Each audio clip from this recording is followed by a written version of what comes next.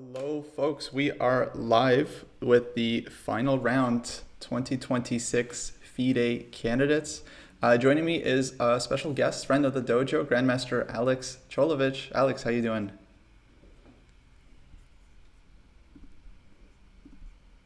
Today excited about the women's event because there it's all for grabs and for the open section we already had a one game finished here. So they have already made a draw with the yeah, but we'll also be looking at the games in the open section because some of them can be quite interesting. But I think our eyes will be in the women's section because there I think 4 or 5 players are in the contention to tie for first at least, so it's going to be an exciting day. Awesome. Alex, actually, I think your audio is a bit quiet. I have you turned up. Are you able to turn your mic up a bit? Yeah, just give me a second. Yes, thank you. Thank you.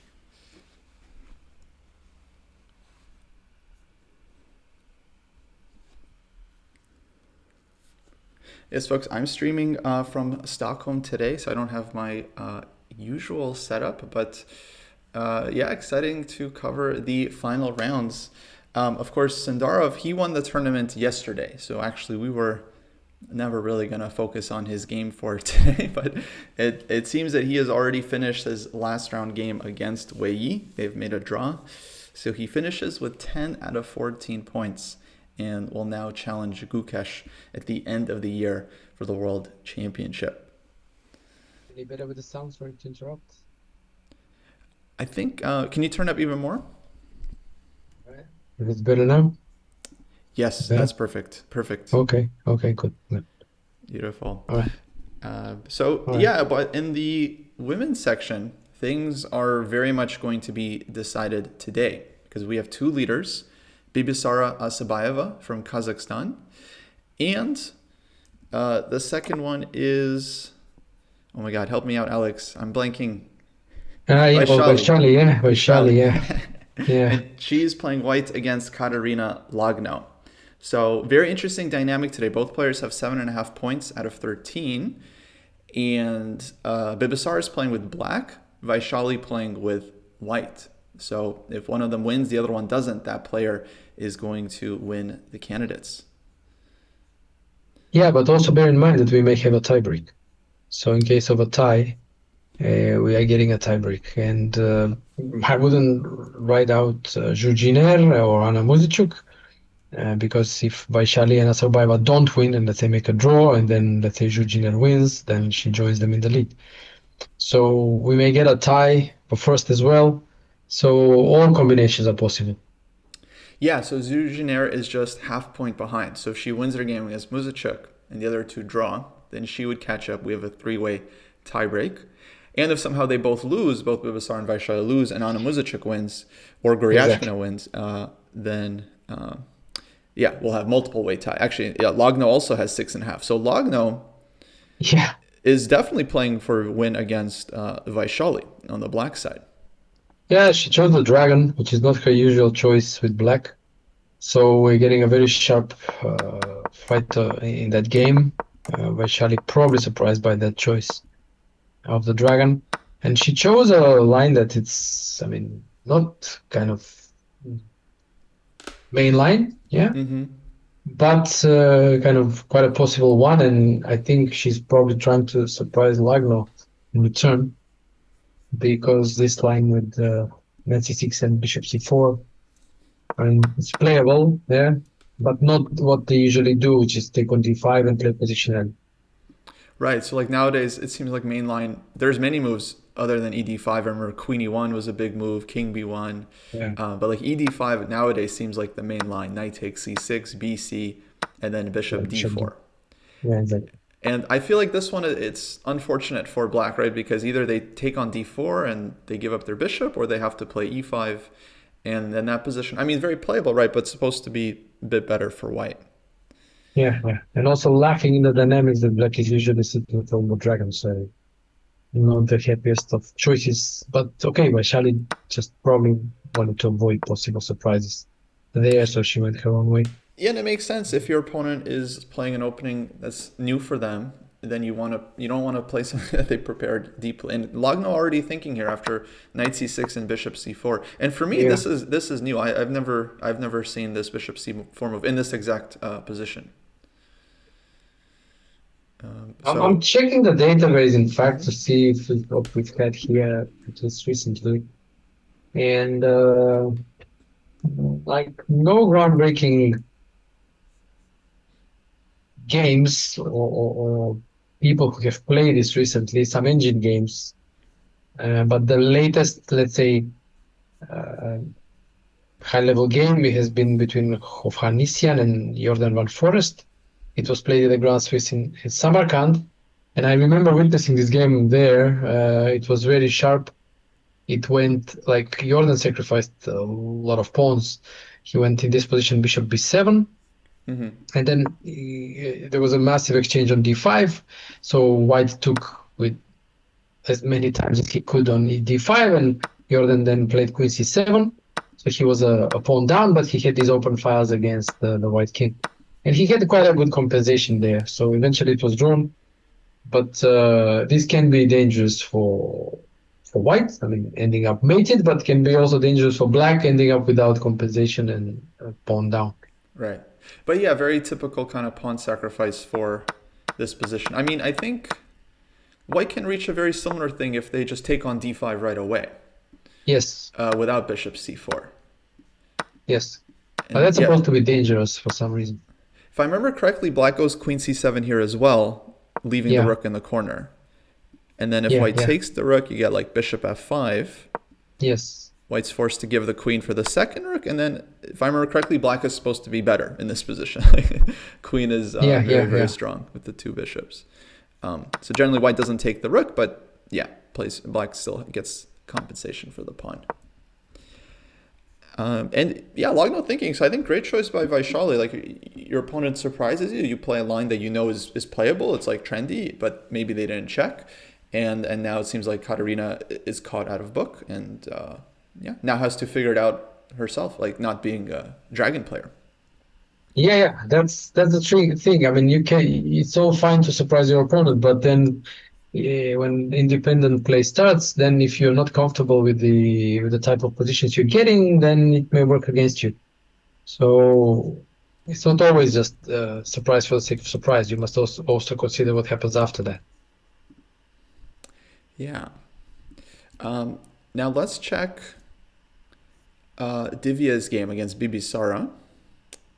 Yeah, Because that was a very curious opening. Yeah. this Bibisara is also leading, and yeah, very very interesting to see how she's playing this opening because she is of course going to be worried that Vaishali wins her game, and so it seems like she wants winning chances herself, or she tries to win it here and now without allowing tiebreak. Yeah, So, but the curious choice by Divya, d4 knight f6 g3, which is hmm well, not too common. But I mean, I remember having faced this when I was a kid because I was playing the King's Indian, and they play g3, I go g6, they go bishop g2, and then I'm already thinking if I go bishop g7, they go e4, and I have to play some Pirts. Yeah. And if I go d5, then c4, I have to play some Grunfeld. So it's a bit of a tricky choice, yeah, especially for King's Indian players. But obviously, I mean, Black has good ways to deal with it. There are C5 ideas and so on, but all depends on your repertoire and the type of positions you want to transpose to. yeah, yeah. I put this e4 position on the board, and fix one thing here. And so Are we getting c5 comes move two. the analysis board on we're getting on Chess.com or how we? I think for now, maybe we just stick to the live board, Okay, mainly because I'm on a laptop and I have very okay, little real estate for the okay, screen. okay, okay. But I will try to follow your analysis and show people what you're saying All right. as all time. So we get d5, d6, and basically it's like some kind of strange like Fianchetto Benoni But Yeah, but okay, I mean, yeah, you're okay, right. But then sorry. it's also later when white played c4, it's already some sort of a strange Benoni King's Indian, yeah? Because without c4, it's not quite a Benoni, but some Mm-hmm. Schmidt Benoni or whatever the name. But now after c4, it's like Benoni King's Indian. I mean, strange one because normally these knights don't go like this way. Normally the b1 knight goes to c3. But now, okay, it's pretty hard for black to achieve something here because, I mean, if white is really, I mean b5, you don't get it. I mean, b5 is kind of, you never get to play, more or less. And then the only chance is to go e6 or e5. But Yeah. then, what then? Yeah? So yeah, very kind of thematic idea to put the e knight on c3 Yeah. and then leave the other knight to jump to either a3 or d2 in the future. Um, but normally the point of this, I thought, is to bring like the b1 knight to c4, right? Which is not a square that's available No, right not now. here, not here. No, not here. So it's like white is kind of anticipating black to maybe one day play e6, e takes d5, they'll go c takes d5, and then they have that second knight to Yeah, that would be a bring to good c4. Benoni for white. Yes, but for the moment, black can't play e6 because so she played queen c7 because if she plays Yeah, e6, then white takes yeah, and wins the d pawn. So hence queen c7 first, and I believe that's the live position we have now. yeah. I mean, it will be also interesting to see if she goes e6 or she goes e5. Yeah, just maybe going for some King's Indian closed type of position. That's also going to Yeah, be, I mean, interesting decision to see what she goes for. yeah, definitely. Very reasonable choice given the tournament situation that Bibisara really needs to play for a win. Now, folks, the stakes for the women are basically just as high as they were for the Open. The winner of this tournament will challenge Ju Jun, the sitting world champion, in a match in the future. I don't know if they've set the dates for this one yet, but No, that's what's on the line here. And I actually think it's such a great lineup because you have all these like strong veterans like Goryachkina, Logno, Muzicik is there, and then these multiple juniors, right? Very impressive. Vaishali, Divya, Bibisara, and Jujiner, right? They're all like on their way up. yeah. And So Tana, former world champion, not to be, uh, yeah, I guess, to be Tan Zhangyi's mentioned. there. She's kind of like in between, like not quite a veteran, but also not far from a junior as well at this point because she's established Exactly. player. And yeah, I mean she's been there before. Um, so actually, she is the only player I've played in the field for Oh, the women. I played her in Gibraltar one year yes. when when she was 2,500, and still I am. Yeah. And that was quite a painful game for me because I needed to draw that game to get my IM title, Oh, and I had very nice position, but she outplayed me in the end game and won. ah, suffering. Yeah, Yeah, exactly. suffering. So yeah, basically these are the two big games, folks. For anyone just joining, Divya against Bibisara and Vaishali against Katerina Lagno. Both Vaishali and Bibisara are currently in first place, fighting for the title. But Jujiner, also playing black against Anna Muzichuk, has a chance to catch up if she wins, and they both draw. Yeah, that game is for the time being quite calm. We'll be getting this standard position of, generalized from many openings where white has 3 pawns on the queen side against black's two, and black has four on the king side slash center against white's three. We can get these types of positions from many of them, right? Like here, the Latin Sicilian, it can be from the Caracan, it can be from the French. So Yeah, it's a standard type of position with relatively well developed plans for both sides. So it's again a very controlled choice by Anna Mudichuk to go for this. That has been her, I mean, strategy in the event generally, and it worked really well. But she was unfortunate not to, I mean, take her chances, and she had an open catastrophe yesterday. against Solbaeva, even though she had a chance to save the game, but okay, she failed. So it will be hard for Jujiner to create some sort of a mess or whatever. So it will be a kind of more technical game, I would expect. Yeah, and And Alex, I'm curious. yeah, I have a question. If you're maybe you're familiar with Muzicek's repertoire, but is she normally a C3 Sicilian player? yeah, she's played that recently. In fact, she has played that Oh. recently, so I wasn't surprised, and I'm pretty sure Jujiner wasn't surprised either. So Because I felt like actually it's kind of an interesting choice given the situation because, okay, Anna's a full point behind. So, of course, she wants to win, but if either Bibisara draws or Vaishali draws, it's over, right? She has no yeah, chance. yeah, And C3 Sicilian, it's kind of like drawish weapon, right? You can oftentimes you can make it like I feel like Magnus has played this one to try to make a draw when he yes, needs one.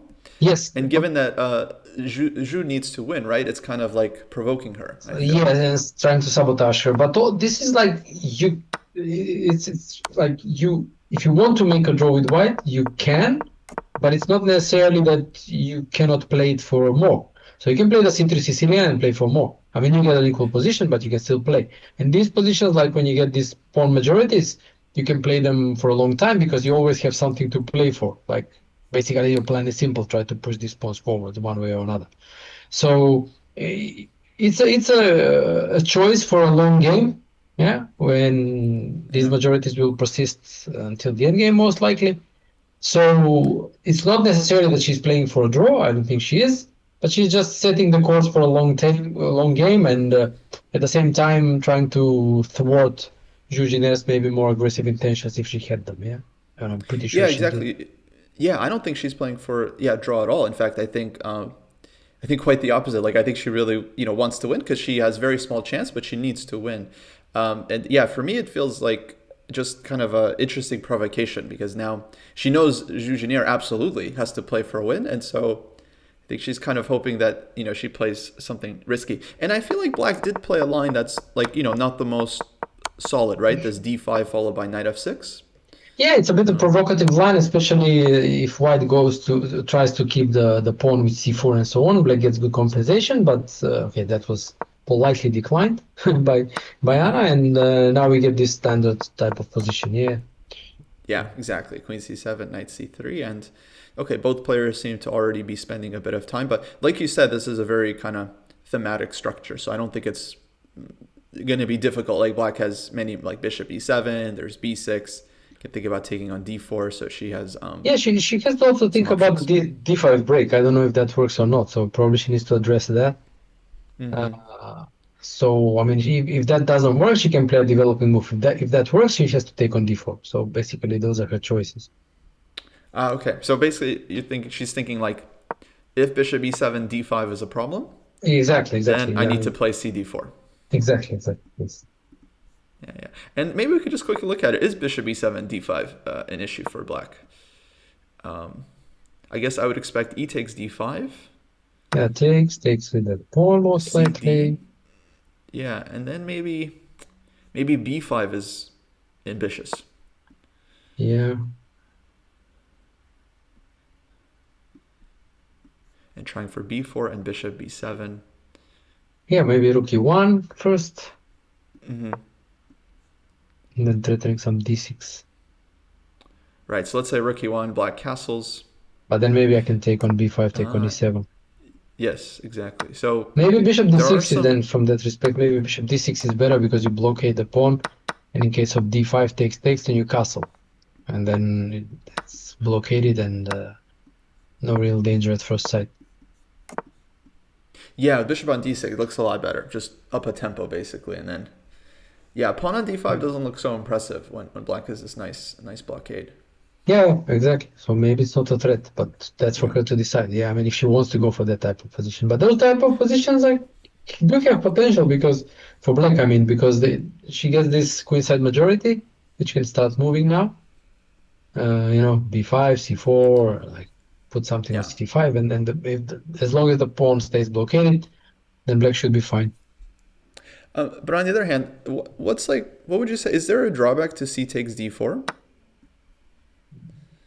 Well, I don't think so, but CD4 we take with a knight, I suppose, then you develop. But maybe you would just allow, okay, I'm not sure really. Like CD 94, bishop somewhere, maybe to D6. Mm-hmm. You threaten some bishop H2, but then after some H3, maybe there is a threat of knight B5. I don't know. So maybe just Right. bishop E7 then, and then B3, let's say, but then is Mm-hmm. B5 a threat? Maybe. Yes, no, no, no. There is also this idea for white A4, A5 to fix the queenside. There is also, I wanted to go B3 because I want to go bishop F3 and kind of make it more difficult for black to go B6, bishop B7. So I don't know. I mean, there are pros and cons to both. I think both are possible, taking and not taking. And that's, I Mm-hmm. think, why she's taking, because if she saw one clear reason against one or the other, she would have played the other one, yeah? But now she's thinking, probably seems that both are possible, so she's choosing. And yeah, and we're getting some tanks. So Katarina has been thinking on that position the whole time that we've basically since we started. She hasn't made a move, Uh-huh. so she's tanking. And in the Divya game, yeah, she's still thinking after Queen C7. So basically, players are starting to H3 E6 just played. Yeah, so E6, okay. But E6, well, thing is, I mean, you play E6, but do you really want to take on D5? I mean, I don't know. I guess I do feel like let's say White goes Knight A3, Yeah, ED, CD, yeah. and like Rook E8. I guess Knight C4 is always met with Knight B6, trying to trade. And I mean, it's a Benoni, right? It's just like Yeah, clean it's a cut of Benoni. Benoni. But I also have ED, there's ED as well. So let's say I go bishop E3 or something, you go ED, I go ED. And then it's frustrating. I mean, I've played the Benoni all my life, more or less, and I always loved it with black. But I always played it directly. I mean, when white doesn't have an option to take ED. So it's always like early E6, so then ED, CD happens, and you have the Benoni structure. But if it's ED, ED, this symmetrical one, I never really liked for black. Very Yeah, passive and no real counterplay. So that's what I'm saying. Like, does she really want to take? right. Yeah, that's a good point. Actually, I like ED more, seeing it now, especially because black can't trade any pieces quickly, and we're going to get Knight D2. Yeah, So white is going to control the E4 square, and yeah, yeah, I think it's just has clear space advantage. pretty passive. Yeah, I mean, normally those positions are, I don't know, considered acceptable when black gets rid of the light squared bishop. But even then, there was this, I think, at least that one game. I mean, there were many. I mean, Podolski won a few, and Botvinnik won a few in this EDD structure with the bishop pair.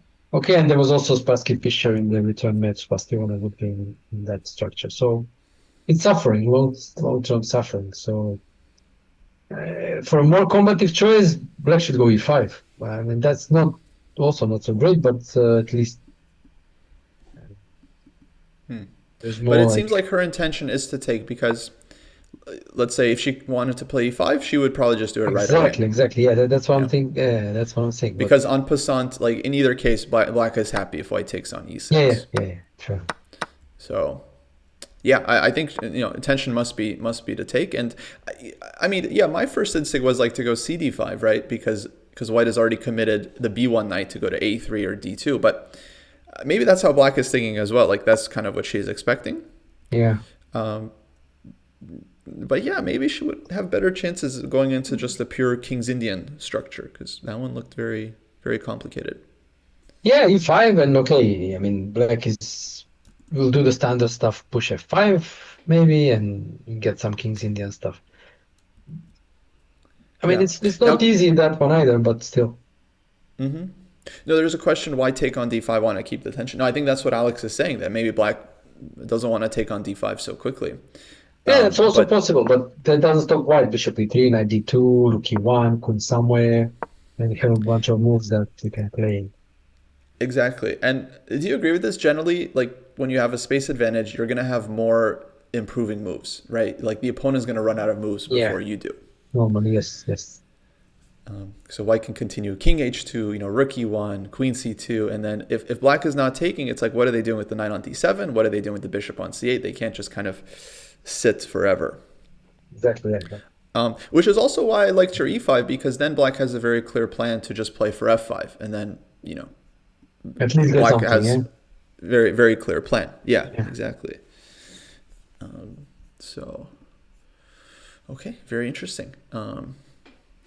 E6. I'm curious about the chat. Who are you all rooting for in this tournament? Does anyone have any favorites?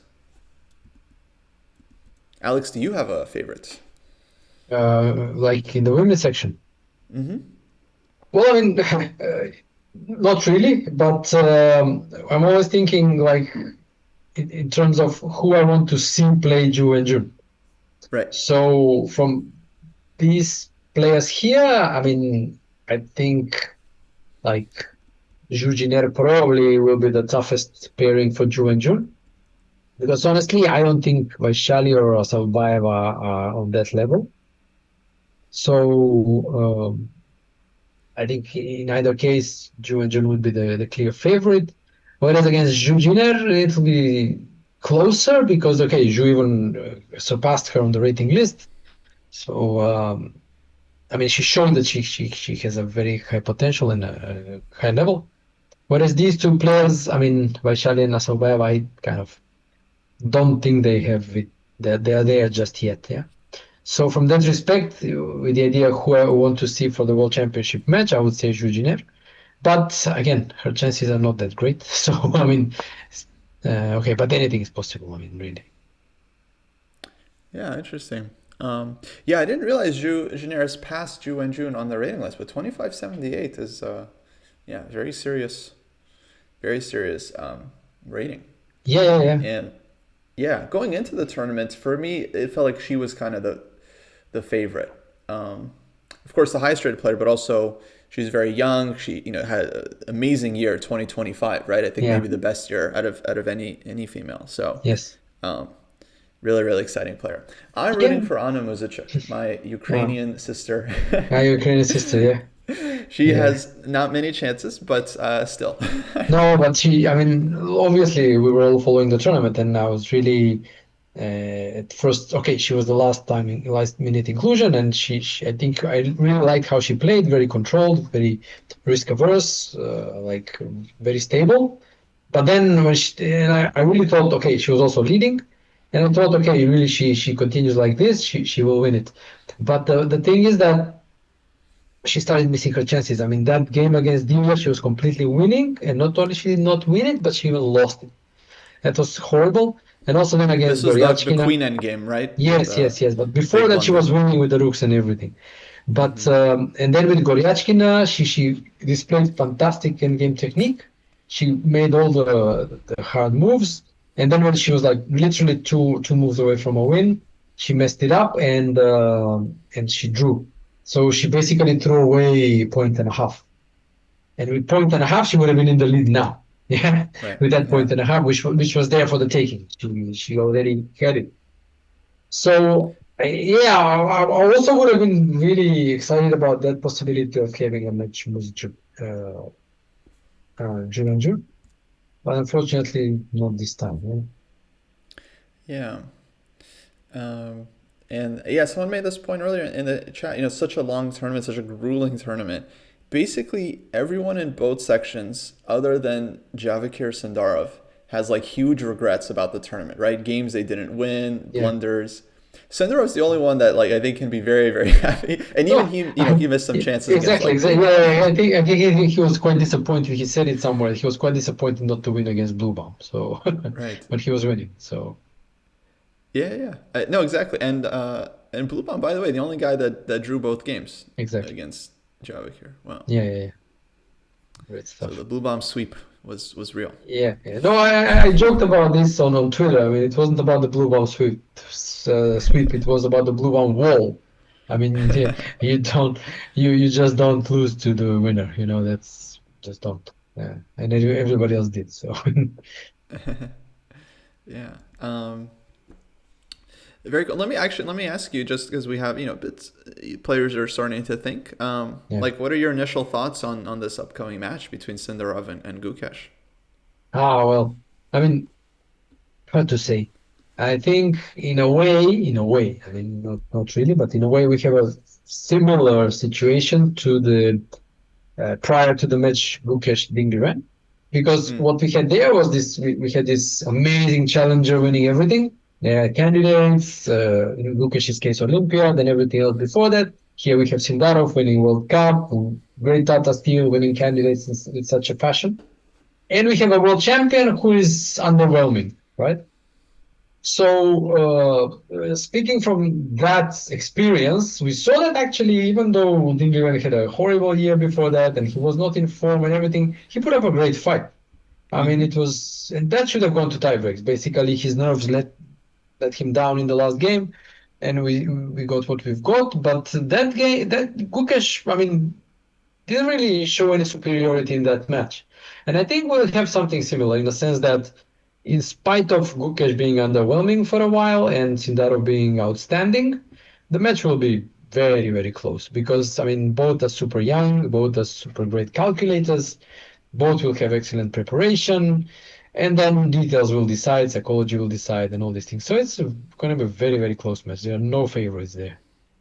Yeah, I totally agree. I remember before the candidates to find a challenger for Ding Liren, we had a podcast, and basically we were saying anyone that wins the candidates is going to be a favorite Yeah, against yeah, Ding because of just how poorly he was playing during his crown yeah. holding. And that even goes back to, like, the Nepo match. Like, Ding was already showing kind of like weak, like, signs there, like psychological signs and things like that, and somehow managed to get to the end and actually win that match. And then, Yes. yeah, the match with Gukesh. Gukesh is coming off the greatest Olympiad performance of all time. Yeah. In that Olympiad, I remember Ding Liren chose not to play him Yes. in this key match, like India China, Yes. and so it just felt like, okay, Gukesh is a huge favorite, and it still just came down to the last game. Ding even won the first game, and everyone was like, Yes. "Oh my god!" Yes. Yes. And he won it in amazing fashion. Yeah, and that was someone who, let's say now is in his 30s, has clearly started to, like, struggle a bit with his chess and psychology, whereas Gukesh, I mean, he's still super young and can easily, like, keep improving. Exactly. So yeah, Gukesh has had a bad run lately, but he has a lot of time now Yeah, to that figure it means out. nothing. I mean, for a match, they prepare very differently and they focus and they pull themselves together. So I don't think it matters much. I mean, what they're doing in tournaments and okay, form does matter, but again, for the match, they pull themselves up and then they train and form tends to improve. So, okay, if we go back again to that match Gukesh Dingiran wasn't in his best form, but he was still good enough to keep Gukesh at an equal standing and basically take it to the tiebreaks practically. Yeah, and also don't forget he won on demand. Like he lost, I think it was game 11, and then he won in the very next game with White in game 12. Very very convincing game. So fighting spirit with these guys is very strong, and they will never give up. So even if some things are going against them, they will still fight till the end and pose problems and make it hard for their opponent. So nah, no Yeah. favorites there. And let me ask you about Sindarov. Do you feel like this was just the tournament of his life? Like, he's just in amazing form, everything's working for him, prep, or do you think this is just like just a natural continuation? Like, he won the World Cup, he had a great year in 2020. This is just him ascending to the top 10 where he belongs. It's hard to say. I mean, I would also, I mean, I would look at this question more in terms like, is this like a great period for a very strong player, just dominating everybody, and it's a great time for him, or is it something like a start of, let's say, Kasparov or Carlsen like dominance?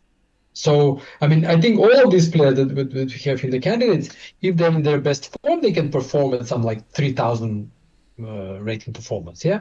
We had Fabiano in St. Louis. We've had Nakamura crushing people. Giri can play. Pragnananda had a great year last year. Like everybody, if they are in the top form, they can crush everybody and they can play at this elite at 3,000, let's say, performance. But that's limited. Yeah, I mean, they get a period, they get a tournament like this, and that ends. And to establish a domination like Carlsen or Kasparov, that takes something extra.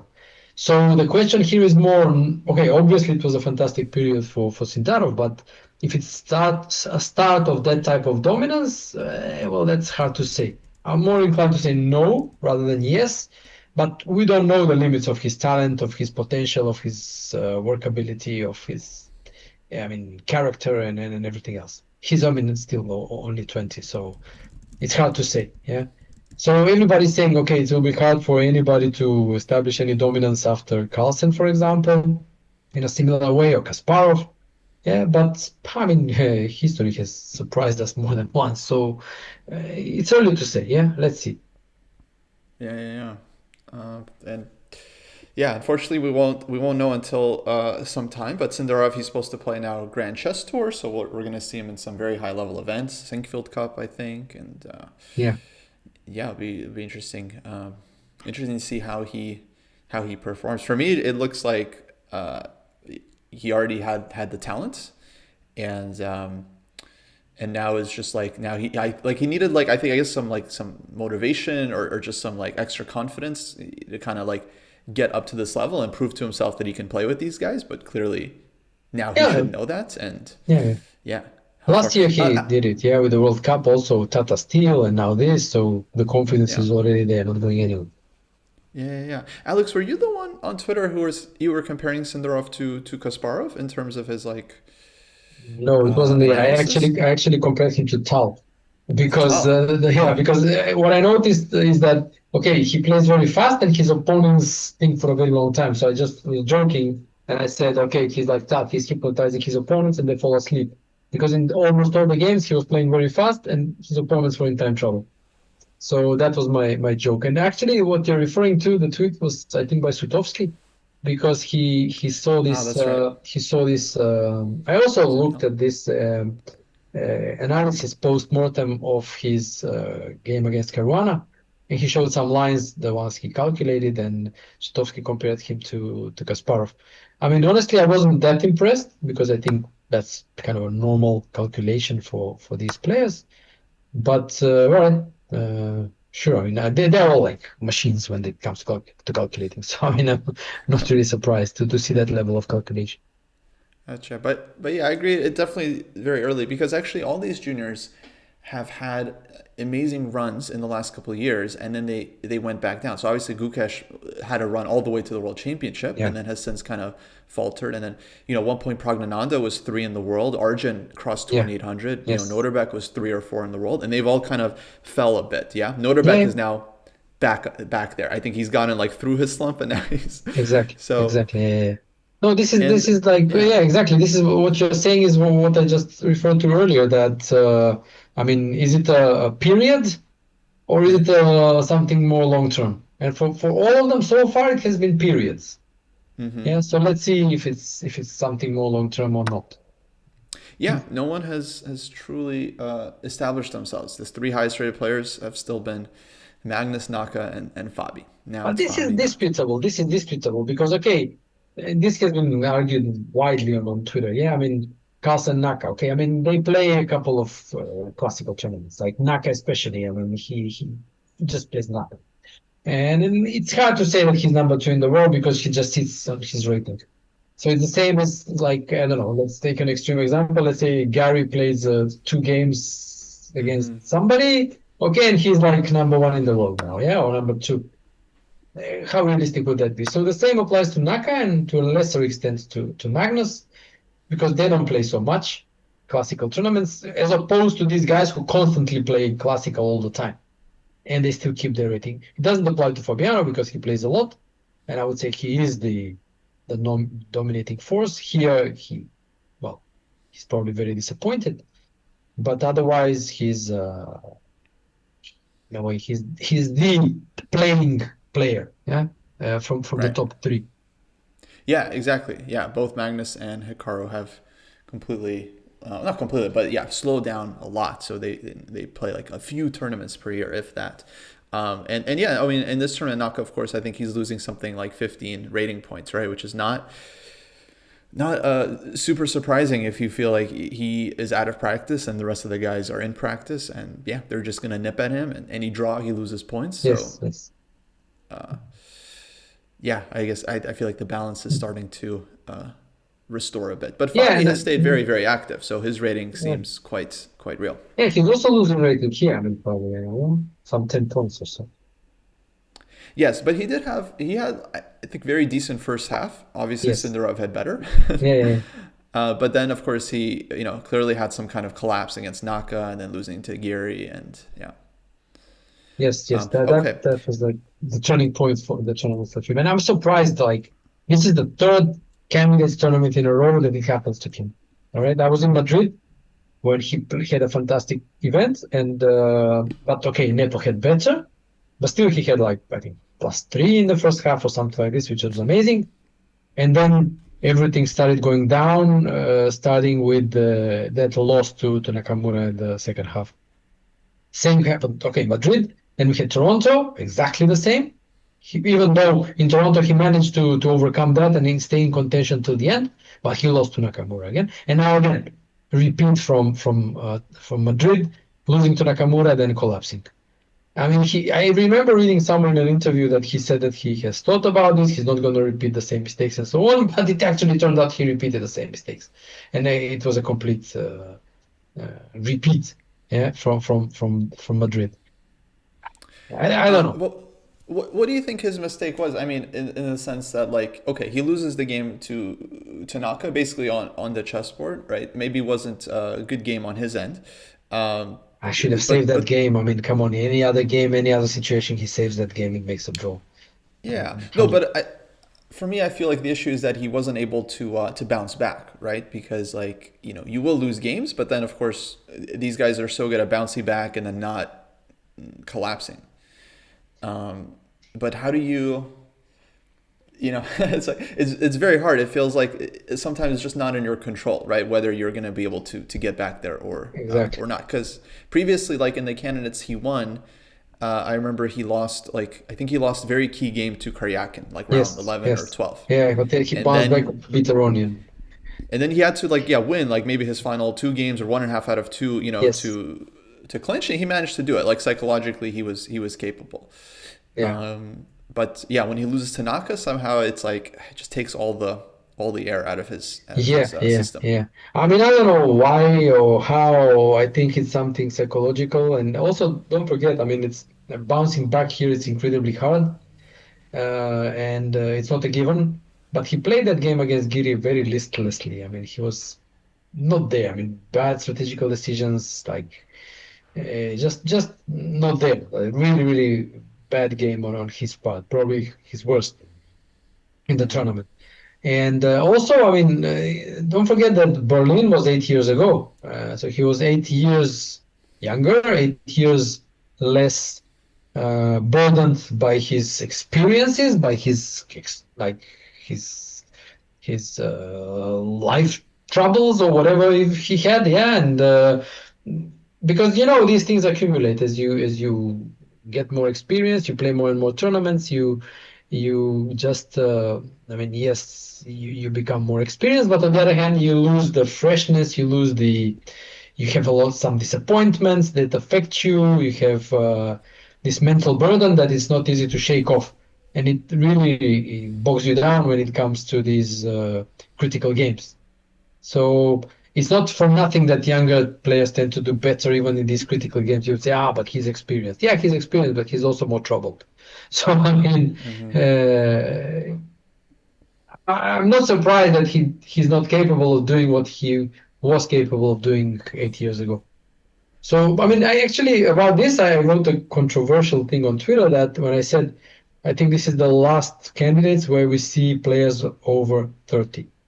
So honestly, I think this is a huge disappointment for Caruana, a bigger one than Toronto, because in Toronto at least he was in contention for last place until the last move, the last game at least. Yeah, he was there, he was fighting. Here, he broke down mid event, and he's just not interested. He's not holiday mode. Yeah, as Nakamura said.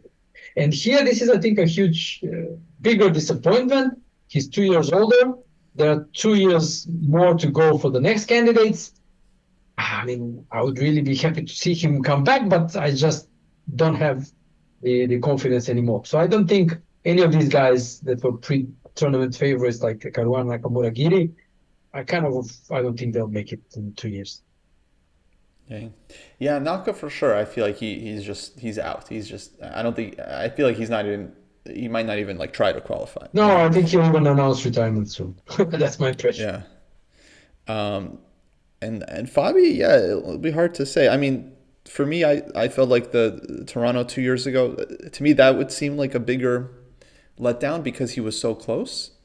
Whereas this year, of course, he had very disappointing second half. But part of me would think like, okay, it was just Sindarov's tournament. Like even if Fabi played well in the second half, I feel like he might not have caught Sindarov anyway, Just right? like Madrid, yeah, with Nepo. It was Nepo's Right. tournament. Everything going his way, prep, people giving him points for nothing, and just everything going his way. It's very hard to play against fate.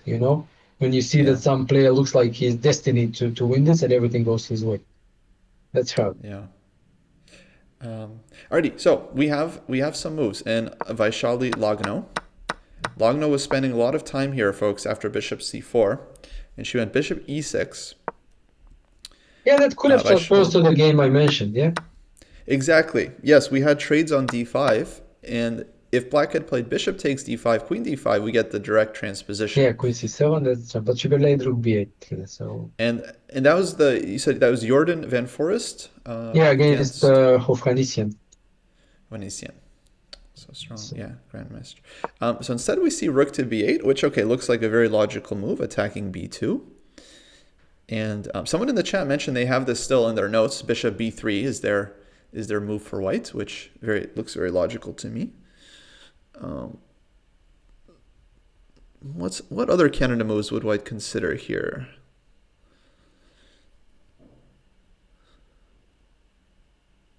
checking the database and it's shocking statistics. I mean, has been played by not very strong players with black. Okay, the strongest player with black is rating 2363. But I have 3, 4, 5, 6, 7. I have 8 games from this position after rook b8. And can you guess the result of these 8 games? Okay, you said shocking. Yeah, So yeah. I feel like shocking would be like huge score for black. It's a huge score, yes, indeed, but not for black, but for white. It's For 8 white. nil. 8-0. Yes, 8 nil. Dang. Yeah, after bishop Dang. b3. Yeah. Well, that's good for Vaishali. Yeah, statistics are good for her. But I don't know. I mean, And and objective bishop b3 valuation. was played in every game. Yes, bishop b3 was played in every game. Got it. Bishop b3, and then they do like queen c8 normally, but some also moves queen c7. So Okay, clearly she's out of book because she's been thinking.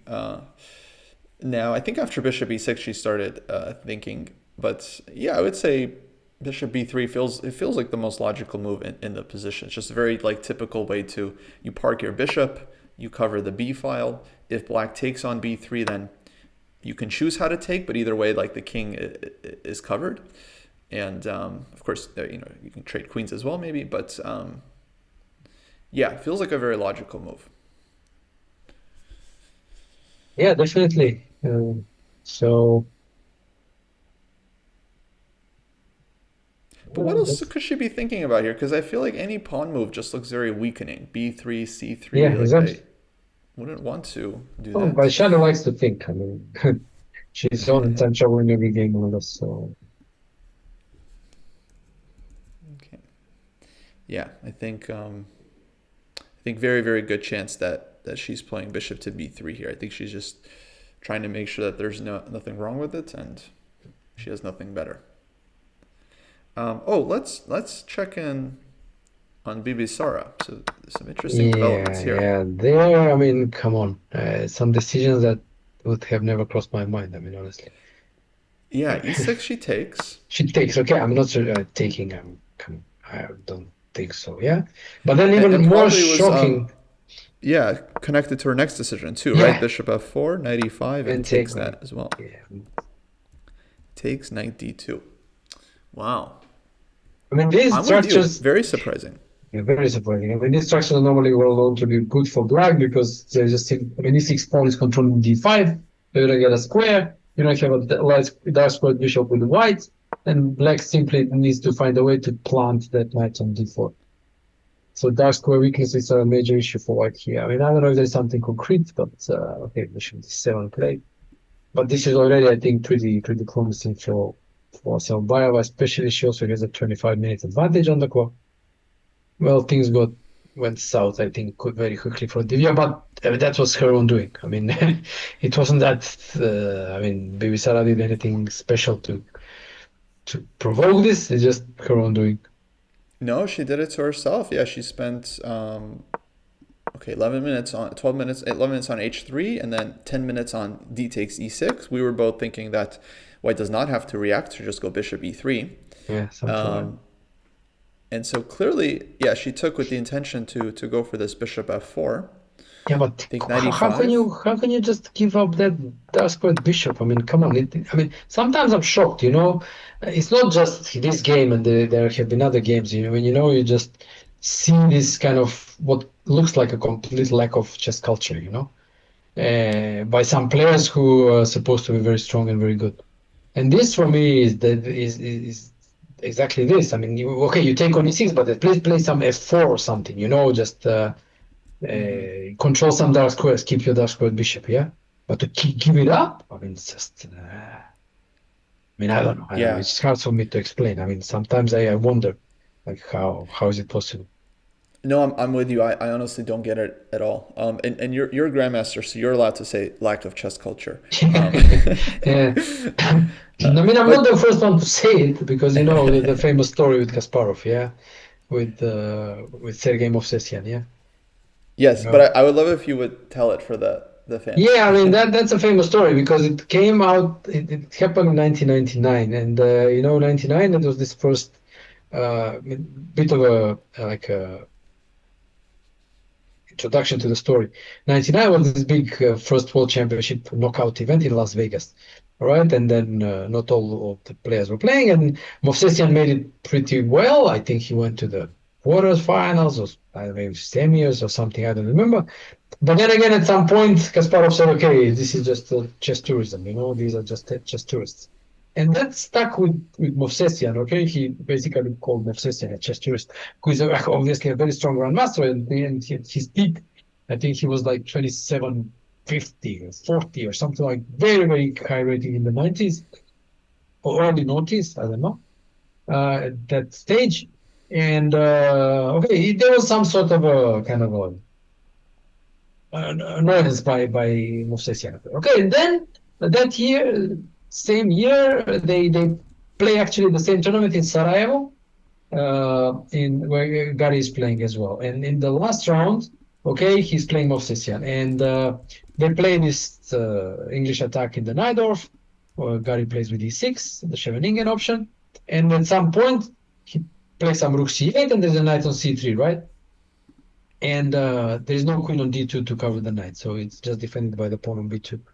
And Movsesian just quickly plays some move, and Kasparov is shocked because just Movsesian allows standard exchange sacrifice take on c3. And okay, Kasparov just takes there and wins a very beautiful game. And then he just is kind of cannot understand like that. How can this obviously strong player lack the chess culture to allow this chess like sacrifice or typical sacrifice on c3? And he actually asks Movsesian like, why? Like, why? How did you allow it? And the answer was really amazing. He said that, well, I was playing this position a lot with Van Bailey, okay, who is also a strong grandmaster, player of the Najdorf, and so on. And he says, I played a lot of blitz games with Van Bailey, and he never took on c3. It's like also a very strange kind of explanation. Also doesn't speak so highly of Van Bailey, but just to allow it and kind of to some people just super obvious, and some people just completely unknown. And this is the story of the chess culture. That's where it comes from, at least for me. Oh, And this is the same fascinating. here. Like, why? I mean, even like in this position, if you put a rook on d4, okay, and you sacrifice it for a knight, and then just you know You take e before then. Also, it's fantastic for black. Like sacrifice Yeah. the Phoenix style, passive Right. sacrifice, on default for rook. Even that is fine for black, but I think it's probably you can also somehow maneuver the knight. Yeah, maybe knight d7, knight d8, knight c6, knight d4. And also the Hmm. worst thing for white is like there's no active plan. What's white going to do? What is No, white I going to do? yeah, I don't understand. And it's such a great story, the Kasparov Movsesian thing, and that's a great game for any like Sicilian player Yeah. to study. Movsesian, Kasparov. It's funny how he threw Loke Van Wely under the bus. Loke never took Yeah, yeah, it. yeah, yeah. Yeah. And then I remember there was a follow up to that. There was some kind of like open letter that players signed. Do you remember this against Kasparov?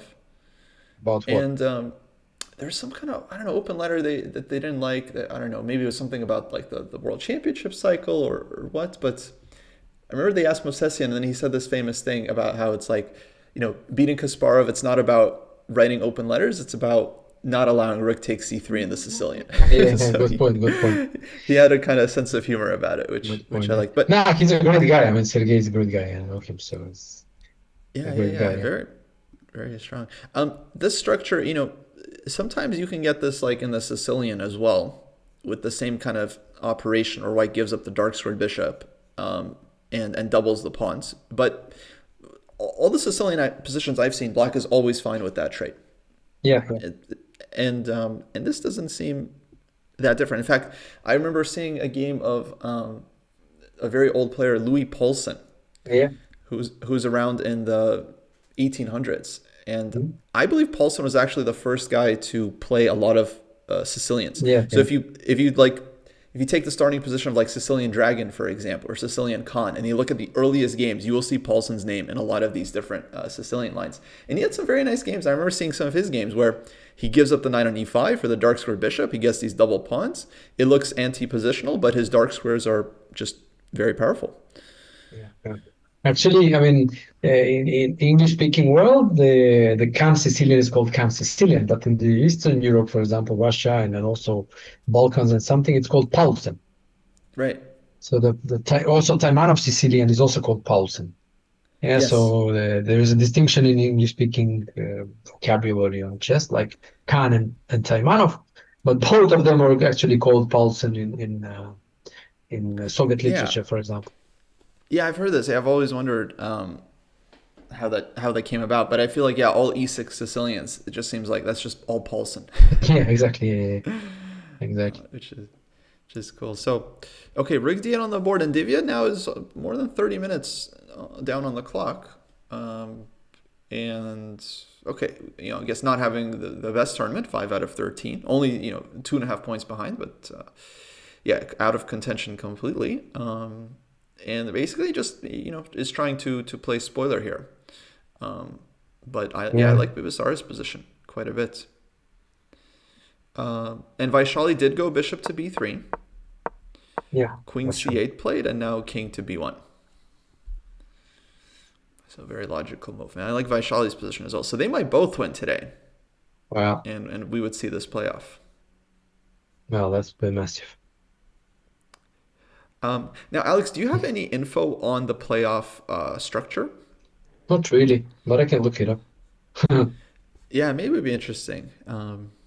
Because we almost had a playoff 2 years ago. Had Fabi won that game, he would Yeah, have yeah. he would have had a playoff with So Gukesh. tie breaks are scheduled for tomorrow, the same time as the round, and then the closing ceremony is for the evening. Hmm. But let me see uh the actual regulations for the women tournament. Okay, let's see. It's a lot of time. I think it's some sort of rapid. It's normally it is tie Nice. breaks. Oh, okay. So tie breaks. If there is a tie, let's say we three stages. Stage one, if there are two players tied, drawing of colors, then it's 15 plus 10. Hmm. And if it's more than two players, so it can be between 3 and 6 players, then there is a single round robin. with the same time control played. And if it's again, if it's a match, and the match is tied, 2 games is the match, so they'll play 2-game match. And if it's tied, then it's a 3+2, 2 games again. So it's yeah. So they are playing then again. Then they have some extra games until all of a sudden that game comes at the end. So basically, it's a 2-game match, 15+10. Right. Okay. Yeah, be very very tense match Oh yeah, yeah, if we get there. yes, absolutely.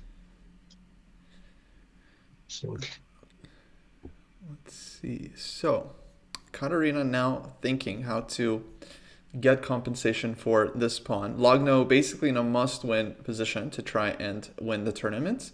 But it's a bit sad for her because even if she wins, Bibisara just needs to draw to overtake her. So it's like she needs to win and she needs some luck. yeah, yeah. And at this point, it doesn't feel like Bibisara is going to lose this game if No, it's everything very hard. I continues mean, normally. I don't know really what White and Black do. Yeah. Maybe we could actually quickly check on the open section. I'm just curious, like what games are still happening here. We did Oh, have a all of draw. the games are happening except for the draw. It's a Sindara game, and actually they are quite. I mean, okay, they are interesting, especially Caruana and Giri, because Prague and Hikaru they played some prep. I think with some heavy prep. They're already in some So end they're game. already in the end game. Yeah, Yeah, Naka tons of time. So yeah, looking kind of drawish. yeah, Giri at this point, okay, he's out of contention. He's playing black. He's in second place. I think a draw for him is a decent result yeah. against But Blue Blue Bomb. One was trying to beat him. Yeah, I mean, knight g5, h4. He was just trying to be aggressive. Yeah, he's playing very aggressively. This is Rogozin defense, and he goes for the knight g5 and h fishing pole attack. How's it called? um, in English, we call it the fishing pole. Fishing pole. All Um, right. yeah, normally it comes from this line in like the Rui Lopez, where black leaves the bishop on g4 Ah, and and h5. Yeah. like h3, h5. I think that's kind of the classic fishing pole. Okay. But yeah, the idea, of course, is to just basically provoke your opponent to take the knight, you take back, and try to checkmate. Okay. So, yeah, very aggressive. A3, B5, and okay, now he's thinking here. So this is quite a sharp one. Yeah, this is sharp. And I wonder where Giri was out of book because was okay. So knight g5 was probably the move that Giri wasn't sure about. Let me check that theory there. Was curious has been played Yeah, or not. it's a nice idea. Knight g5. Yeah. Now that the tournament's over, Matthias is playing for the win. That's not fair. Was not fair, No, it's sorry? such. Oh, they said now that the tournament is over, Matthias finally plays for the win. Ah, yeah, yeah, yeah. No, it's very very tough, guys. This tournament. I mean, Naka, the top seed, he scored one win in the event. To spoil his compatriots' chances. Yeah. Sapenko, I think, did not win any games. No. Blue Bomb hasn't won a game. Wei, I think, won one game against Oh, he won Sapenko. So, two against Isipenko. He sorry. beat Isipenko 2-0. Oh, he beat him twice. Oh, I Yeah, didn't yeah. realize. Okay, knight g5 actually it is almost like a novelty. Has been played twice, but by decent players. Like it was played in 1998 by Mikhail Trasenkov, strong grandmaster.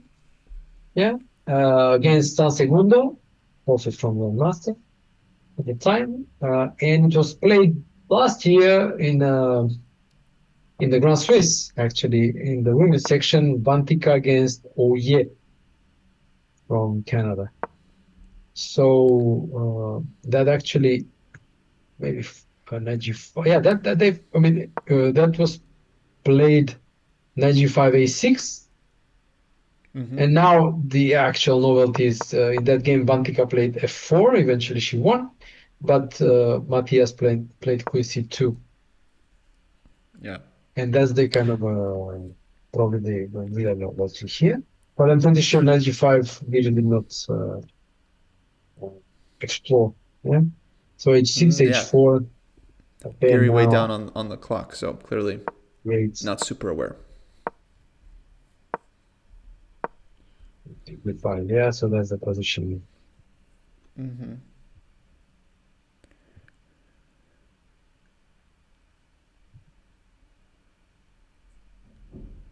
Yeah, now it's a Yeah, and question he's where to put thinking. the bishop. Yeah.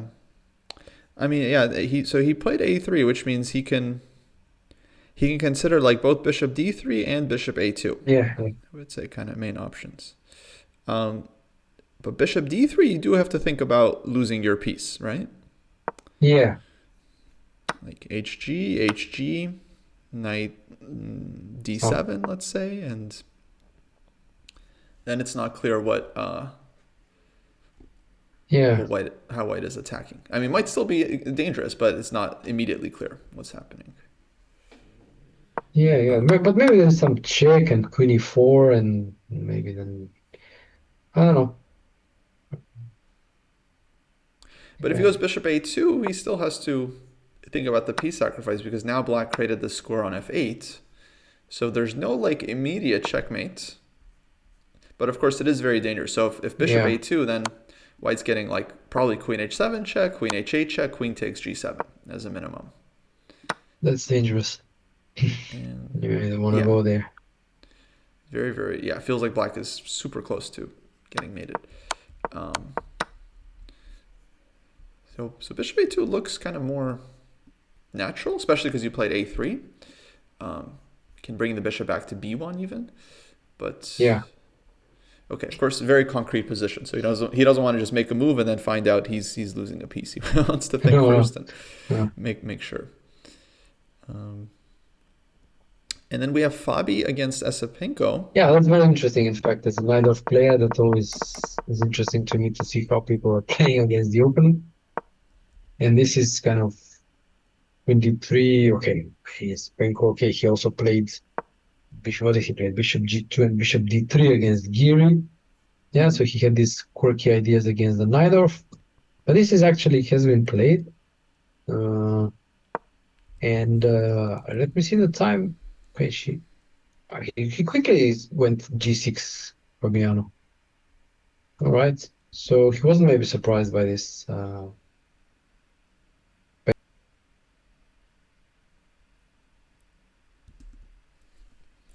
Yeah, queen d3. Surprising move.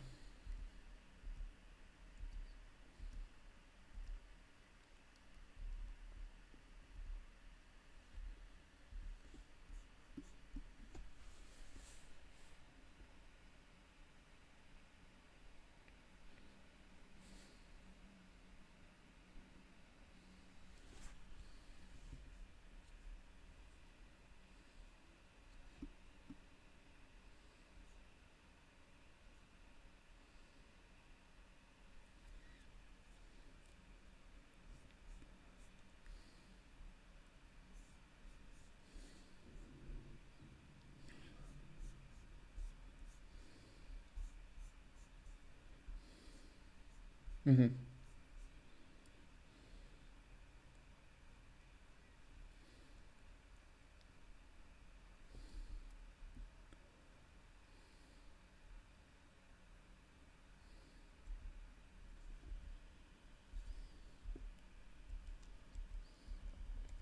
Yeah, basically it's turned into a dragon.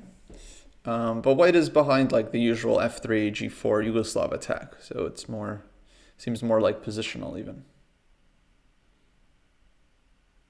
Yeah, yeah, exactly.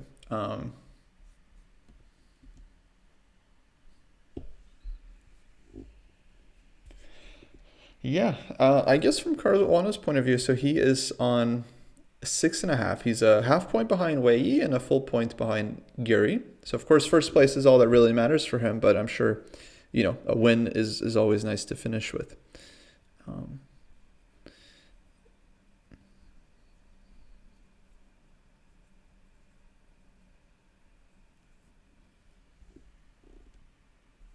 mm-hmm.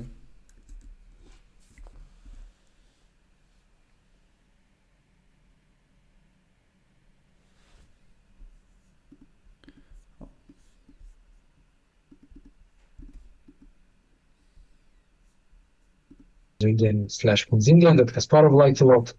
And it was a surprise for Prague, and Prague didn't react too well, and he outplayed him. He had this great sacrifice, peace sacrifice, good attack and everything. He converted. He played it really well, but he just misplayed it uh, before the time control, and he wasn't in time trouble. That's even probably worse. And he had to settle for a draw. Pretty sure he would have been better spirits had he won, but uh, was not meant to be what his tournament. Yeah. Um, so now he is thinking here. Okay.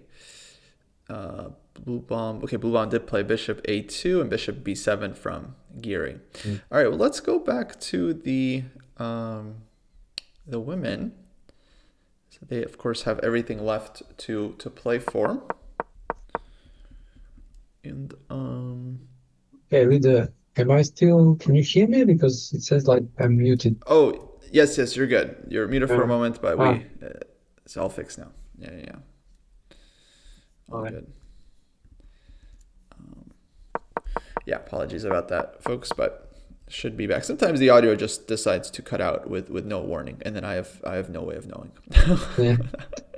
No, guys, we are not keeping you from improving. We're sharing our secrets freely. Just OBS is sabotaging you. It's not us. Exactly. Yeah. um, okay, Divya has just played knight to f3, and actually, the interesting move after queen e3 from Bibisara, she goes a5. Yeah, five. I'm not so sure about, to be honest. To me, that's very controversial. Yeah, Uh, just I allowing knight mean, b5. yeah, exactly. So at some point, knight b5, and then if bishop b5, then cb, and then the knight can come to c4, for example. But she just went send the knight elsewhere. So again, I'm having trouble understanding what they're playing for. Yeah, why not knight b5? I mean, maybe Black just ignores it It's annoying, right?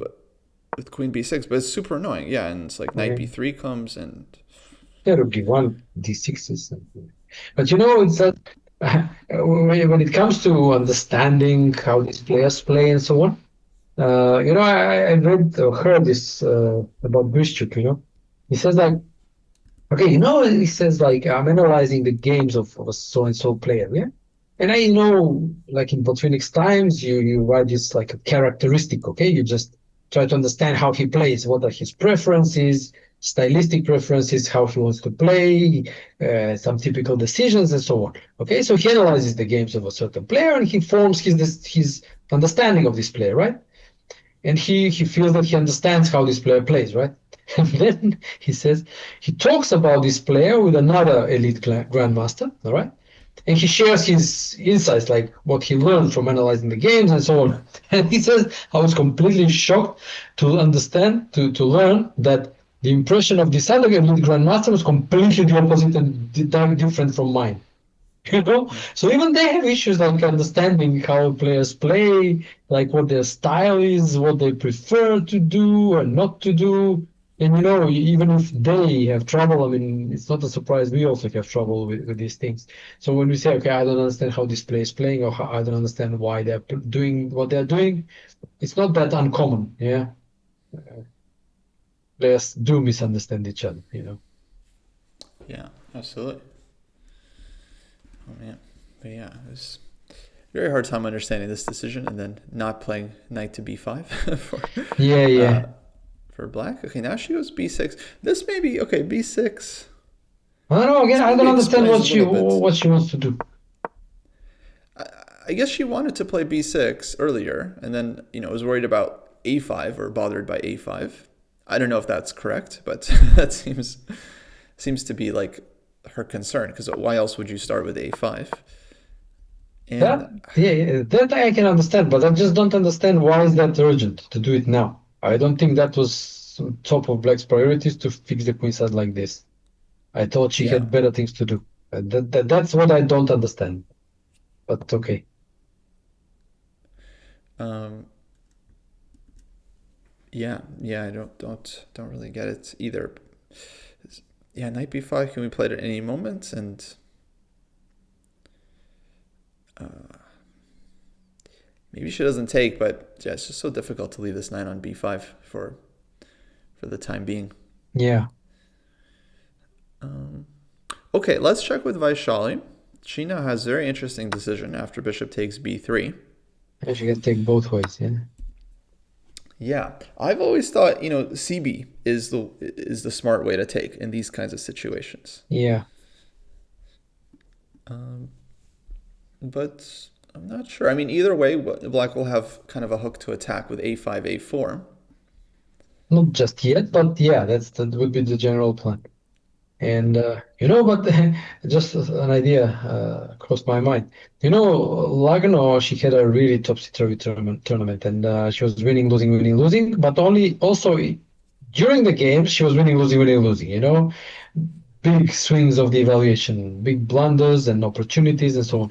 So I was thinking, okay, now she from the start she seems to be doing badly. But if she factored in that her game go up and down, maybe she said, okay, if I start with a down, maybe later when it will count, it will go up and I may take my opportunity. So I mean, I doubt she's doing that on purpose, but I mean, and then also by Shadi, I mean, not the most stable player and with time travel. Now, okay, maybe this game no, because she has still more an hour on the clock and the position is not that complicated. But it could be all up and down, and who knows? Yeah, Yeah, no, that's a fascinating strategy. yeah. It's gonna go up and down. So let me So let's start with start with the difficult down. Let's position. start with the down because it will inevitably go up. Then, yeah, Yeah, exactly. yeah, But yeah, it feels very like safe advantage for white at any moment. You can maybe play bishop d4, queen e3, trade these bishops, yeah. and then why would black have anything for the pawn?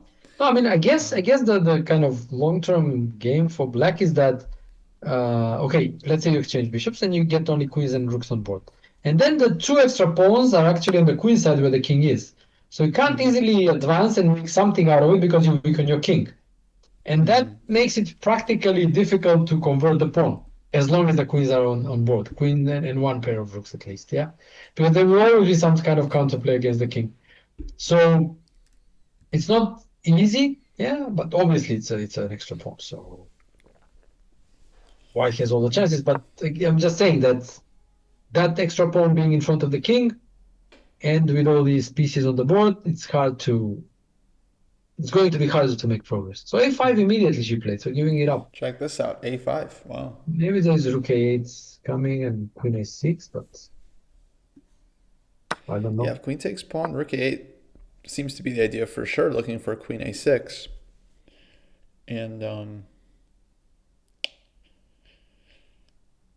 okay, no, I mean this is pawn sacrifice, and then like if queen b5, for example, maybe queen e6, Yeah.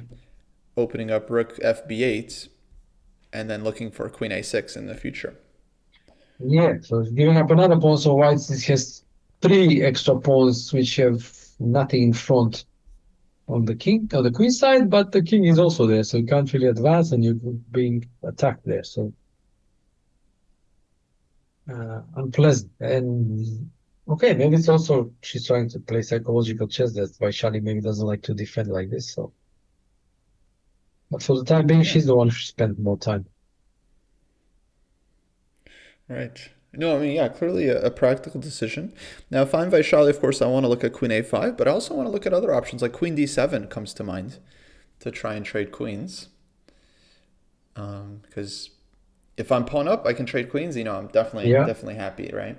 for sure. Um, so interesting. But of course, black can avoid queen d7. There's queen a6, and I was thinking queen a7 there, but then queen b5. So black, is just Chasing avoiding the around, trade yeah. and Chasing around. yeah, just running. So But maybe after queen d7, I don't know if a4 can be played to allow the exchange of queens, but then how do you defend the queen side? yeah, fair enough. Maybe there is rook d3, but no, then takes everything on b3, exchange rooks, and then rook b8. And how do you defend the king a2? Check. You go back, rook b8 again. So maybe Right. you have to give up the pawn. I don't know. Yeah, there's a4 still. There's a4. Absolutely. Absolutely. Another move I was thinking about is just bishop d4 anyway. Yeah. It's And also then we probably get possible. the situation where white has like the two pawns on the queen side against zero. Yeah.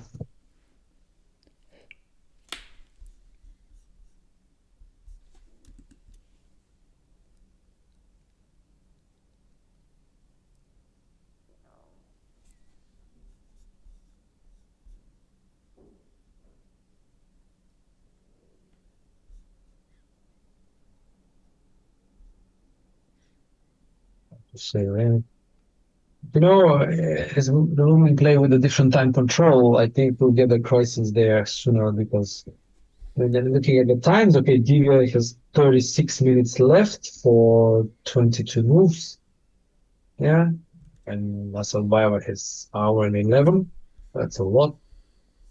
And Divya is at a time disadvantage. And okay, Vaishali Lagno, it's a bit less, over 1 hour for Vaishali and 44 minutes for Lagno for 23 moves. So, and the third game of interest, Muzichuk Jujiner, it's again, they've played 19 moves, yeah, and it's 47 minutes left for Muzichuk and 1 hour for Jujiner.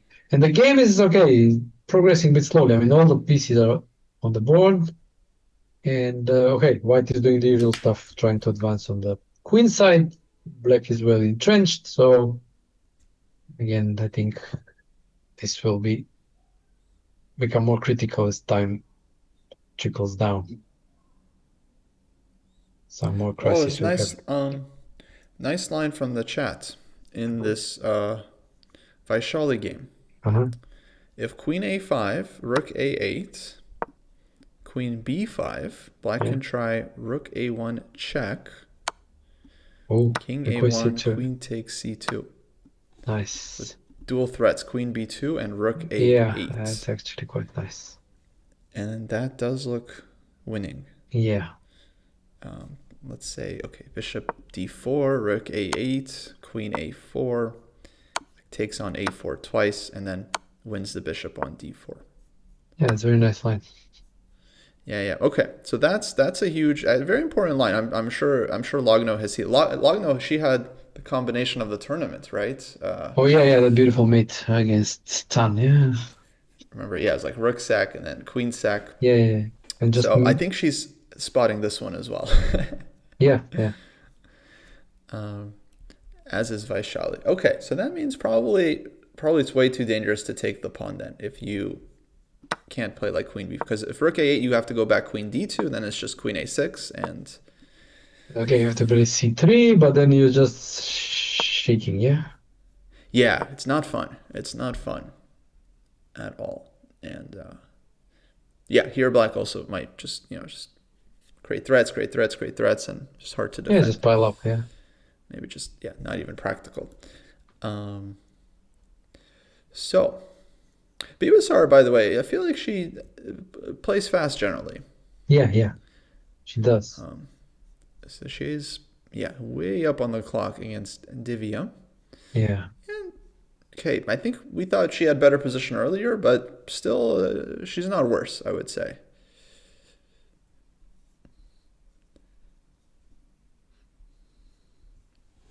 So these are the two games, guys. Divya Bibasara and Vaishali Katarina, most important games of the round, with both Vaishali and Bibasara fighting for first place. Yeah, it's gonna be hard. for all of them, but something will happen. Yeah. So for Vaishali, yeah, I'm still liking this bishop to d4 to deal with the incoming threat of a4. Black can pin with rook to d8, but then we can unpin queen c3, queen e3.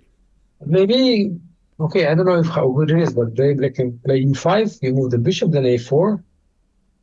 You cannot try to force some opening somewhere. I mean, I don't know if ba4 maybe just doesn't work, but bishop d4 is definitely a move. Yeah.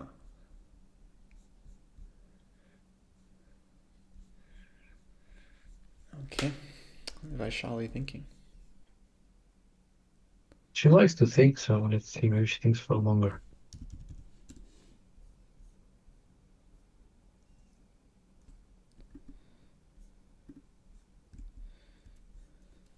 Now, folks, I want to share with you a very nice tool made by one of our own. Shout out to Lalo Morningstar, which allows you to see the video of the players without the eval.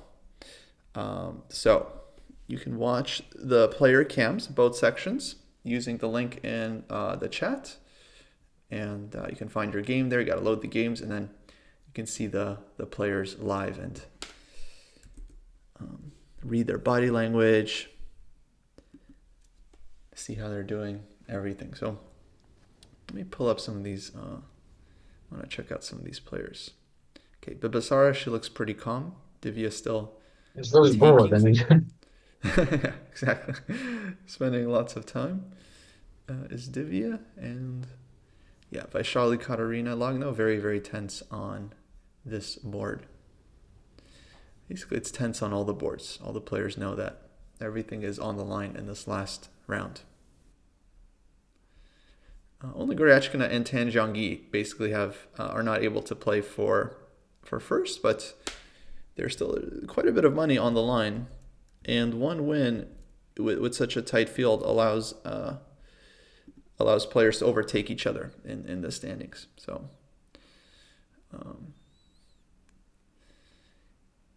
Yeah, actually, Goryachkina still has an outside chance. She needs to win her game, and then Bibisara and Vaishali have to both lose. And Zuzhiner has to not win. So, outside chance for Goryachkina. But actually, everything is still a lot of stakes in these games.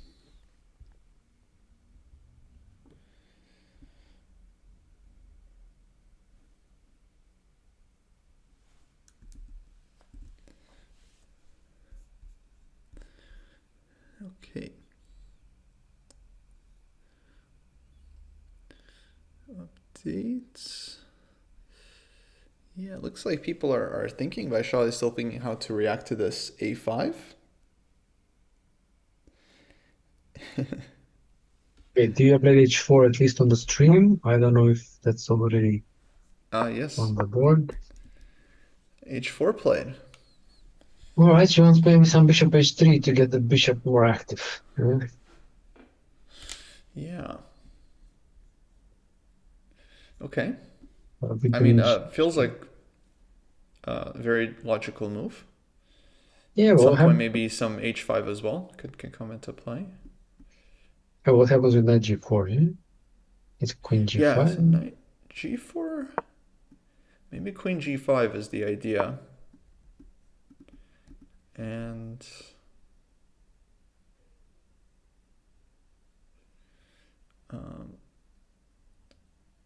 I mean, yeah, well, I can't play h5 because queen g6, let's say bishop e8, and queen back to g5, and the queen I think does not get caught. Yeah. Queen takes e6 check. I wasn't totally sure, but queen g5 I think is safe for white. So yeah, otherwise knight g4, bishop h6 would be like my first thought, 100%. But knight on g4 is hanging. Oh, interesting. And yeah, kind of playing against black's idea to go bishop c6 and then that would be met with bishop h3 because the e pawn is a target. Yeah, now I think she'll spend some time here, Asambaeva, because she has things to think about. Yeah.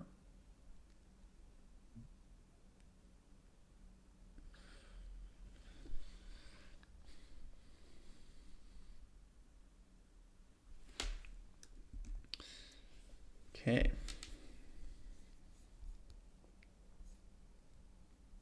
Have you been in this situation before, Alex, where let's say you're playing for first and you're also keeping an eye on board two? Yeah, but I mean, not very pleasant. I mean, I think the best strategy is always to just play your own game and try to do your best there, because this was also Kasparov also described this, in the Movsesian game that we were talking about. Hmm. He was sharing lead in that was the last round against Movsesian. Okay, so he was sharing the lead with Shirov, and so he was like trying to look at what Shirov is going to do, trying to play his game. But then at some point he just realized, okay, come on, I can't affect like what's happening in the other games. I just have to stick to my own game. And he just then forgot about the Shirov game.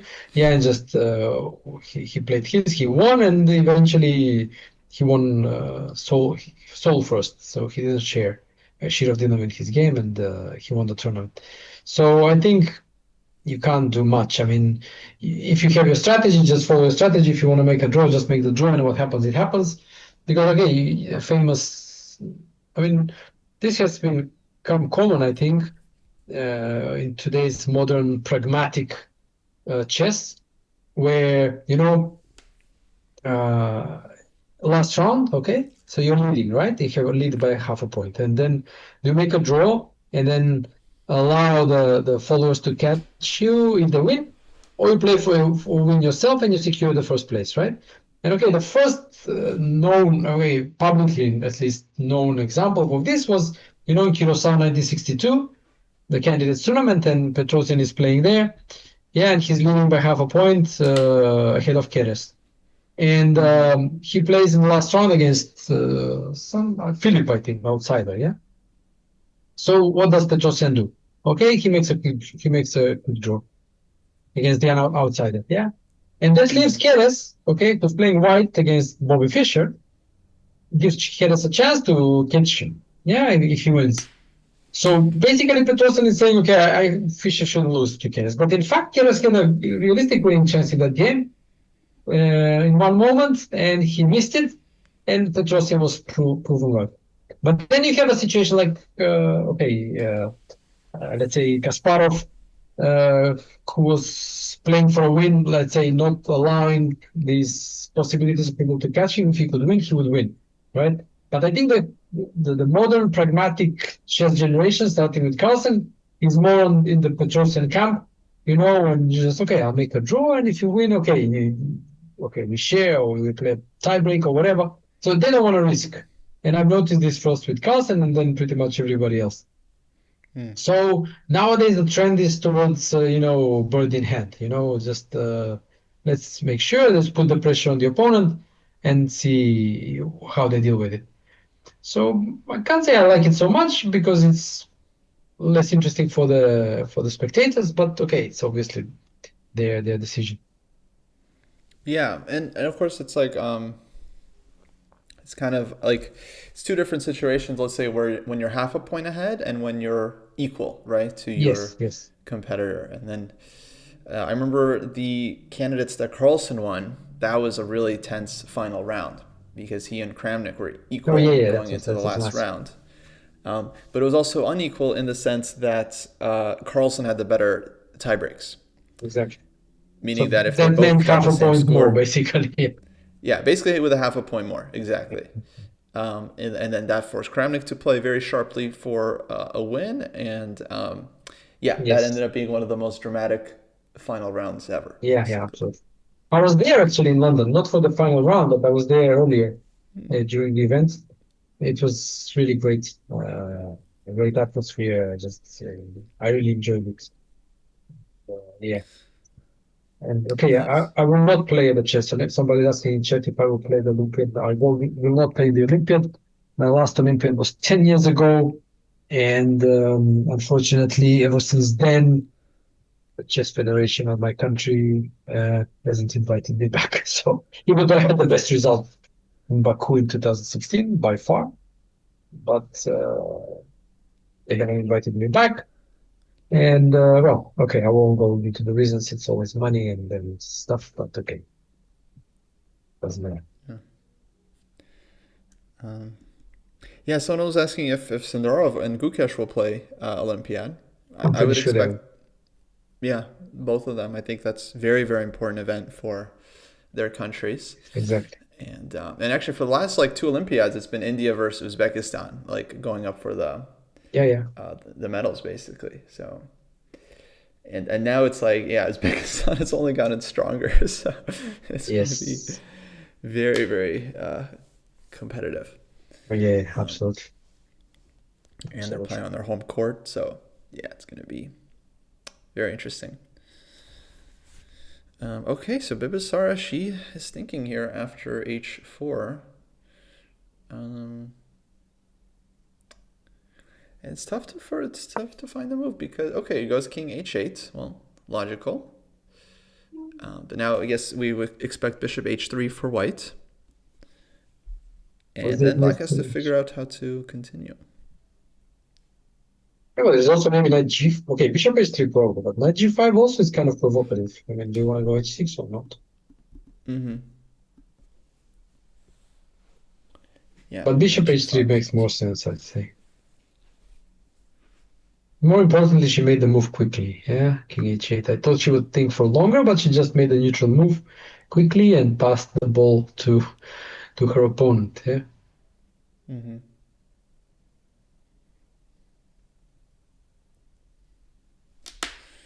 And okay, Vaishali actually followed one of our lines. Yeah, bishop d4 was played as you suggested, then e5, bishop c3, a4. Oh wow. Okay. Okay. How about that? And wow. Yeah, e4. This was your idea with the point ba4, queen somewhere, maybe queen c4, Yeah, queen c4, something like that. and But then maybe a5, and then like some rook c8. right. Yeah, And it's a lot of extra pawns for white, but yeah, king is yeah, under pressure. So yeah, yeah. So this is like a um, gung ho approach. Yeah, Vabank mhm, by Lagno. Yeah, and I mean it's do or die basically. Yeah, mhm, I mean, it's not. I mean, you could easily imagine this also finishing in a draw because some perpetual whatever, right. but it's very, very sharp. Yeah. Um, okay, I see one possible defense here for white. Queen either e3 or queen e1. Maybe queen e3 after rook f c8 with idea queen c3, rook d8 check. Ah, yeah, standard Be trick. and so it is possible to Still play not very pleasant. I b5, mean, still not very pleasant. but yeah, you're dealing with a lot of heavy pieces. Just kind of stare. It's like all the tactics are for black, and yeah, you have to be extremely careful. Um, if you don't take, if you go like b4, well, then you have to just worry about a3, Yeah, maybe right away. all the time. Yeah, yeah. Or just put pieces on the c file, then a3. A3 is this Mm-hmm. nuisance to think of at every move. That's very annoying. Yeah. So it's still annoying, annoying position Oh um, yeah, for sure. for Vaishali.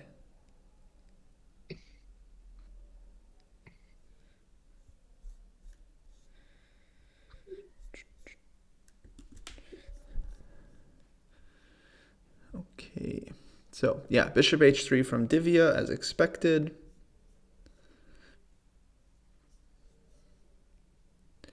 And maybe we See can that. check on Muzachuk against Jujiner. And this is the structure we were talking about with white having 3 versus 2, extra pawn on the queen side, black having extra pawn on the king side. Right, Bishop just f4 happened. so sorry to interrupt. Speaking of chess culture, Yesipenko just allowed the exchange sacrifice on c3 against Fabiano. We got to go there. We got to check. We were talking about that. We got to check this out. We spoke about it such a great link that's Wow. Okay, so let's just back it up. So last move was we saw king b1. Fabi played knight e5, which basically threatens rook c3 because if you take with the queen, there's knight e4. yeah. And that's, I mean, that's often, you get the dark sword bishop. I heard this rule of thumb, Alex, I don't know if you agree, but they say for the exchange sacrifice, you either need to double the pawns in front of the king, or you need to win the center pawn, and then you would have enough. I haven't heard of it, but that's usually how it happens in the Sicilian. When you Okay. sacrifice, then yeah, when you sacrifice, you either double the pawns, yeah, or you take on e4. That's how it happens. And okay, he played h3. I mean, covers knight to g4, but then rook takes c3 happened. And obviously, BC should be played, otherwise, like 94, I think was really good.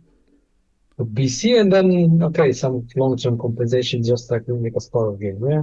Like some queen c7, knight b7, knight b6, knight c4, stuff like that, yeah? yeah, I mean, he spent 17 minutes on h3. So I feel like he, intentionally allowed it, right? Like he. Like, well, the thing is, like, okay, can he avoid it? Like, can he go knight d5, not to allow it? Maybe he saw something he didn't like, I don't know. I don't know if some knight g4 is an idea there or not, but... Well, you could have played f3, right? And with the idea to take with the queen, right? To take with the queen, yeah. Yeah, that too. And then, Maybe he was provoking it, who knows? yeah, it's very possible. I mean, it's not like this rook c3 is always winning for black. There are definitely games Far from it, yeah. where white takes the exchange and then wins. So it's not just, always so good. But generally, you have to have a very specific reason you're kind of allowing it, I would say. Yeah, yeah. It's scary. What doesn't fill me with confidence is that he didn't respond right away. Yeah, exactly. So, Exactly. I mean, you allow it and then you still thinking, deciding.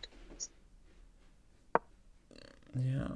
And again, yeah, if queen c3, this is how you want to take, but then knight e4, you lose your pawn. And those are squared wish.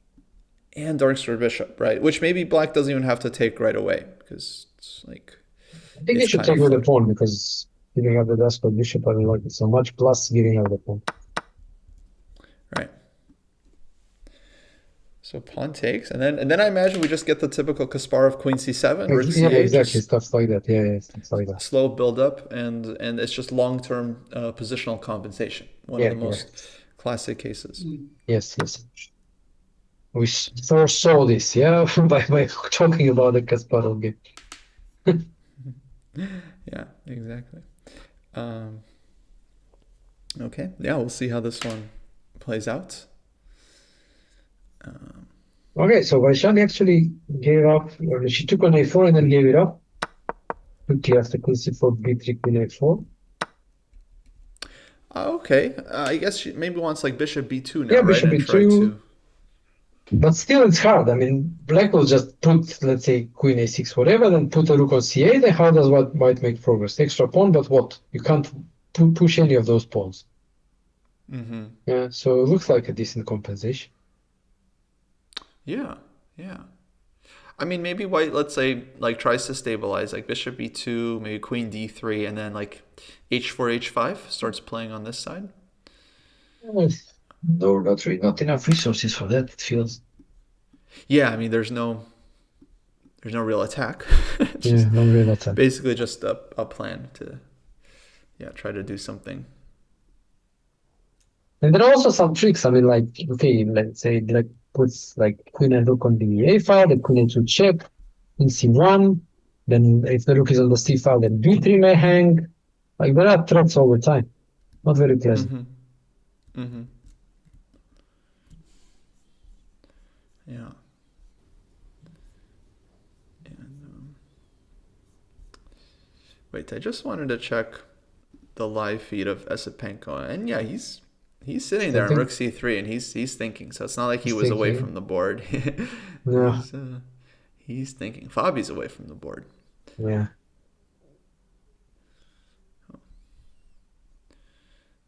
Let's see, Vaishali Logno. Yeah, Vaishali's still thinking after Queen A4.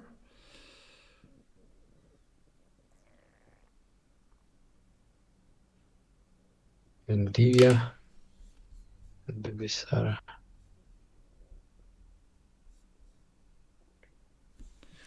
No, we had some moves there. I mean, I get the impression that, I mean, in spite of at least mine distaste for white decisions to go for this type of position, it seems that she maneuvered kind of somewhat better than black because, okay, she kind of improved her pieces, and black is not even close to getting to that d4 square. So the knight on b5 looks decent. There is knight g5 ideas. Bishop on h3 is okay. And black, okay, she blocked the queen side like this, but then she didn't really improve any of her pieces. Like the bishop is back on c8, queen on e7, fine. Rook's on d8, but doing nothing. Knight is still on f6 with no real clear prospects. So maybe Divya just played better starting from that position, improved her position more than black. But on the other hand, black plays fast. So I mean, time. I read that. I don't remember the exact uh, balance, but it was like a pawn is worth, I don't know, 15 minutes on the clock or something like that. Oh, interesting. I mean, I'm not sure if it was 15, but okay, I mean, something like this. But I remember this from the times when there were no increments. Now with increments, maybe it's not that relevant. Yeah. I know. I mean, I think it still matters quite a bit, but it's hard to judge, but like to compare it to the material. Yeah, of course. Speaking of, what's happening on 95 here? Do you see some obvious response? Which one are we talking about? Divya can go knight takes e5, and then that threatens knight c6. Yeah, maybe. Oh, can't go knight g4. Maybe knight d5 or something. It doesn't look too great. I mean, ideally, black would be happy to open the long diagonal even at the expense of a pawn for the bishop, yeah? To Yeah, I'm get some thinking maybe dark knight square. e5. Like she just goes bishop b7. I'm just ignoring it. Yeah, Because e4 then is you're hanging. kind of like you're threatening knight e4 on the next move, possibly. No, I don't like this for white. You It, don't I like it. think, no, it opens up for the bishops. Yeah, yeah. So Bibi with pretty provocative pawn sack.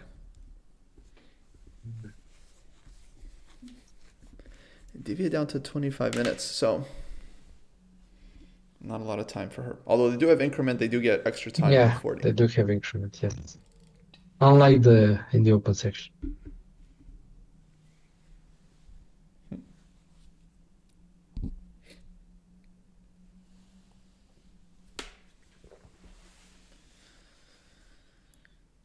So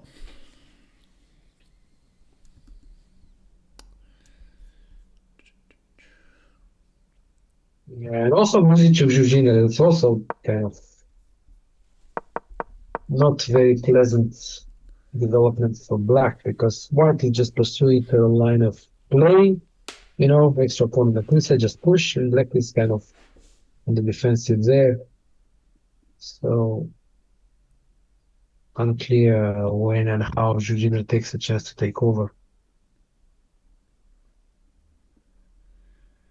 yeah, I definitely like this for white. Seems just easier for her to play, and yeah, difficult choice here for black now because like b6 is hanging, a6 is hanging. Um, And she has to probably take some decision here. Yeah, not an easy one. Yeah, because like b5, you just never want to play, right? Normally, you don't want to play that. And if you take, then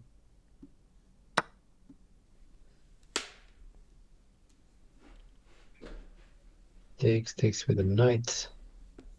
Takes. I mean, shouldn't be much worse at least. Maybe not at all for black, but it's unpleasant because white is doing the active play and black is not. So Mm-hmm.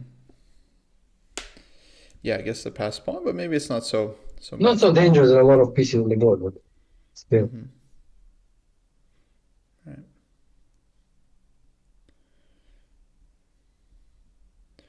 Okay.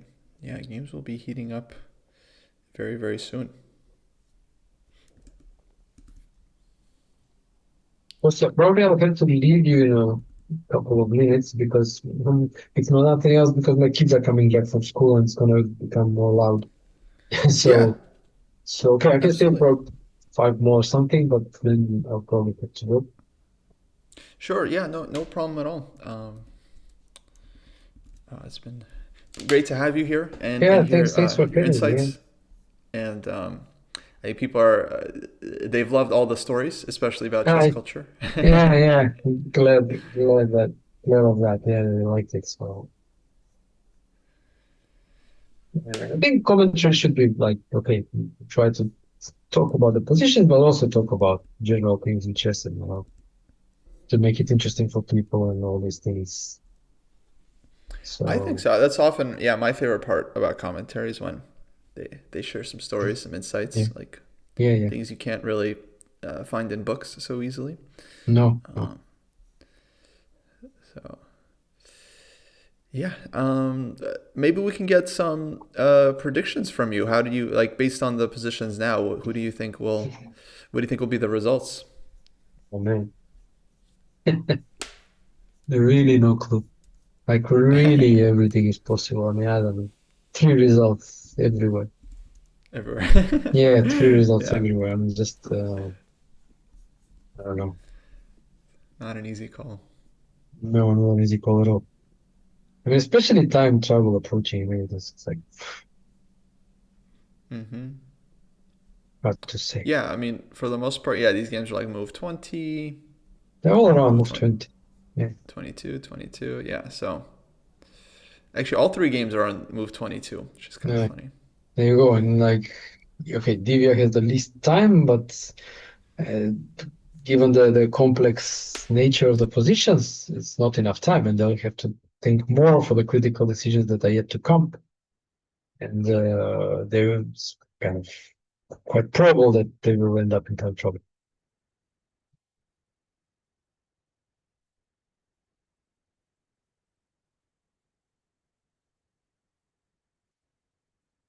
Oops. Alex, before you go, do you have any Yeah. courses coming up or anything coming up for you? Uh, well, I am working on my next chess course, but that's still some way off. I mean, not gonna happen soon. But otherwise, yeah, my latest one is the Caracan Black, which I was very happy about, accessible. And otherwise, not really. But okay, I mean, I have really huge library of courses on Chessable, and people can check them out. So a lot of openings are covered, repertoires and everything, you know. So Nice. that one is nice. Yeah, Yeah, you've also been very active on YouTube lately. So, folks, you should follow yeah, Alex's YouTube channel as well. yeah. Thanks. Yeah, I've been doing the recaps every day, and I post weekly.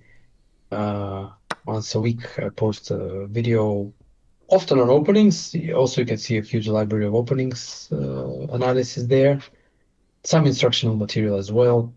All right, and yeah, I also have that's my latest maybe publication, the method, yeah, which is something I always wanted to do it in a sense that kind of to describe my way of studying chess. So this is more like a meta skill, you know, how to study and not what to study, but how to study.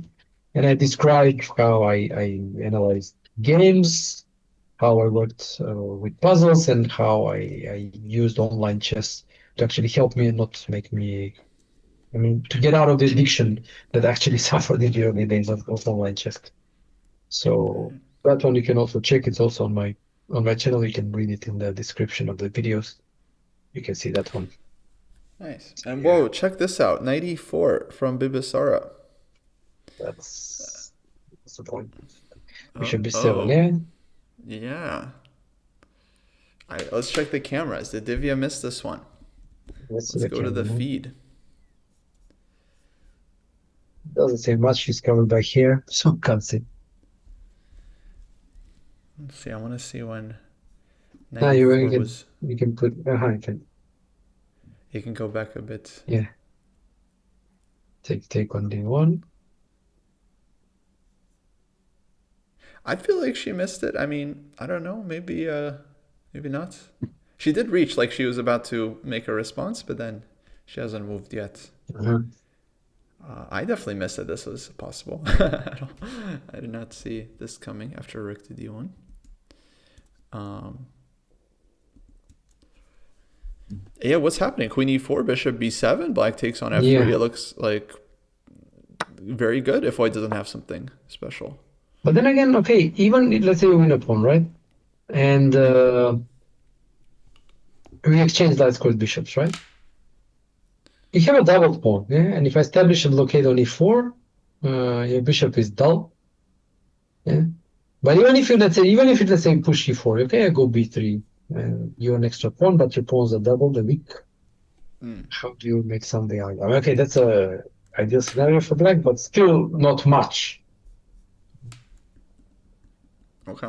So, yeah, might maybe not, definitely not over.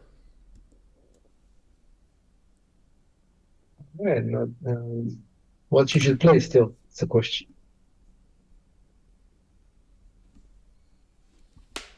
Okay, let's say queen e4, bishop e7, queen back to e3 maybe. And then you can take maybe with a rook. Because if you take with a bishop, maybe I can go rook d6 or stuff like that and target b6, e6. Mm-hmm. But you take with a rook, then I have to move again. Maybe I can go play with queen g5. I don't know. They have back rank issues. Well, I don't think white is worse here at all. Oh well. Maybe queen g5, maybe queen d2 also, threatening some queen d8, queen d6. Mm. Yeah, some counterplay like queen d2 for sure. For sure. Queen d8, queen d7. So b6, e6, e5, backbone, they're all weak. Yeah, I mean, if the rook gets to d6 or d7, it's also unpleasant for black. She has more weaknesses than white. Mm.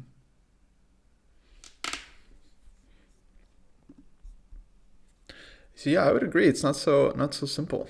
Not so straightforward, no. But time is always an issue. I mean, she has 19 minutes for 17 moves, not so much time. Yeah. Right. Yeah, that's tough.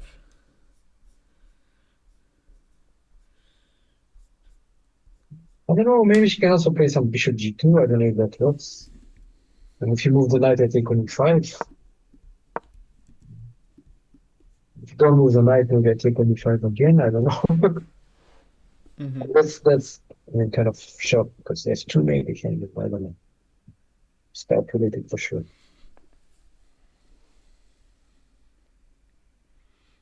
Yeah. Yeah, for example, bishop g2, bishop b7, knight e5. Seems possible. Take. Interesting moments.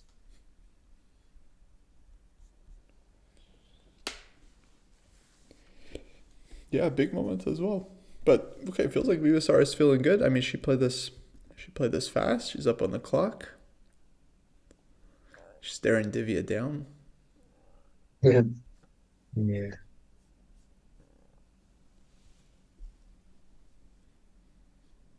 Of course, these two must have played a lot of games at this point, just because they seem like they're close in age.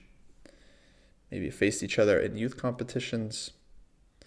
Well, And can quickly check.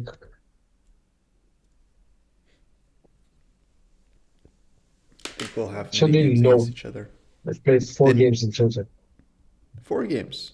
Yeah, Okay. 4 games in total. One was Blitz, two were Blitz, one was Grand Prix, and one was this one in the candidates. Not really. I see. Oh, yeah, well. Hey, Kostya, probably I need to go before the kids come back. Yeah, to Okay. make a big loud noises. And Yeah. okay, thanks for having me. Yeah, Yeah, absolutely, Alex. Thank you it for was a joining. pleasure. It was a pleasure. Hope viewers enjoy it. And I'll see you soon. Yeah. I'll see you soon at the chess party. Yeah, Yeah, yeah, it's just funny. yeah. Yeah, yeah. Okay. Exactly. Yeah, Alex, all the best. Yeah. All Talk the to you best, soon. Kostya. See you. Just right. Bye. All right, folks. I am going to go on a quick break now, fix the stream. I'll take a little breather. We've been on for about 2 hours here, no breaks yet. So we'll be right back. You are watching the final round 2026 FIDE candidates. This is the Chess Dojo live official stream. No engine, free commentary, watch party. No engines, no BS. Okay, folks, time to grab a bite and we'll see you after the break. Ready, folks, we are back. The final round FIDE candidates. We are watching the women that still have everything left to play for. Sindarov having already clinched his win in the tournament. He will be taking on Gukesh later this year. And yeah, now we're watching Divya against Bibisara. Bibisara snagged this pawn knight e4, bishop g2 played, bishop b7, now knight takes e5. So the tactics here have only just begun.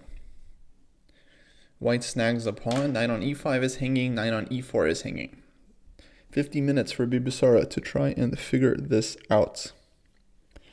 Alex Cholovich was just here, and he was thinking that this is actually fine for whites. Like bishop e5, bishop e4, take. Okay, you can grab this pawn on b2, but white is extremely active with the d file. Nice knight on b5. Black has empty bishop, so this one is not clear. Of course, like bishop d4 ideas and stuff. You can't take. It's queen d6, so. Still quite double-edged, I would say, this one. But big time advantage for Bibisara, so that's something that's going to be a problem. 15 moves to go before the time control for Divya. Let's see. So then we also have Vaishali tied for first, playing white against Katerina Lagno. And b3, queen a4, rook he1 played. Rook to b5, rook e4, queen a7.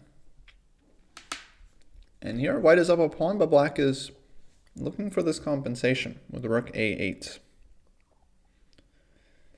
And playing for mate on the e-file. And yeah, not the most comfortable situation for Vaishali. Don't go rook a4 because you get queen a4. So she'll have to figure out how to exactly cover up her king. But these two are the ones that are playing for first. Bibisara and Vaishali. And then Zhu Jiner has an outside chance if she wins against Anna Muzichuk today to catch up if Vaishali and Bibisara both draw. And if we do have a tie after today, then we are going to tie breaks tomorrow. So everything's still left to play for in this event.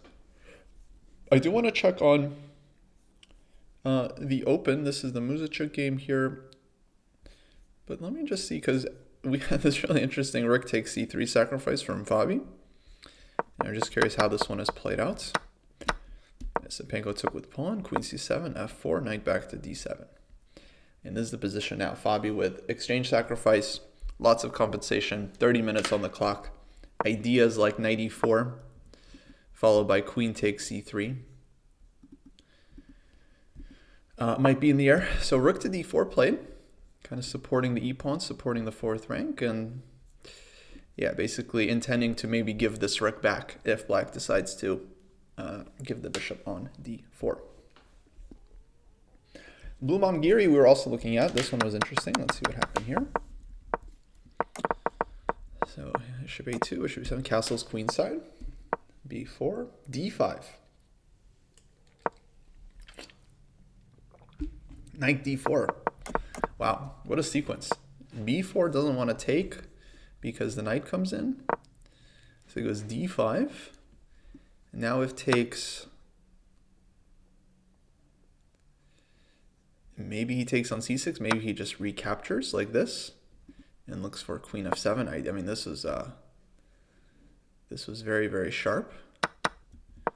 But Giri throws knight d4 and now takes on c3. Takes e6, takes d2 check, rook, queen d2, takes. So why does sacrifice the piece?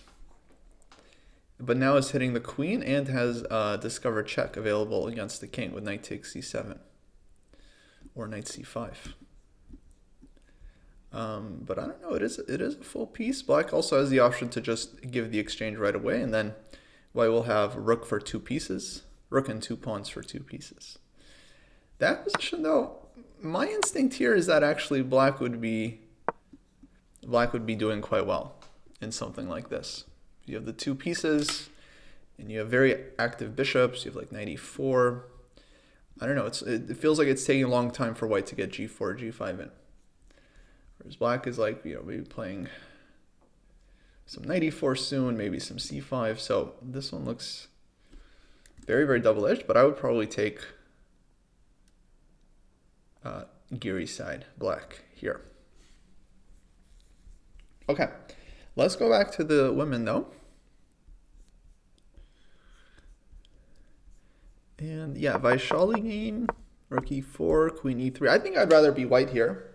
I do feel like it's still up to black to prove the full compensation for the pawn. So I do like white's chances in this one.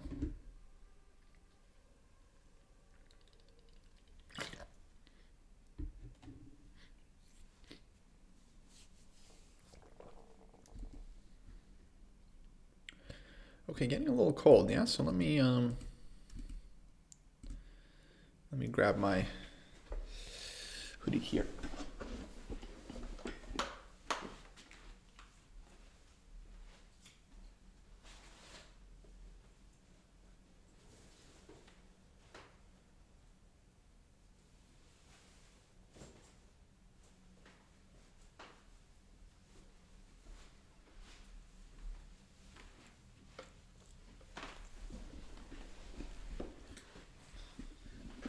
Does black have an attack on the queen side? No, black definitely has compensation, but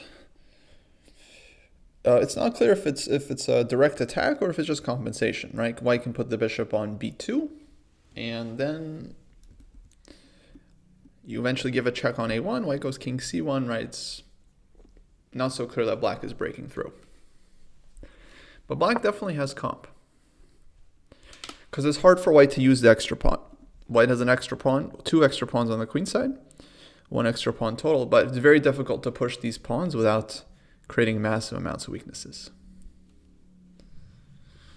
So this is Vaishali's struggle here, just to figure out how to make progress. But I feel like she's doing well. Maybe bishop b2 now. She has pressure on e5.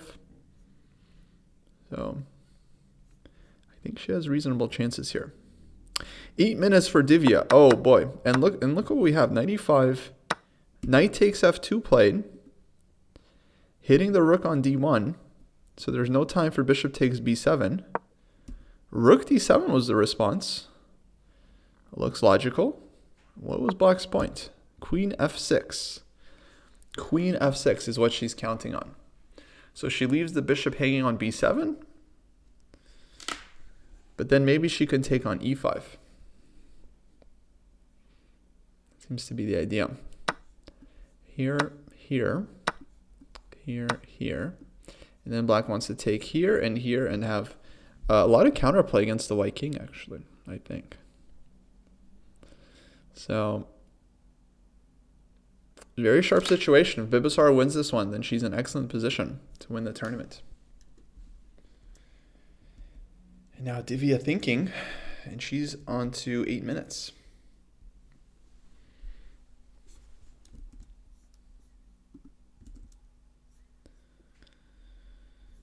Wait, why is our board not updating? There we go. If tied, there will be a tiebreak tomorrow. Rapid tiebreak, meaning they decide things over the board, which seems very possible. We might have 2 draws. We might have both Vaishali and Bibisara winning. So very possible we get a tiebreak tomorrow.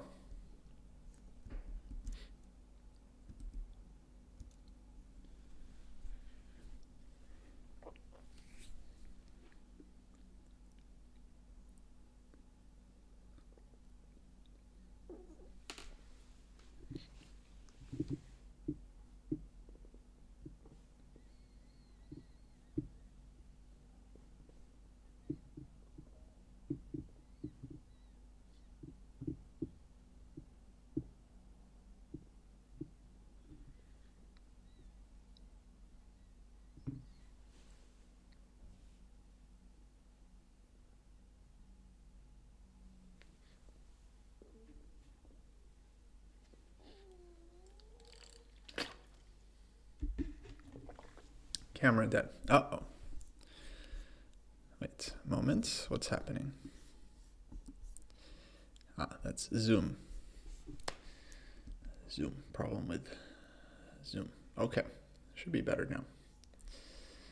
Thank you. Thank you. 5 minutes for Divya in this position. But if she doesn't take on b7, what does she want to do?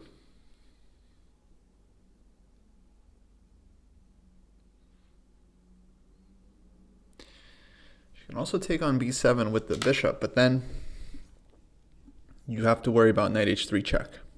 It could be a problem. The king h2, maybe it's not so bad. Maybe it's nothing. So probably black would play here anyway, and then go after the g pawn. We have a move. Rook b7 played. Okay, now expecting queen takes e5.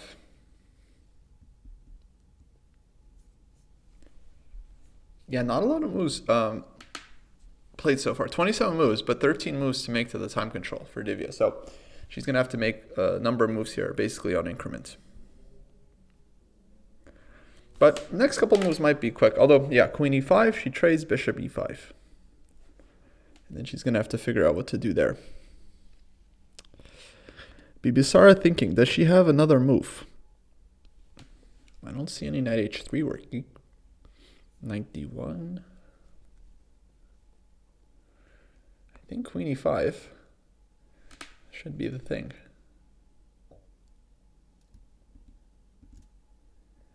Ah, okay, Zoom is again hurting me. Zoom is again hurting me. Let's see.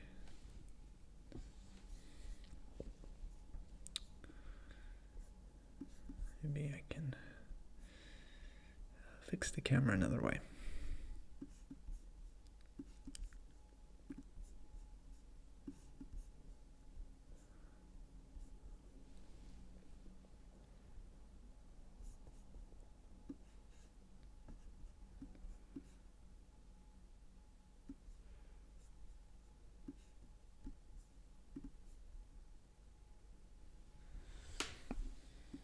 Okay, should be better now.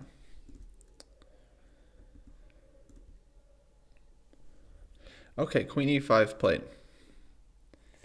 Now Divya needs to make a move.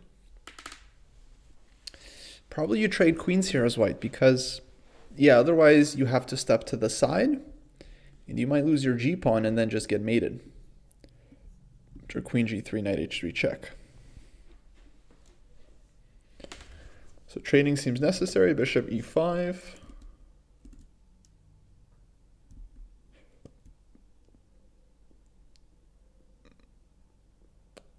And yeah, I don't know. I'm liking this for black. I'm liking this for black, folks. I feel like she has the counterplay. Bishop g3 is coming. Bishop h4, knight to g4, knight e3, rook f2.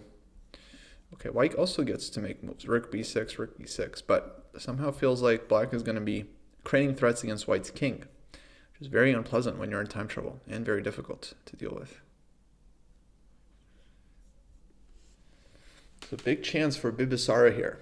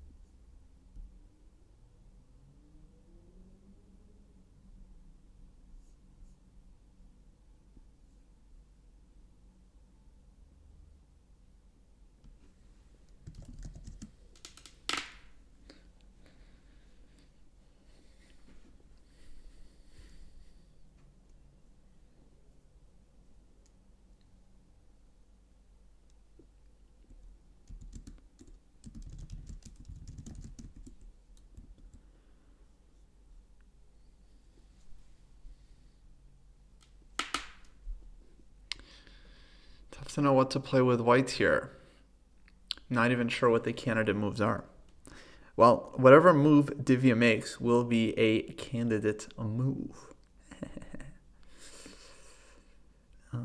Well, yeah, maybe rook takes b6 would be my first thought, just grabbing that pawn, trying to take on e6.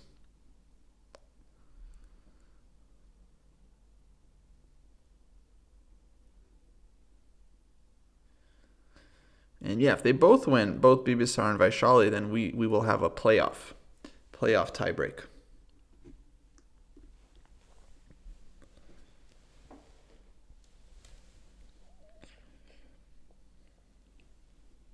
Two-minutes now for Divya.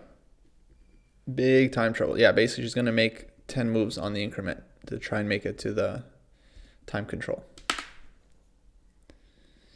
Not easy at all. Knight c7 played. Okay, knight c7 also a move, trying to take on e6 with the knight.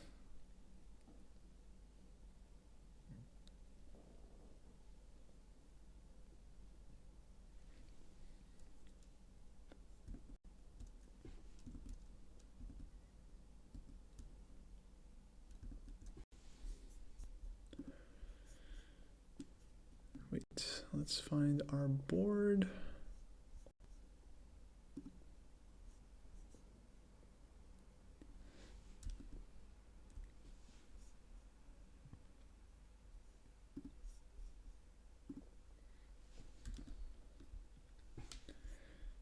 Here we go. I saw knight c7 on the camera. We don't see it on the live board, but knight c7 has been played. And now Bibisara thinking.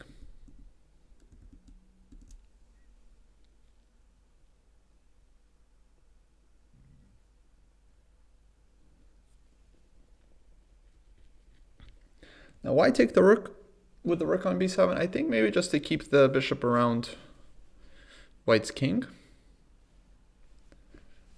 And then the rook can also hit the b pawn.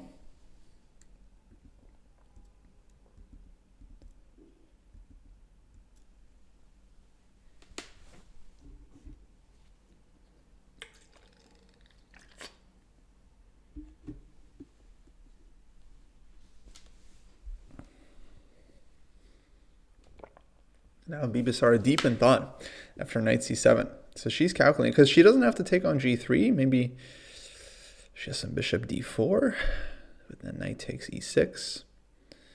Doesn't Not good. And then bishop takes c7 I think is not it, because white will have very strong rook and bishop there.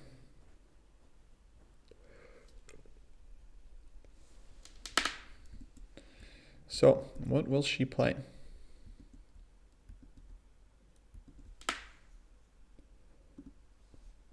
Knight c7 on the board, guys, by the way. Knight c7 on the board. The DGT has failed, the most critical moment, but knight c7 is on the board. Now a big thing for Bibisara here to figure out how to proceed. Can she try to win? If she can win this game, it would be fantastic for her candidate's chances, because Vaishali would then have to win this position against Lagno, which is not easy, because Katerina is now ready to soon play f5, and yeah, she's going to go for it. f5 coming, rook a8, e4 somewhere, and things could get very hairy here. Very, very messy for whites.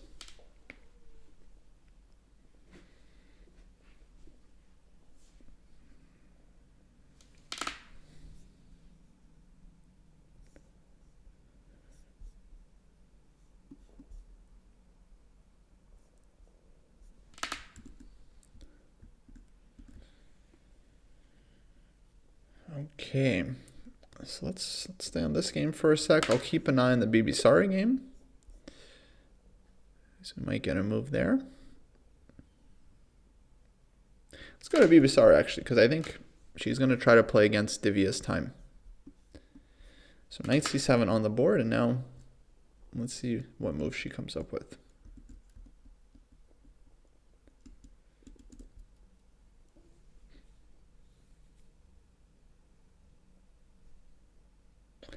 Oh, folks, we got David coming in soon. That's awesome.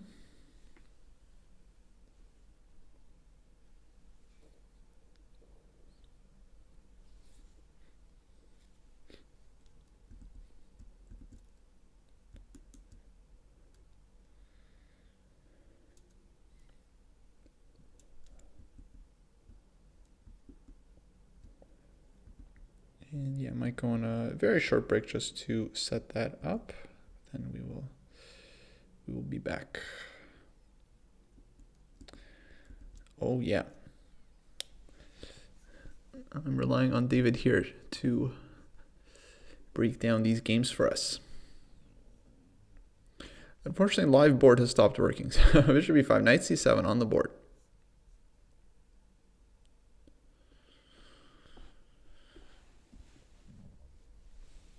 And here Bibisara is thinking, Vaishali thinking. Both players playing for first.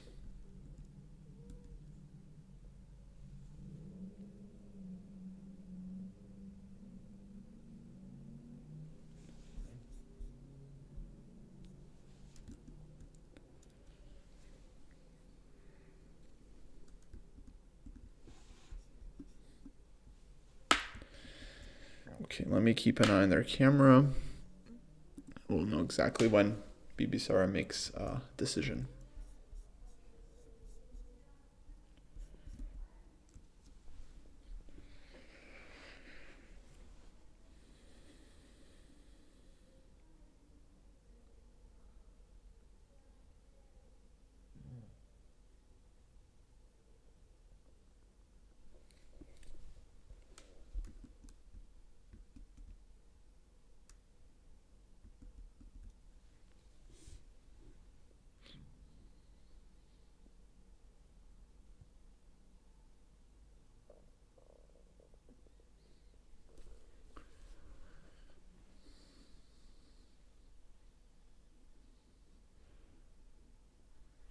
So the problem for black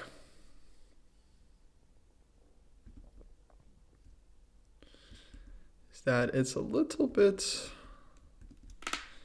tricky. On bishop takes g3, knight takes e6, rook f6, let's say.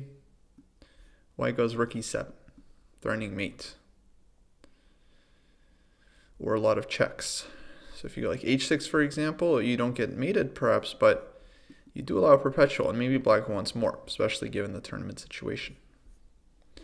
So this is the issue for black after knight c7. 96 is coming, and then rook e7. But maybe takes knight e6, rook e8 is better, playing for rook e1. Oh, do we have moves? Oh, takes knight c7. Okay, so live position here.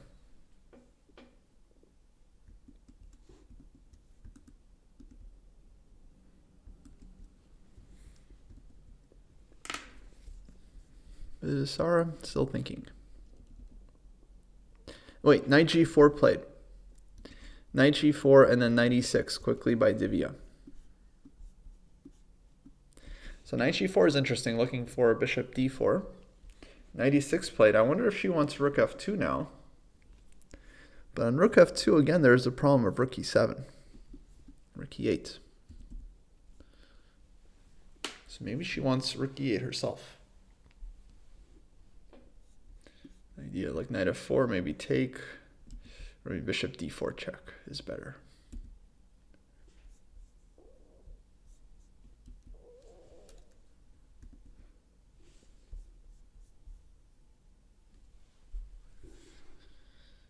Okay, maybe start thinking again. She has a lot of time, so she wants to use it, make the most out of her time advantage. Rook f6 played.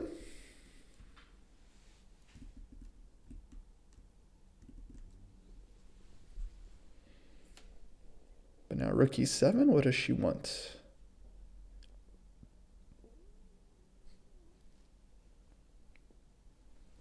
What does she want on rook e7?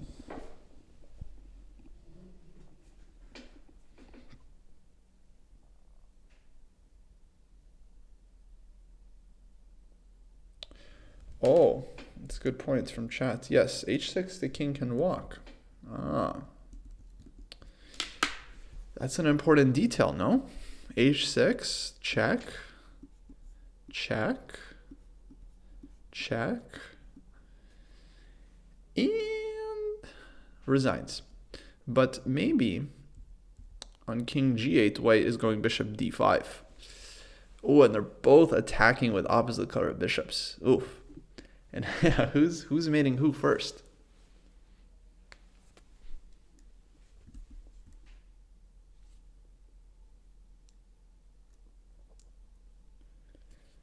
So rook e7, h6, not so clear. Knight g5 played, allowing bishop d4 check. And she's saying on knight f2, you have nothing. I just go king h2. In the meantime, white is threatening rook takes h7, bishop d5 counterplay.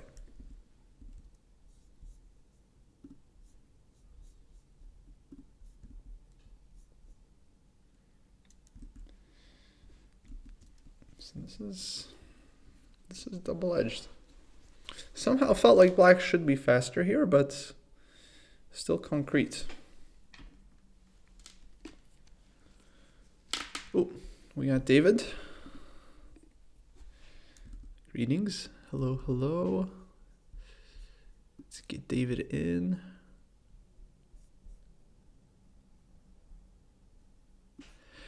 Yeah, the DGT I think was stuck.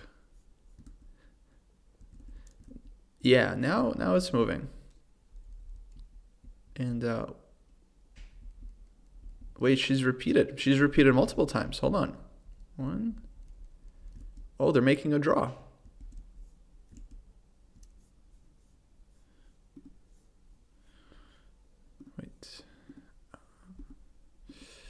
Wait. Audio. Moments. Okay, should be good now. Yeah. Okay, it's been repeated. That was a great hold from Divya because she was in trouble this game. On the board, on the clock, she did not seem very comfortable. And she'd had a really bad streak before this game, like one draw out of 5 games with 4 losses. She went from basically first place to last place. So that was like real good toughness from her to hold it together. Yeah, absolutely. And I mean, we did not like her decision making after e6, d takes e6, and then followed up by bishop f4 and bishop takes e5. Hmm. We thought this was very, very suspicious. Oh yeah, I did not. I was not a fan of how anything was going for her this game. But then Bibisara, she made this, for me, a very strange move, a5, Hmm. giving up the b5 square. And after that, it didn't feel like white actually had real issues in this game. Hmm. She must have been concerned about knight b3, b6, a5 coming from white next.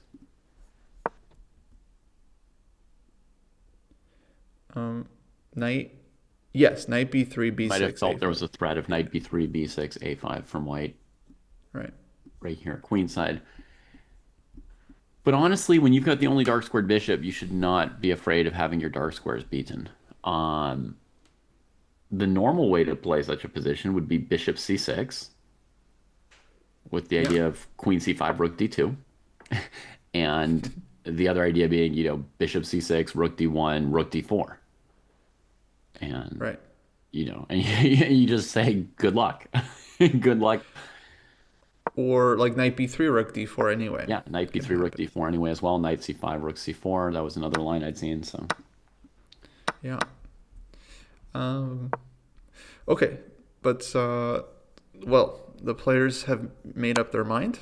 They have agreed to the draw. hmm. And now it's up to Vaishali. And if Vaishali wins, that's it. She's the candidate. I think she could do it.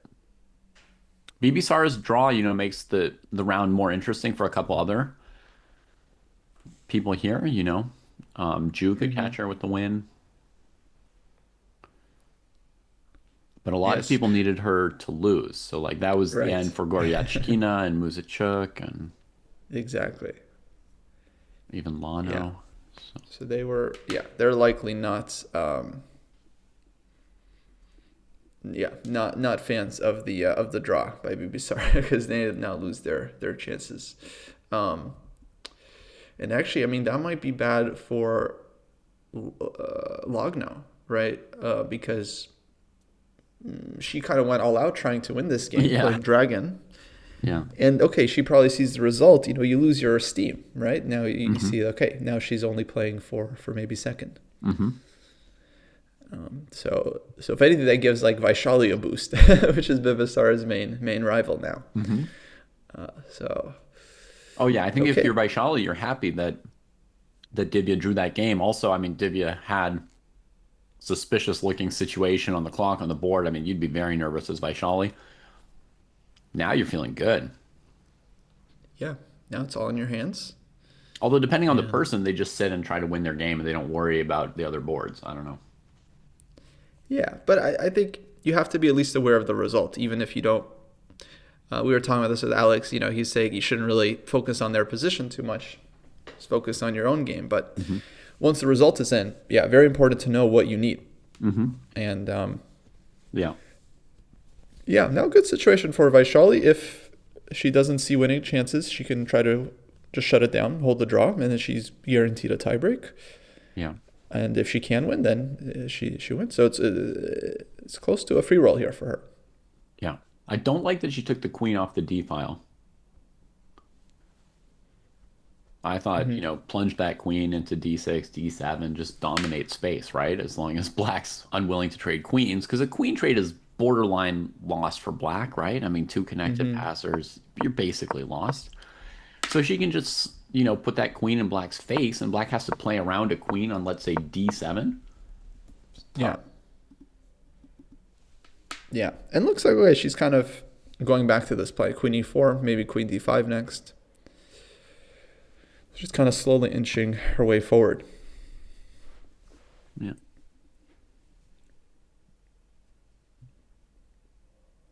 Yeah, I like how Vaishali played this one. I think she has still very good chances left. Yeah.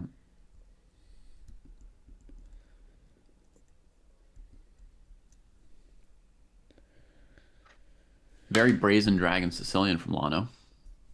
Yeah, We've got another dragon Sicilian from Fabi. right. today, which is also like, a very brutal game. So that's fun. Two dragons at once here.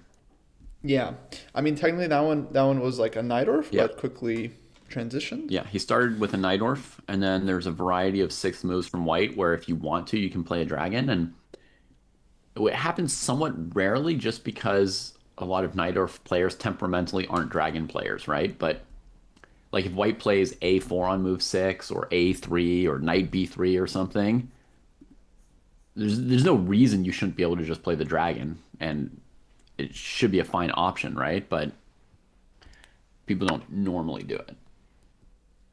Yeah. No, I think it's become like a really interesting approach to the opening because yeah, generally the Nightorf is considered theoretically much more sound than the dragon, and I think the last couple of years dragon has really been suffering at the top levels, whereas Nightorf Hmm. basically hasn't lost popularity at all. We saw several Nightorfs in this tournament already, um, but but the dragon, it lost popularity because white has some very specific, very direct lines. Hmm. So if you can play the dragon and you know that your opponent is not going to play a critical setup, then it's still a very powerful, very playable opening. Yeah, I mean, people play it with white all the time, right? They play like the English and just a reverse dragon, so it's clear it's a playable, position slash structure or whatever. But Yeah. On the other hand, if you're a Nightorf player, you're used to Nightorf structures. Now you have to play dragon structure. right, It is different. You have the opposite sides castling. You have the Fiat and Keto bishop, and yeah, it's not. It's definitely not the same position. yeah. Um, Do you know but there's one sixth move for white? I know you've started playing the Nightorf. mhm. Um, you know there's a sixth move from white that forces the dragon against the Nightorf. Forces, huh? Hmm. Yeah, borderline. Like the only truly good move for black is to play G6 on move 6 Um, against one sixth move option for white. Wait, a moment. Give me. I Let played the me. dragon. Sorry, I played the Nightorf for 20 years without knowing this, so I thought it occurred to me this might be a useful tidbit I could pass on to you. Yeah, like there's several lines where I know that it's a playable option, Many lines where but it's a yeah, playable option. One where it's I, basically forced. I, I can't think of it. I don't know. Yeah. Hmm. It's a slightly oddball move, but people are playing oddball moves more and more against the Nightorf, where like if you want to play the Nightorf in a tournament and someone plays, Rook G1 or H3 or something, you should know something. Um, Hmm. it's the move Queen F3. Oh, okay. Unusual move, 6 Queen F3. Mm-hmm. And the point is, if black plays E5, Knight F5 is super good for white. Mm-hmm. And if black plays E6, G4 is super good for white. Mm-hmm. Um, and I don't think Knight C6 trades E5 is good for black either. Right. So I think like the only move that doesn't give white a noticeable advantage is G6. Yeah, that's quite logical. If you don't have e6, e5, or knight c6, Yeah. then yeah, g6. That's got to be the move. Wow, that is good to know. Yeah. Thank you. Now I feel like I'll remember that forever. That would be good. Because I'll just be like queen f3. Oh yeah, the one move where One you move have to that play dragon. forces G6. Yeah. Yeah. Even if I don't remember, it's like I'll start thinking and I'll be like, Weird queen move. David once told me something about one of the weird queen moves. yeah. Um, Now checking the live position here, Fabi sacked this exchange on c3 Yeah. classically, and And by the way, Esipenko played queen D3, another weird queen move on move 6, not queen F3. So Fabi was not forced to play the yeah, dragon. right, yeah, knight c6 there He, was probably possible. he chose it. And the move E6 is fine against queen D3 as well, by the way, because there's no G4 for white. Right, right. Without like an unfortunate transposition to the Kreese attack, you can play E6 on move 6 against most anything if you want. A lot of Nightorf players like to play E5, but of course the good Nightorf players are flexible and like they play the Nightorf because they haven't decided if they want e6 or e5, and they're willing to do both. Yeah, that makes a lot of sense. What do you think about his compensation here? It's ever present. Like he doesn't need to do anything special. It's a fine position for black. And but the thing is, like Esipenko is going to try to mate the black king. There's no consolidating this position as white. There's no like, oh, I'll start trading off and I'll neutralize your initiative and then I'll be up in exchange in endgame. Esipenko basically has to mate Fabi, or attack his king enough to perpetual or mate or force him into passivity or something. So it's still, opposite side castling. They both have to keep attacking each other. But black's position, a knight and that shattered pawn structure is always worth a rook in an opposite side castling position. Yeah. Now, have you heard this rule of thumb that the exchange sack on c3 is good if you can ruin the pawns in front of the king, or not ruin the pawns, but you win the center pawn on e4? Yep. Okay, good. No, I have even more detailed rules about rook takes c3 than that. Oh, I would love to. Let's go. Love to hear it. Okay, We had a whole discussion with Alex about like the term chess culture came up, and then he brought up this famous story with Kasparov and Movsesian. So we've been talking about rook takes c3 all day. the tourist situation, like Yeah. being a professional chess player is not about writing open letters, but about knowing about rook takes c3 in the Sicilian. Exactly. Yeah. Yeah. That's one of the most brutal beatdowns in chess history. Like at least as brutal as the game is that sentence. No, but I think the sentence, I think it was actually spoken by Movsesian. I think he was the one that actually said that famous line as a self-deprecating joke. No, no, no. Gary Trash Talk, I'm pretty sure. He did, yes, but I think that famous line is actually what Movsesian said later on. I could be wrong, but I remember looking it up at some point. Gary, of course, he was talking. He was like calling them chess tourists and all this stuff. But anyways, yes, you were saying you have rules on this. Yeah, I mean, I've done multiple 1 hour classes just about rook takes c3 and have so this is another Kasparov thing, which is that Kasparov said basically the better the player is, the more, sorry, not necessarily the better, maybe said the better, but basically that your rules are more and more detailed, right? So if you ask like a beginner about queen versus two rooks, they'll have one concept of it, right? Like they'll say, oh, like two rooks are often a little bit better than a queen, but it depends.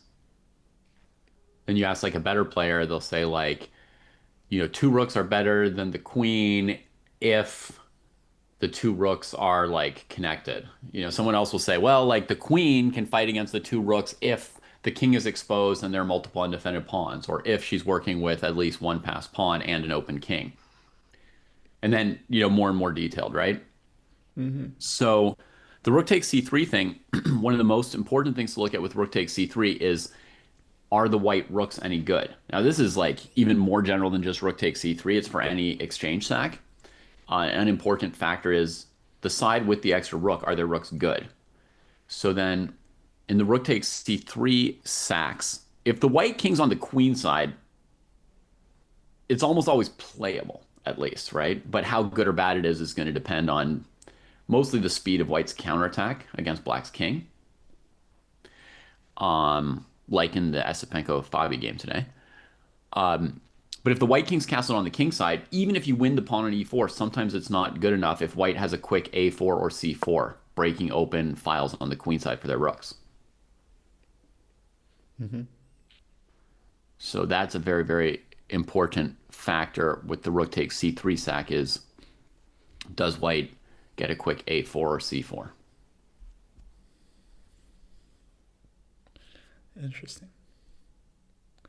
Yeah. No, I think it's a very good point. I think that's one of the best things you can do is just try to figure out how good are the enemy rooks. Are they shut down? Do they have open files? I think that often, yeah, it ends up being a big factor. And yeah, now it looks like, Fabi's position basically playing itself. Just a5, a4. The knight on f6 can jump at any moment possibly and open up the bishop. Yeah, so once he plays a4, it's going to undefend the rook on d4 partly, right? So the idea would be like if I play a4, sorry, if Fabi plays a4, I wish I were playing a4. If Fabi plays a4 and white plays knight c1, then black could potentially, on their next move, play the move b4. It's not the only option, right? But b4, the idea would be to then take on c3 and open up the king, right? And c takes b4 will run into some kind of, knight g4, knight e4, knight a3 check, takes c2, that sort of a thing. Yeah. So, yeah, his idea is a4 knight moves b4, I think, and that would leave white with almost no good move at the moment. So white has to do something that prepares for that. Yeah, and this knight on c4 is so strong. It's the mirror image of a knight on f5 for white. Right in front of the king on g8 with double left pawns, which is almost always just like nasty. Just like you're just getting mated. Yeah. So it's looking good. It's looking good for Fabi here. Yeah. But that's how my kid beat the Judith Polgar bot on chess.com, was with the knight on f5 with doubled pawns on f6 and f7. Oh, nice. Nice. Let's jump to Vaishali. Yeah. She's just played g4. And, nice. And big move, ignoring just completely the rooks on the a file, saying black has nothing there. Right. Lana was continuing her play. Lana was basically the pawn on e5 is quote unquote defended by trading bishops and then maybe rook a1 check, rook d1. So she goes g4. That makes f5 even worse. But now in an endgame, f5 is better. So here's the interesting thing, right? Like middle game, if black plays f5, white goes rook c7, rook d7. Okay. Yeah.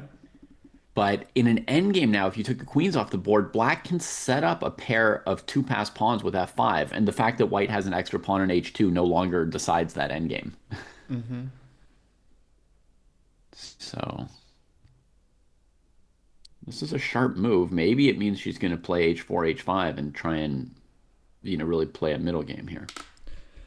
I would think, yeah, that's the idea. But on the other hand, it also seems hard to imagine, like, even if you get the queens off and you play f5, it's like those pawns are just very, very loose, most likely. So it's like hard to achieve that for black, I feel. So I guess let's imagine the queens 33. weren't on the board right here. Yeah. And black just played f5. You still can't, the pawns are loose. You can't immediately take them because of rook a1 check. Right. But the feeling would be that white could go some version of gf, rook g1 or gf, rook d7. And the black bishop on g7 and king on g8 would still be a little bit loose even in the endgame.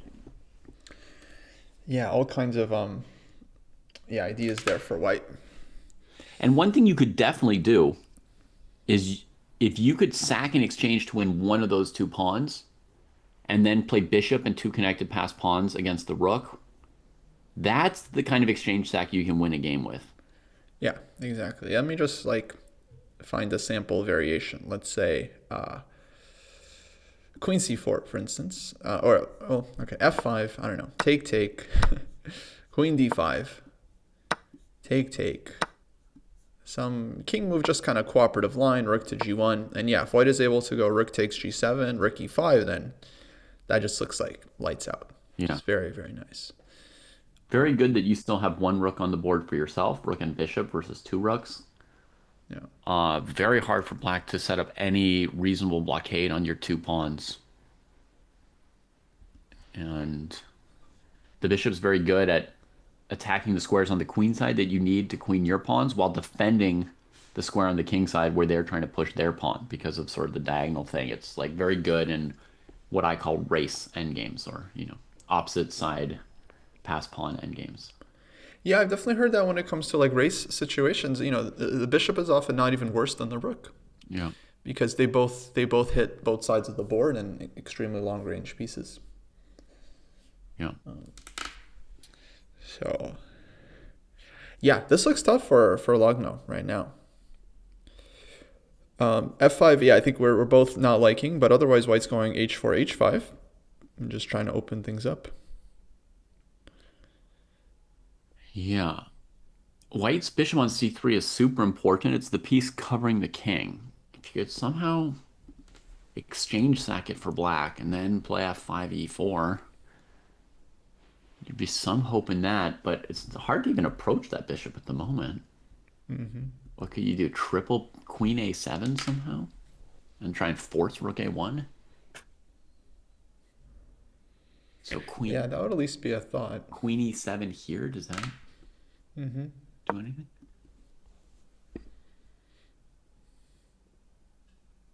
I guess I would naively play queen c4 for white with the idea of rook c7. No, I'm still mated. It's not fast enough. But you have rook c8 as well to trade off Rook a c8 piece. would diffuse it, and then your pieces are off on the side. Yeah, exactly. So yeah, that's a nice idea. Basically, it feels like White, yeah, should be trying to trade heavy pieces. Yeah. I basically felt like White's winning this entire game. With like, I mean, like +1 or something, like there's some chance that there's a computer defense for black with like really, really great moves, but then in a human game, you're going to lose. Right. Yeah. Well, we looked up the score, and after Vaishali's move bishop b3, it was 8-0 in White's favor from that position. Yeah. And yeah, I mean that's basically coming out of the opening. So yeah, practice definitely I think supports your opinion. But obviously this is the last round, and world championship match is on the line here, guys, for Vaishali. And I think she's aware. She probably saw the result of the Divya game.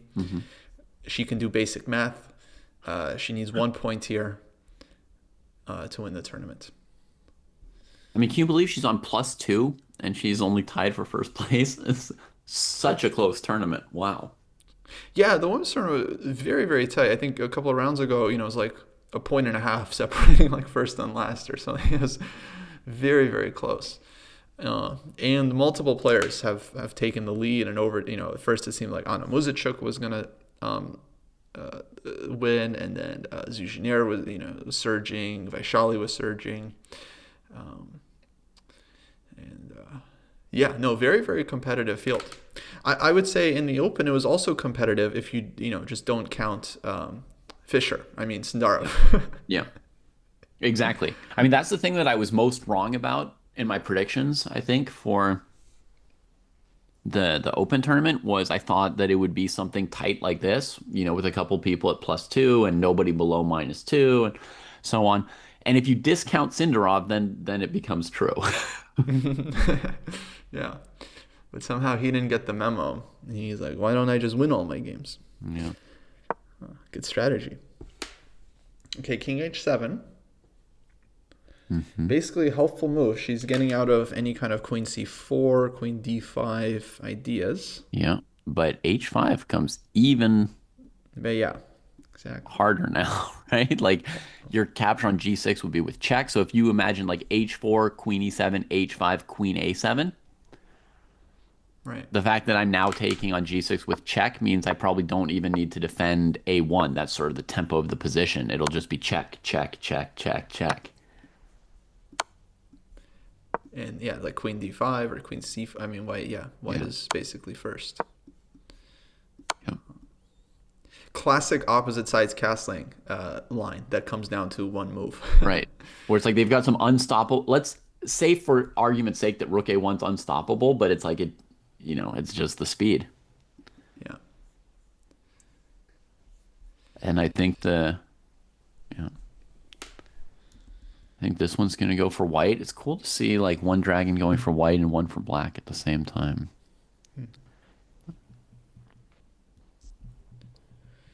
But 8 minutes for Vaishali. They're on move 34. They do get 30-second increments.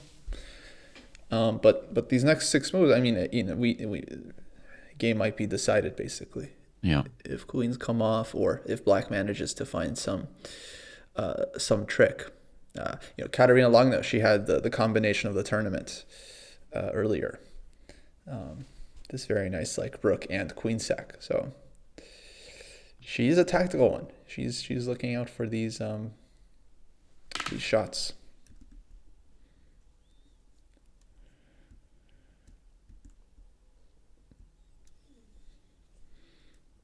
So. Holy moly.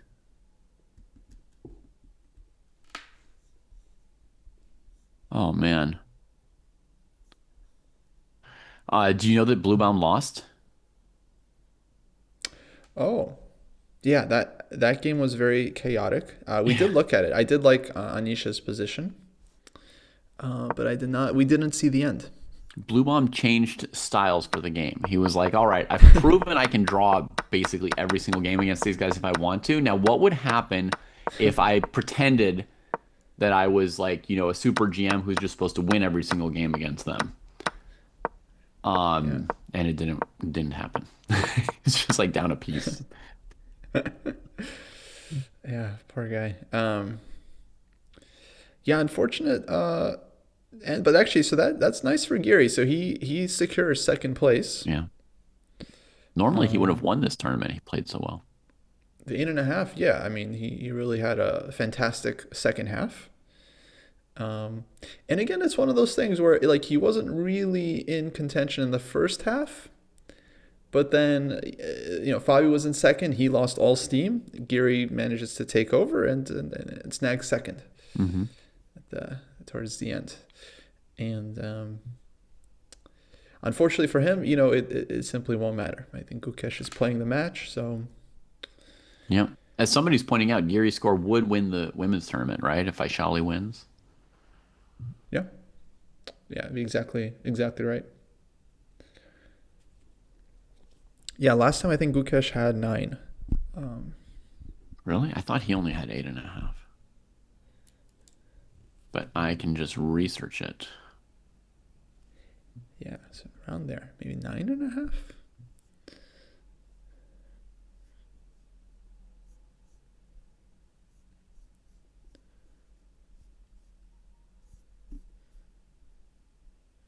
Nine.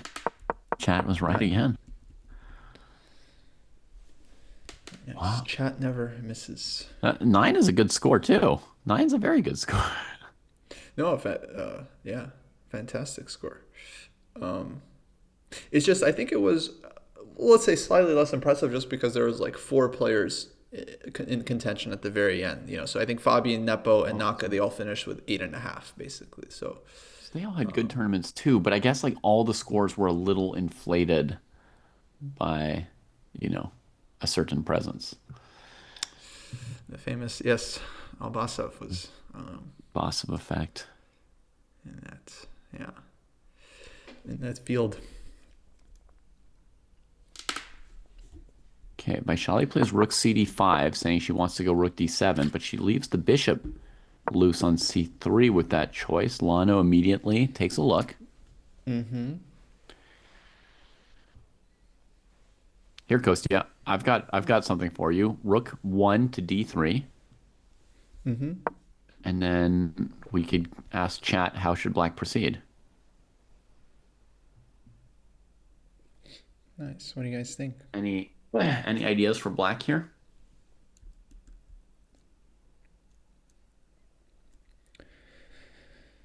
Vaishali key bishop. They are on it. Chat is on it, right? Yes. And my point in asking you guys this is not just to make sure you're awake, which congrats, you always are. Chat is really strong. But my point was also just to say how important that bishop on c3 was, right? Because I talked about how the rook on c5 was kind of shielding it and how black might like to sack in exchange for it. And then I realized, wait, black would even sack a queen for it. That's how crucial it is. And here comes, black's chasing that bishop. Chasing the bishop.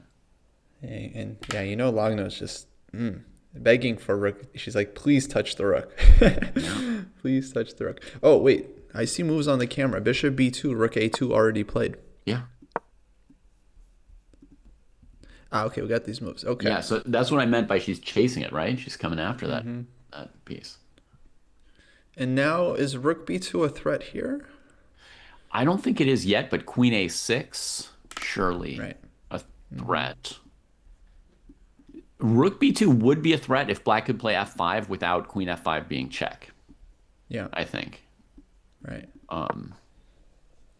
G5 stopping f5 really a lot.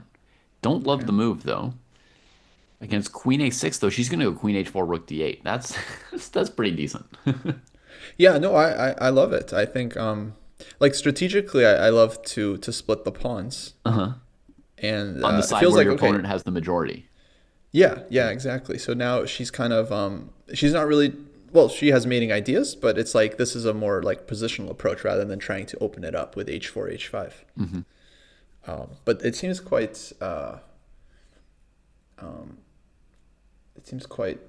logical. And we should point out that white also has the exchange sack idea to go rook takes e5, which Yeah. might win in certain cases.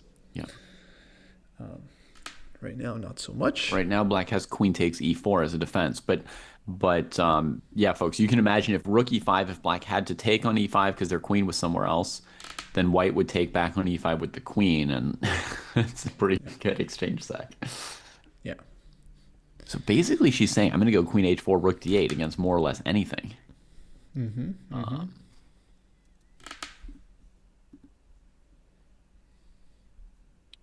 I once saw a Wei Yi game, Kostya, where he like doubled rooks on the H file, king went to G8, and then he played queen F6. And that was just checkmate. Like he was just threatening rook H8 with an X-ray defense from the queen. And if you took on F6, the G pawn would come to F6 and close the door, and you couldn't get out in time. Yeah. Yeah, there's also that famous blitz game between Supi and Magnus with the queen c6. Basically, same idea, but on the queen side. Yep. Yeah. All these mating ideas now. So right now we have queen h4 followed by rook d8 is basically winning threat. So what to do? You can't go king g8 because then rook d8 anyway. And the rook on A2 doesn't like dangling during all of that, you know? I mean, I mean, it feels like black maybe has to just like take on b2 here and then just keep it going. But that, yeah, it's hard to believe. yeah, because she's kind of got a lid on the bishop on G7 for now. I mean, surely Lano's lost, but what can she do? Queen h4, king g8, rook d8. If you trade rooks, of course, you lose the rook on a2. But even if you go bishop f8, because the rook's dangling on a2, the move rook takes f8 check might win. You know, being that exchange sack we want. Or perhaps, yeah. Or perhaps simpler would be to trade the rooks on a8 and play bishop takes e5. But okay, she covers d8. And this might open up rook e5, Kostya, right? So now rook e5 is possible. Exactly. You know, you can still go queen h4, rook d8 as well to just trade. And king a2 and just technical, yeah. Yeah, because and I mean that looks like that might be very, very good for white. Rook e5 I think would force the counter sack, but rook e5, okay, I'm very scared of like rook b2. Yeah, and rook e5, it's also an entanglement. Like if black leaves the rook on e5, it's not clear how you move your stuff. But yeah, here you're going to play what, queen a5, Kostya? That looks brutal. Takes queen a5. Yeah, exactly. So rook d5, you have to be very, very careful. I like this simplification. I like this queen h4, rook to d8. I mean, it's kind of all forced, I think. Bishop f8, we have rook takes, as you mentioned. So trades, king a2. And then it's like white puts the queen on e4 again. Pawn goes to h4 and just pawn up, better position. Your pawns are rolling. Your king is no longer afraid. Okay, one try from black immediately, queen d2. Okay, queen d2, good. thing to remember about this game is like, yes, it's comfortable in most games to be in a two result position where you're pressing and there's pressure on your opponent and like maybe they'll crack or maybe they'll hold. But like here, Vaishali, she really does kind of need to win. Her position is probably winning. She doesn't want to like play something pleasant and pass by something even stronger. Yeah, you don't. But at the same time, if you can get a nice end game, especially like she has a few minutes here, Hmm. it can be the safer choice over keeping stuff on the board and walking into some tactics. Yeah. Okay, Queen H4 Okay. played. That probably means she's going to play Rook D8. Otherwise, the queen was better on E4. Yeah, yeah, exactly. She just Oh, repeats. Wow. okay, interesting. I really don't think that that Rook D8 is maximum for white here, but I could be wrong. It's just an instinct. Just an instinct. I feel like white has even better. Yeah, yeah. I was thinking like she could have started with H4 as well. Um, but yeah, no, she's of course has to keep an eye out on all these Rook B2 sacks. But I like the one-time repetition. I think that's very wise. Just try to get if you can get to move 40 and then figure it out, you're probably in really good shape.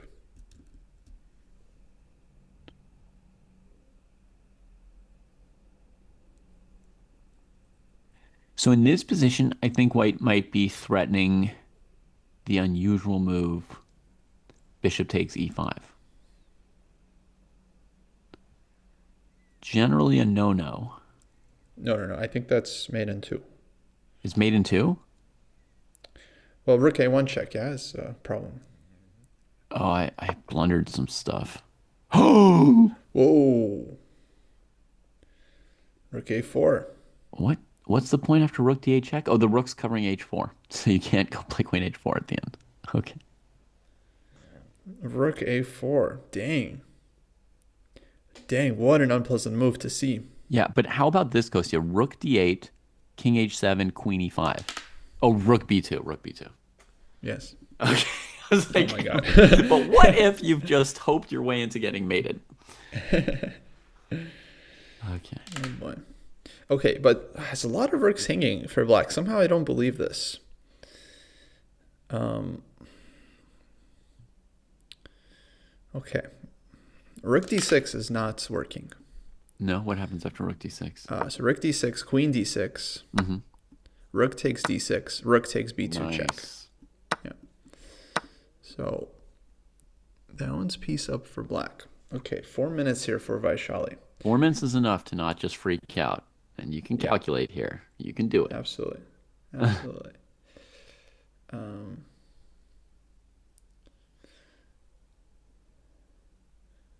okay, what's going on? Queen is hanging. If you move the queen, there's E4 stuff. Oh la la.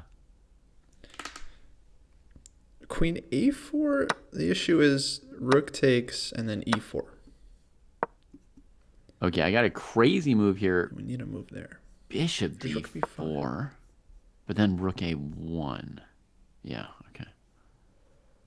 Bishop d4 was so e4 blocks the fourth rank, and then you've got the mate again.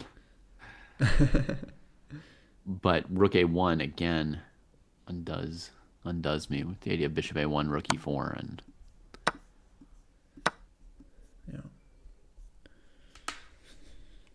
Okay.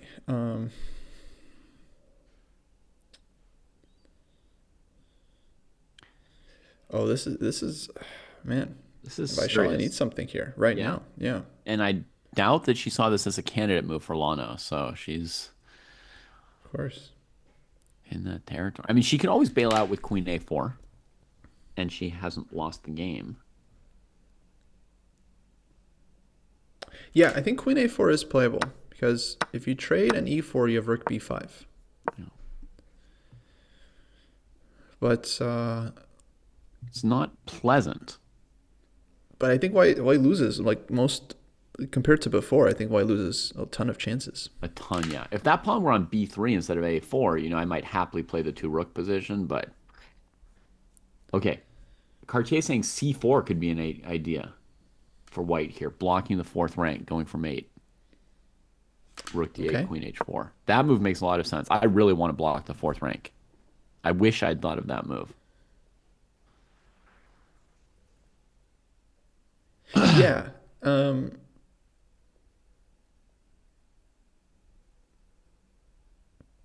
It's not the move you want to play, but However, maybe it's the move you have to play. we have to double check queen b3, rook d8, bishop f8.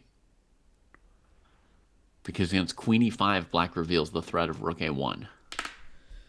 So queen b3, yeah, rook d8, bishop f8. And if take, rook d8 check, king e7. And it's not, maybe white has a draw, but not more than that. Yep. Okay, so c4, queen b3 looks okay for black. Rook d8 check played. Maybe it's going to be like king h7, queen g2, or maybe there's some angle for white to keep. Well, if king h7, then you can go c4 because black didn't play bishop f8. Oh, yeah. Nice. So she has to go bishop f8 now if she kind of wants this idea. Then so there'd king be h7. just simple queen e5, right? Simple queen e5 if you go bishop Yeah, f8. Exactly. So it's not playable. So king h7 is forced. And now c4 threatens mate. And how? In very few moves. And it's the final move before move 40. Okay, so I think she's going to spend all of her time. The way I would approach it is I would try to refute c4, and then if I can't, I just play it. Yeah. And if I can refute it, then then what do you do? It's too late to go queen it's a4. Too late for queen a4. So I don't know what I'm doing if I can't play c4. I'm really hoping c4 is working if I'm white.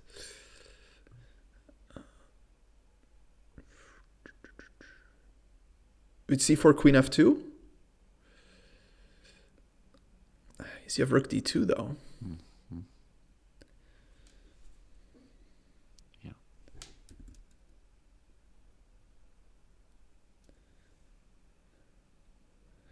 c4 queen f2. c4 C4 played. Yeah. Ooh. Doesn't see another move. And now long knows 4.5 minutes to find refutation here if there is one. God, how do you avoid mate as black here, right?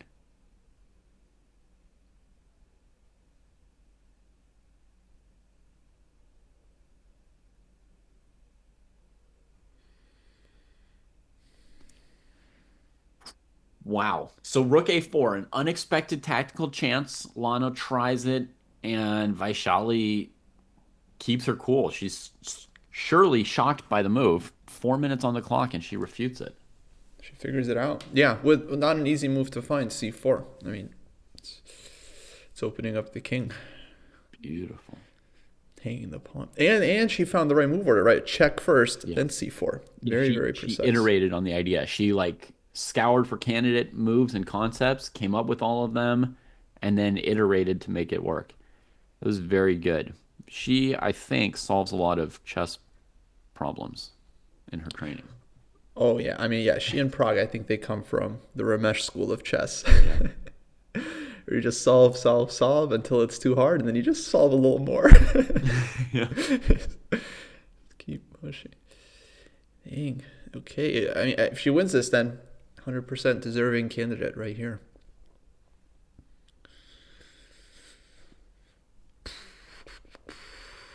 What to do? So queen f2, rook back to d2. Fabi won the game against Esipenko, by the way. They're still playing. I just mean for anyone who wants to know, he's going to win for sure. So he'll have an okay score in the end too. Yeah, disappointing result, I'm sure, but yeah, always nice to end with a win.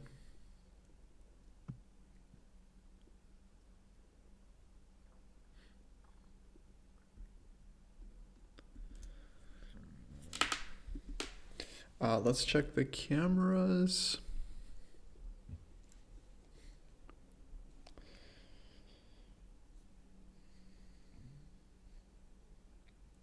Vaishali's still at the board. You know, if I had made move 40 like that, I probably would get up and just take a breather. let Katarina find a move. Hope that she forgets that she also has to make move 40. Just kind of chill, take a breather. But it might be game over if Black doesn't have an idea here. Then it's just mate. Yeah, I mean, if it's forced mate on the board, you don't need to do anything too fancy to bring it home. I mean, there's still, but Rook B2 doesn't actually fix anything, does it? No, it still leaves you getting mated, right? Because Queen F2, Rook D2 again with tempo. Mm-hmm. The Rook in this case. Yeah. So 90 seconds here for Logna to just find an idea. I did consider Bishop H6, sometimes like this kind of move, if for some reason it can work. But Queen H4 and there's no ideas. Nothing extra with the queen out of position on E4, but sometimes, you know, that opens up a square that you need, so.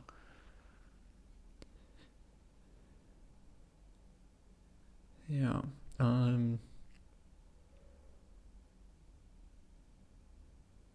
Her G5 move's looking better and better, as Elephant Bush points out. Oh, absolutely. Yeah, no, that was a killer move. And just a line like Bishop H6, Queen H4. If Rook A1 check, you have King C2. You don't have to take and allow all these other checks. Mm-hmm. And it's over. Yeah. Okay, 30 seconds. I'm going to the video feed. To watch the moment when Vaishali gets that candidate spot, gets that championship spot. Wow. People are probably going to come around and give her congratulations and things. If you want to see, just put the link in the chat. You can find the player videos there. No eval bar. She's made a move. Rook takes C4. Rook takes C4. Okay, I mean, she was running out of time. She had 6 seconds, so she just makes the only move that doesn't immediately allow Queen H4 check. Yeah, I think Queen takes C4 is better than Pawn takes C4. I agree. But Vaishali, the pro, still considers her option. She's got 30 minutes now on the clock. She doesn't blitz. She wants to first understand if there's some idea after Queen C4. Yeah. I mean, I guess there was.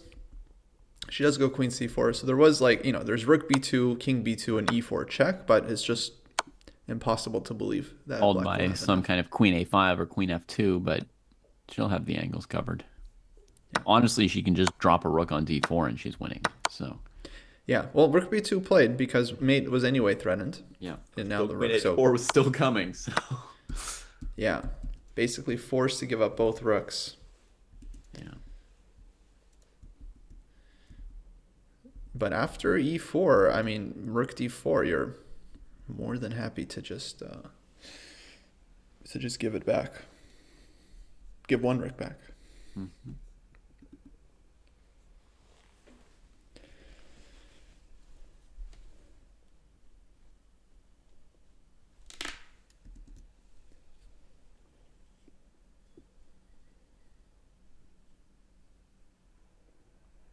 Yeah, Jujiner's heartbreaking game was really a little bit yesterday, I think.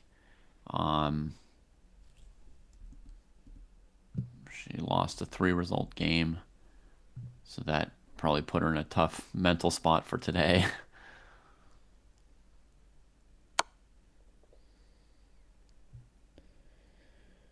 Okay, check played.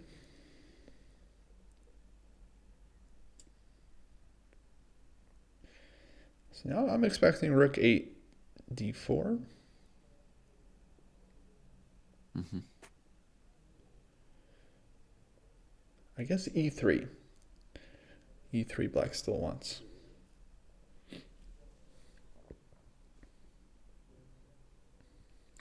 Tis but a scratch. Funny. Mm-hmm.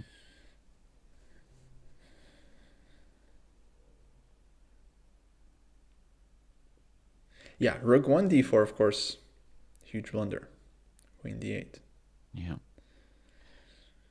For anyone who's a fan of one of the other players in this event, they're very, very tense and interesting endgames right now between Muzichuk and Jin and Goryachkina and Tan Zhongyi. So it's, yeah, definitely a lot of interesting chess. But here, the world championship spot is on the line in this game. So Yeah. And Vaishali, last time I remember she started really badly, like 0 and 5, right? Or 0 and 4. hmm And then in the second half, she went on to win like 5 in a row and then yeah, finished in third place. yeah. So she's always been huge talent. The thing I don't like about just plunking the rook on d4 to like give the rook is that black might not take it, and then my rook's just kind of sitting there. I don't know how good that is to have my rook just sit there. Mm-hmm. Yeah, and also I'm not seeing the huge problem with King B1. Yeah, my default move would actually be king a2. That way, if the queen gets on the long diagonal, my rook's also defending a1. And so, second rank I'll cover with the rook on d8. A file I'll cover with the queen on a4. And I'm just planning to play queen takes e4, or queen h4 check if you play e3. So. Yeah.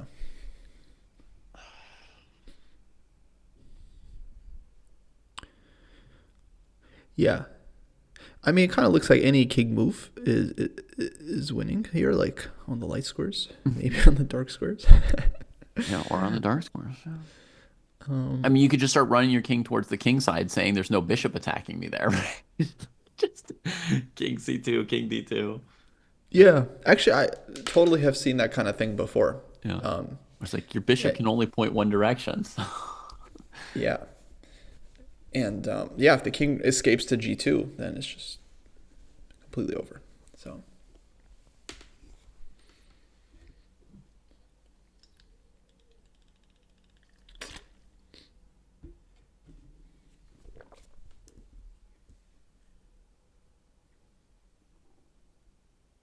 I love playing a long endgame in the last round.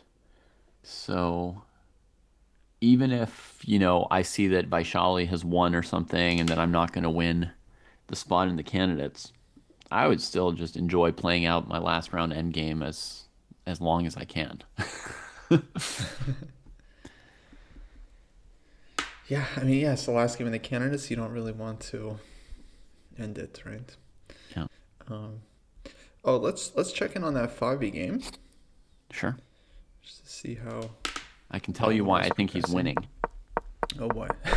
Why I I would think it's guess. so easy to determine that he's winning. Oh boy. It's a single thing, a single piece. I wonder. Honestly, it's the reason he lost to Geary a few days ago. Oh no. Yeah. It's the knight on a1. So Esipenko played bishop c1 to stop some of these knight a3 check tactics. But then the knight couldn't go to c1 and it went to a1. And that's just, it doesn't matter what Fabi does anymore other than not blunder his face. Right. Yeah, no, I mean, the knight is actively hurting White's position. It It's takes a taking flight square. square. Um, brutal, brutal. The rook f3 is an interesting technique. He allows the queen into e6, totally unconcerned. Honestly, it looks like exactly the kind of move that would allow you to blunder and lose with a knight on a1 for the opponent, but apparently there's no follow-up to queen a6. Right. So his idea is maybe to take on c3. Which I guess he can't do quite yet.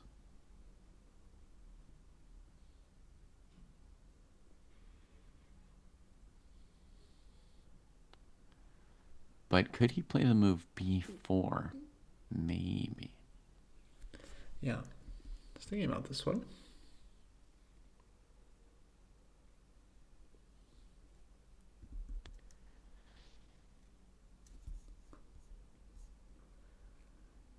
What's that phrase in Go when a piece is dead? But you can still maybe get something out of it Mm-hmm. before they capture it. Like, you know it's dead, but you're trying to get a little juice. Yeah. That's called aji. Aji. AJI. Aji. Yeah, that knight is Aji. Hmm.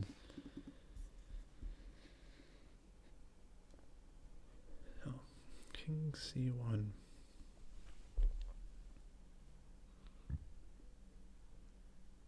Truly, truly a miserable move to have to play.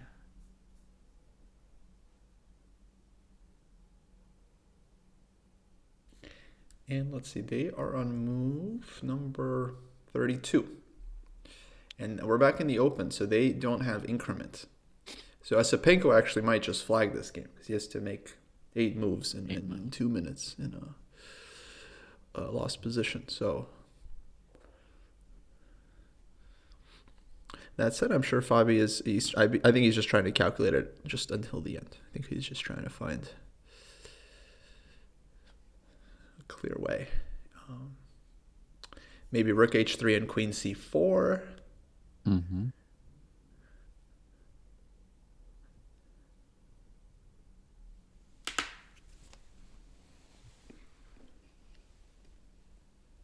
Maybe something else.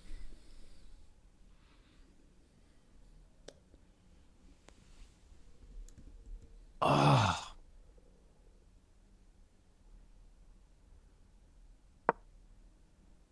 Queen D7. Covering E6.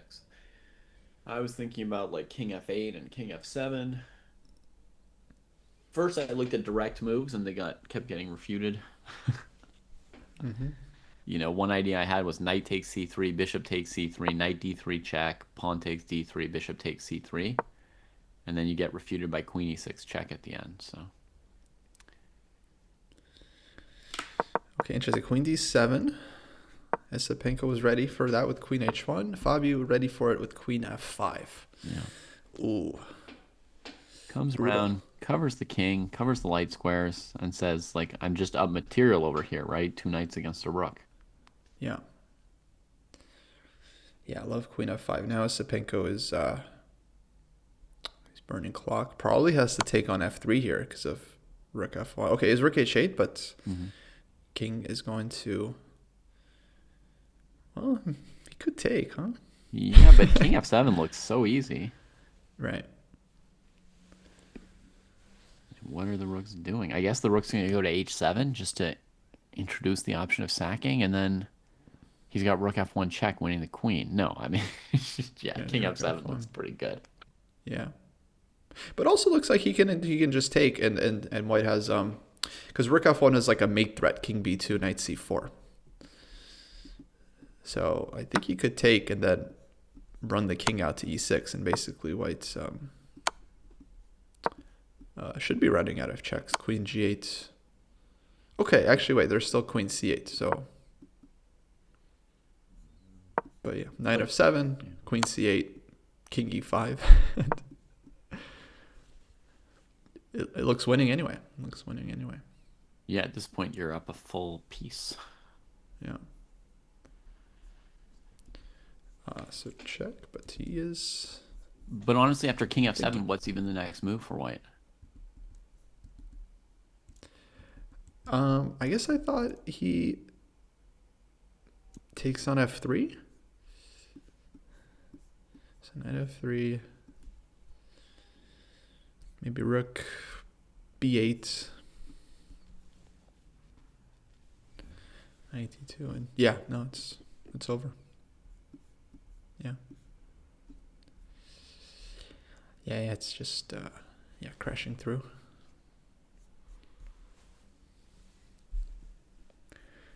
Okay, it does take. Yeah, it seems like both were winning, but okay, at least this way White gets to give some checks. But that position after King E5, that looked like that's resigns. Just too many threats. Okay. Now there's 3 moves for black. So, okay, another question for chat. What is the worst of these moves?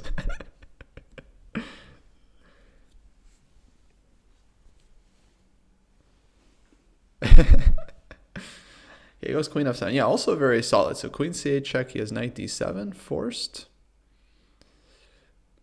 And now rook f1 is coming. And black is no longer officially down material.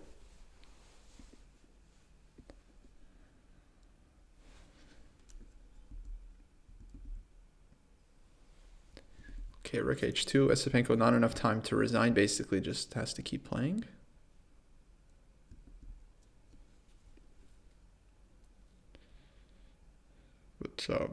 But rook f1 and knight b6, right? Knight 5 b6.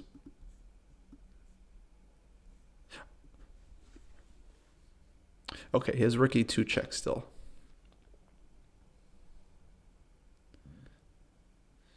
Oh, he plays it. Wait. Oh, rook e2, king f5. I thought king d5 somehow is only square. Queen b7 check. No, rook e2, king f5. And yeah, no more checks. So very, very strong double attack here for black. Now they reach the time control. Oh, Fabi has this classic pose where his hand is ready to accept the resignation. Very famous when you have your hand like on top of your pen. It's just like cocked for the handshake. It's just ready. All right, but he brings it back. He brings it back.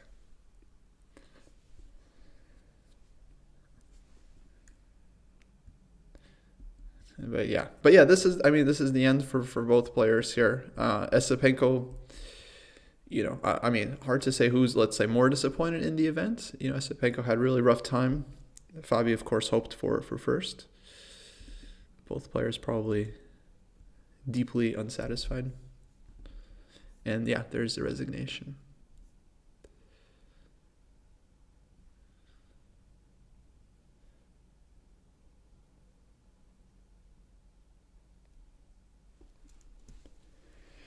Yeah, finishes 4.5 out of 14, -5.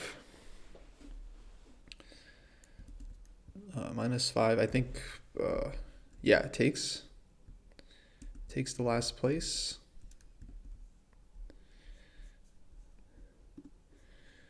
Which, okay, was more or less guaranteed at this point. The Prague did draw, so...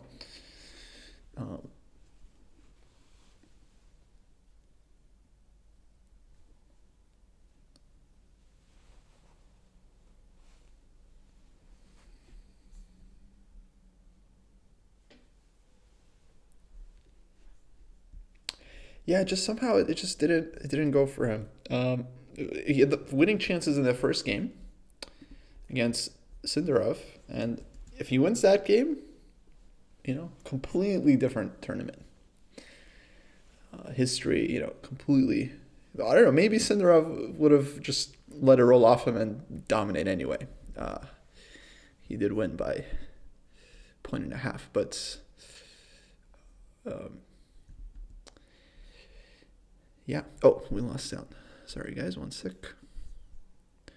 No, it's me. Yeah, it's me. One sec. Okay, so You're good Bobby has won. Vaishali and Lana are still playing. Yeah, we had king b1, queen f2, rook comes back, queen f5. And yeah, this is still, let's say, blunder territory, but of course it's two rooks for the bishop, so. Yeah. Let's see. Rook f1 looks. Queen a5. A5. Rook a2, I guess. Okay, two still. Yeah. Well, maybe queen takes g5. She might play. Yeah. I was thinking rook d5 here. Mm-hmm. And then on queen f2.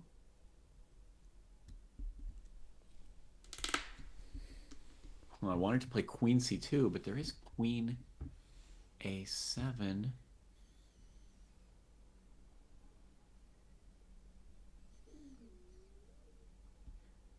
I think I would just play queen e4. I'm kind of over the whole defending thing. No, there's queen a1 to c3 as a perpetual. It keeps me in.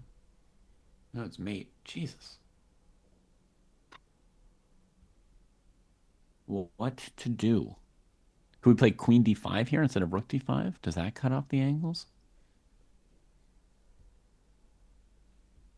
The black queen?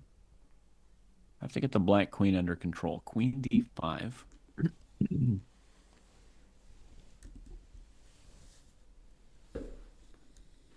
Queen d5 looks like it does it. E3 check. Queen takes queen. Yeah.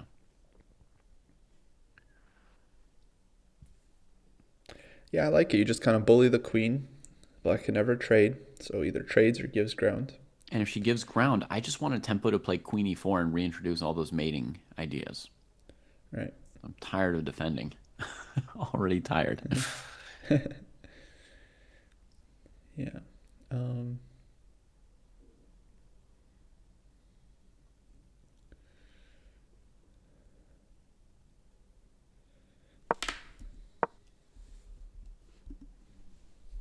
yeah, I like queen d5 because black really wants queen e5, right? Just with some annoyances. So queen d5 puts a nice stop to that. Black also might want e3 in this position. May or may not work, but something else to watch. Yeah, yeah, yeah. So I like queen d5. Vaishali just needs to keep her cool here.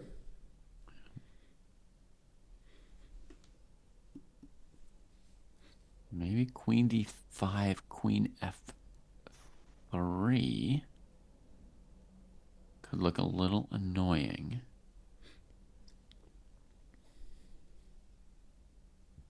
Very funny. Then rook d3, queen g2.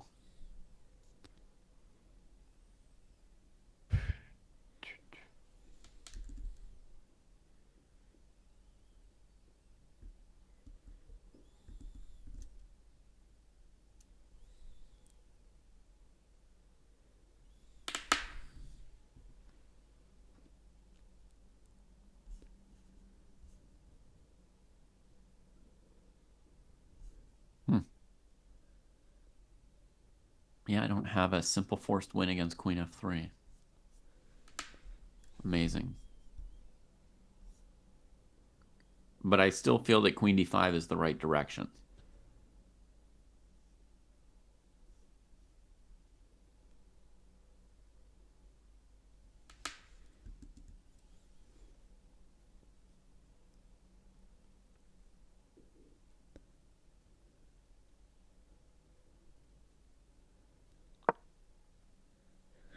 Played. Yeah. So queen f3.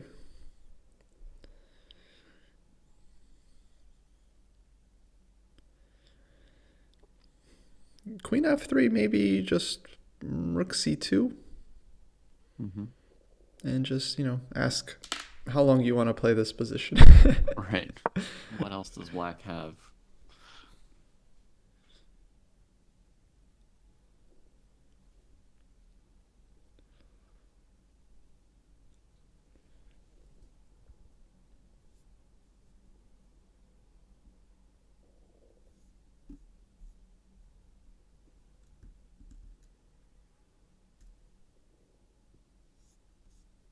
Yeah.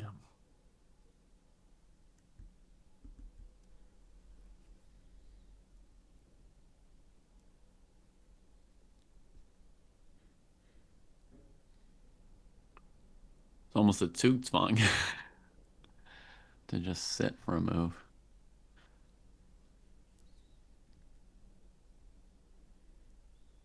Looks like Goryachkina might be winning against Tan.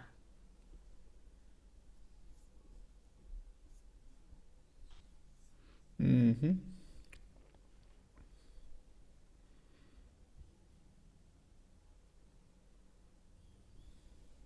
Yeah, Elephant Bush, rook d3 was my first thought, but then after queen g2, I didn't find the next brilliancy, the follow-up brilliancy.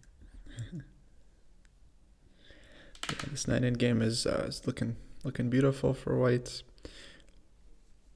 Yeah, just to check on Musichuk against Yeah. Jujinir. Her game is pretty hard to call. Yeah, very unclear.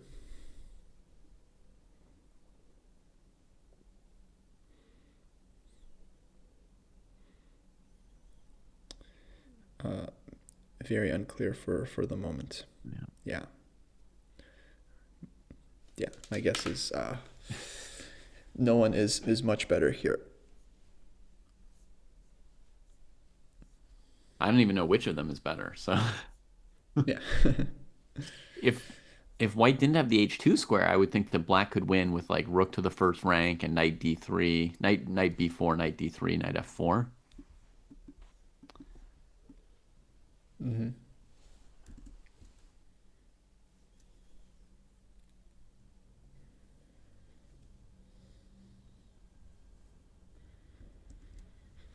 Yeah. I had a question. I forgot the answer to this, but how did does Musichuk replace Tumpy Canero? Yeah.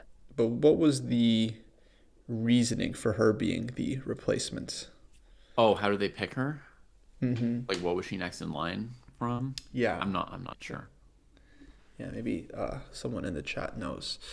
And then I had another question for the chat that I think maybe you FIDE does guys like a can Grand answer. Prix series for the women's candidates. My Mm-hmm. guess would be she was next in line in that, but I don't know for sure. Chat will know. You're right. Yeah. And then while you guys are looking that up, I had another question. Earlier in the tournament, there was this awkward moment between Divya and Logno, where they played this very long game. I think Divya was trying to win. Eventually, they drew. And then at the end of the game, Logno kind of gives her this gesture, just like, calm down, like, hold your horses. Like, she was chastising her for something. But I didn't really understand what. You did it like that with the two hands? Yeah, just Like just like settle chill, down? chill. Yeah. Tranquilo, tranquilo. You know, it's like, so, yeah, I'm wondering what was.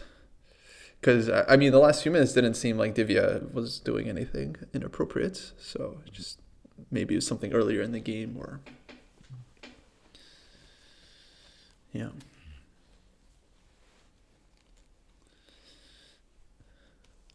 Okay, so I'll wait to see if chat has any answers there. In the meantime, let's go back to Vaishali. Okay, Queen F3, Rook C2 on the board. Nice. Goes to calling rook Yeah. c2. High class.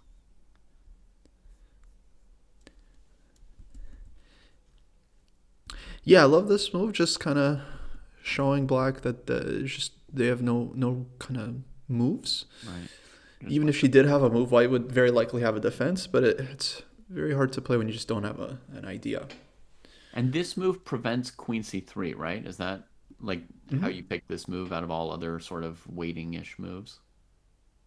Yeah, I think Queen C3 is kind of black's only idea there. Gotcha. So Yeah, so now black's like basically shuffling, king g8 or bishop h8 or something, right? yeah. Or yeah, trying to find some other avenue for the queen. Could white potentially play rook c7 next? And just end it. Guess there's always some queen to the second rank still.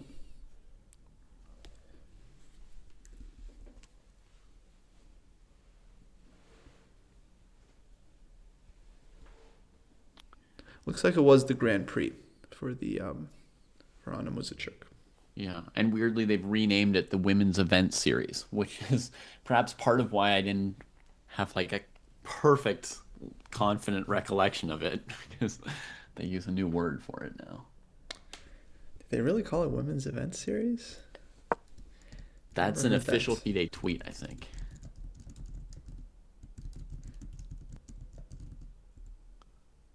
Now Kostya wants to know why it's called the FIDE Women's Event Series. Yeah, yeah, I Googled it, and that FIDE's page comes up. FIDE Women's Events 2024. It Okay, but doesn't even really sound like tournaments, right? It sounds like some kind of like lecture series where people talk about women in chess or something. yeah. Maybe some I mean, flower arranging for women to do on the side next to a chess tournament. right. I remember a couple years ago there was some tweet from FIDE. The tweet was basically like stop using the term women's chess. Like stop saying women's chess. They felt like it was like degrading or insulting in some way. Instead of They're taking like women out of it, they took chess out of it. So now it's just events for women. women's events. I'd be like, I mean ah, that I don't know who wrote that tweet, but that lasted like a week. That kind of yeah. that thing.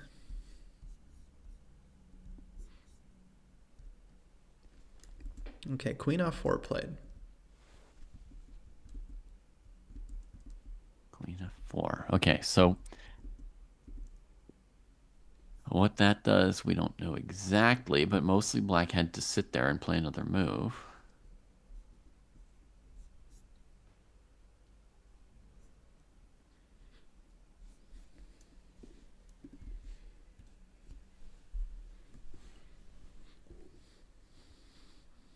Okay. Now, how would you feel if I played rook e1 for white here?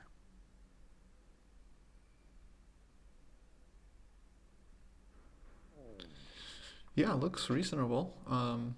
Okay, let's say E3. Yeah.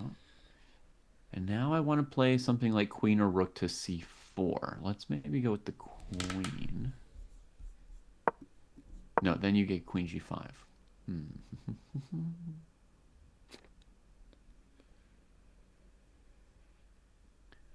Yeah, but E3, I mean, there's no threat, right? So maybe just go like H4.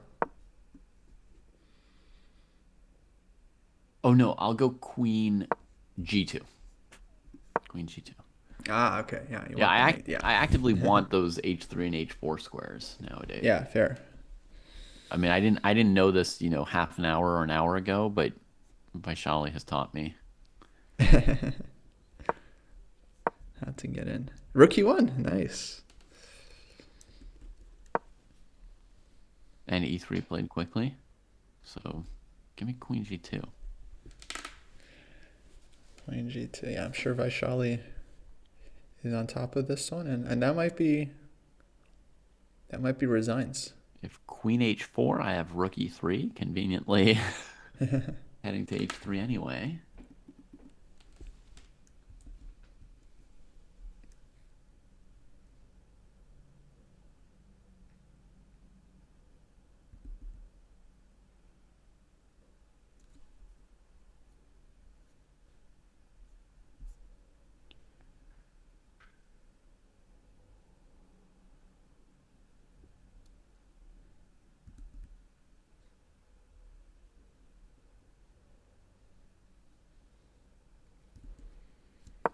Will Vaishali find the move? And she does.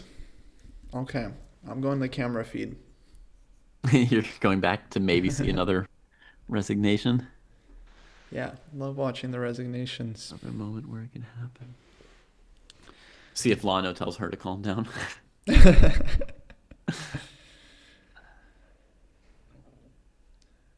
Calm down, calm down. It's not like you did anything special. I played the dragon, you were winning the whole time. Yeah. It was interesting. Like in the open section, it's really only Sandarov of the juniors that impressed. Mm-hmm. All the other young guys, I guess, okay, Prague, Osipenko, they clearly underperformed. But on the women's side, it's like, apart from Divya, all the juniors were basically in contention. Mm-hmm. Well, the candidates had not that many juniors. I mean, compared to what you might expect, right? Like, no Arjun, no Vincent, right? I mean, you've got Bluebaum, Yeah. the late bloomer. You've got Naka, Fabi, Geary. I mean, it just wasn't that young a tournament. Yeah. Yeah, Wei, bit of a journeyman. Mm-hmm. It was just, yeah, Prague and Sindarov.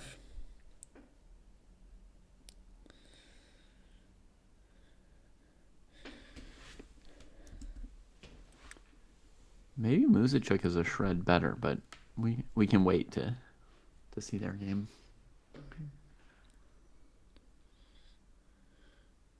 We've got fantasy contest winners, plural. Is it not me, Mahe? Did I not win Soul first?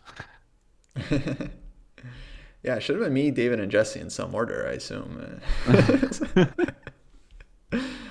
But that's awesome. Yeah, actually, yeah, I see we have the top three standings, and okay, looks like there's so the three winners: Lars Sensei, Ed D, and Jeremy, all with 5 points. There's also a Lars Senpai there in fourth place with 5 points, but I think that's just a duplicate. Oh no, but wait, the Lars Sensei got 6 points, Lars Senpai got 5 points. Okay, we'll have to do some investigation there, because, I mean, technically you should only be submitting one entry. You can dramatically increase your chances of winning with multiple entries. But if it's two different people, then we'll allow it, of course. It's Lars Sensei and Lars Senpai, so I don't know what the story is there. Yeah. Resignation. Did you catch it?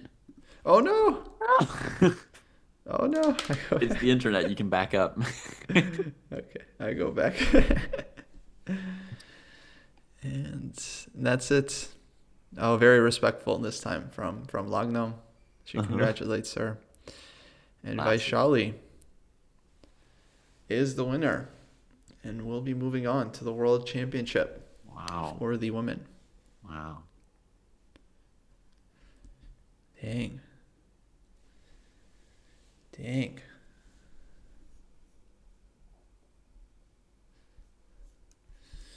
Wow. So congrats to Vaishali. She will be challenging Ju Wenjun, which will be very, very, very, I mean, huge test for her. Yeah. Yeah. Ju Wenjun's been there for many years now, and she knows what she's doing. Yeah. Has Ju, has she even lost a match? I think she did once. I think she once lost it and re-won it. Yeah, I'd be very curious.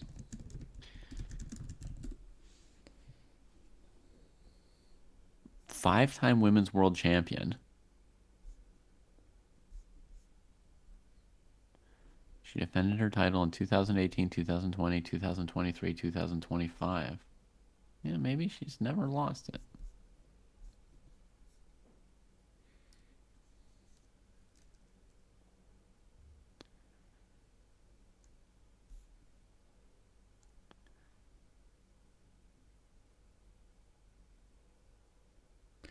Right, so she first won the match actually by beating Tan Zhongyi in 2017. Wow, long time ago. Yeah. And then she held on to it. She scored 6-6 against Goryachkina, so that was a real challenge, and won that one in tie breaks. Right. Yeah, I remember that was a very, very hard-fought match.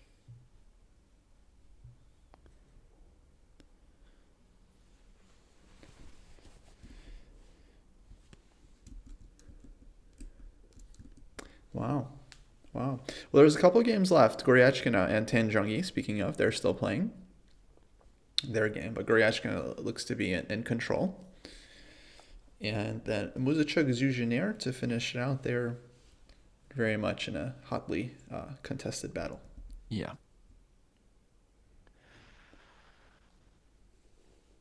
Maybe we should watch this one for a bit because I have not known what's going on, but my interest has been piqued all along here.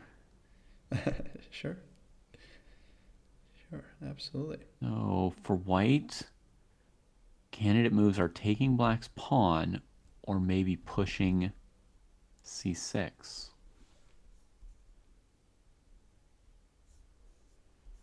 Point of c6 would be to play rook e7 check c7.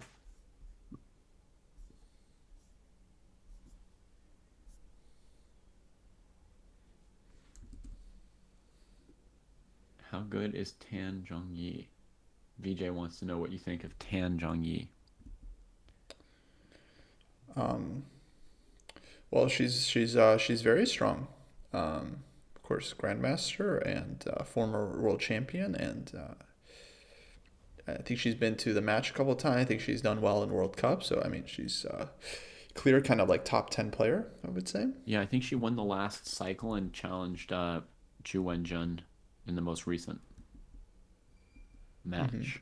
So she made it back up there. And I mean, with most players, you can kind of look at their rating and have a sense of how strong they are. So I'd say she's about 25-30 level right now. Yeah.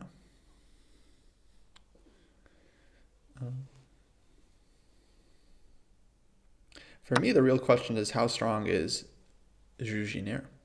Mm-hmm. Because it seems like she hasn't reached her peak yet. She's still just on the way up. Yeah. Had fantastic year in 2025 and would have won this tournament if not for a certain Bibisara Samayeva, who pulled her back.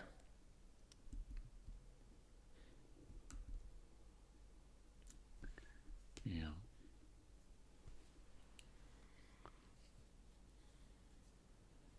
For me, this is starting to look good for black. Like knight f4 and rook d2 coming. Mm-hmm. Or rook d3. I think a likely move for white now would be knight b6.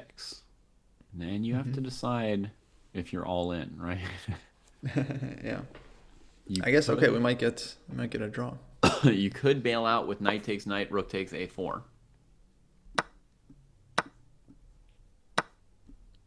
Yeah. But I think knight f4 check would also be Interesting. safe. Yeah, Okay. like king somewhere, rook comes down to d2 or d1. Yeah. Yeah. Yeah. Assume that if the king's on the first rank, you could check it to h2, so you can get the position with the king on h2 and play rook d2. Right. And now white's big threat is c6, so I don't know. They might as well do it. Yeah, let's say c6. And then rook takes f2 check. Mm-hmm. Knight b6 played, by the way. Nice. Actually, it's not so clear. It's like king g1. Yeah, you have to be careful. You don't let this pawn promote on you. And you don't actually have a perpetual. So, yeah, huge question now for black. She basically has the draw of knight b6. Black is never worse there. So the question is, does she want more?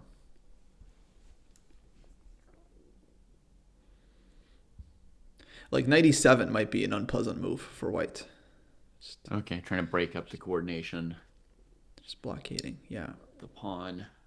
But bear in mind, black's at the moment down that past c pawn. So it's like, how ambitious do you want to get? White's king position's bad, but she'll be taking risk. Some risk, probably, if she doesn't go for the draw.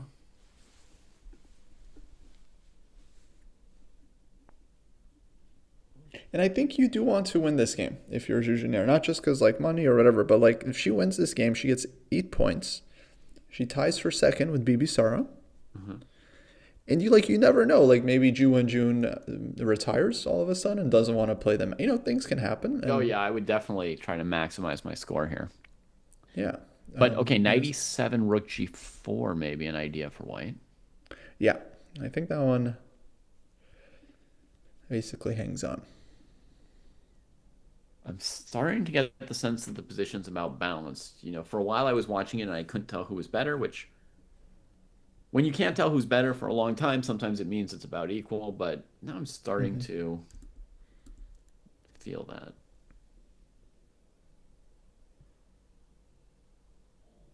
Oh, VJ says that you've played against Tan personally. I did. She's the only one I faced of the field. I played her in Gibraltar uh, many years ago, maybe 10 years ago at this point. Uh-huh.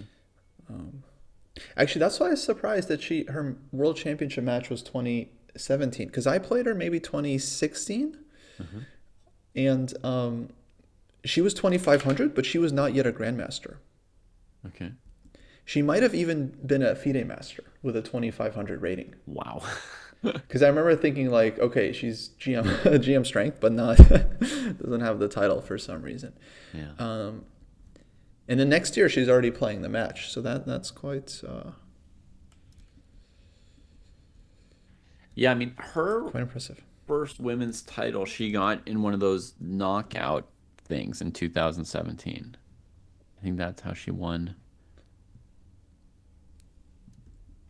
the women's world championship, and then her second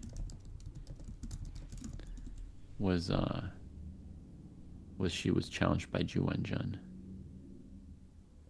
Then like 4 cycles later, she got back up and challenged Ju herself.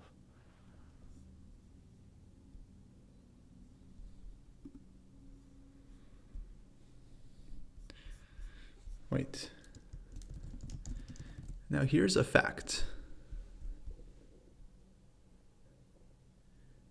The way that she got the grandmaster title, Tan Jiangyi, was by winning the women's world championship in 2017.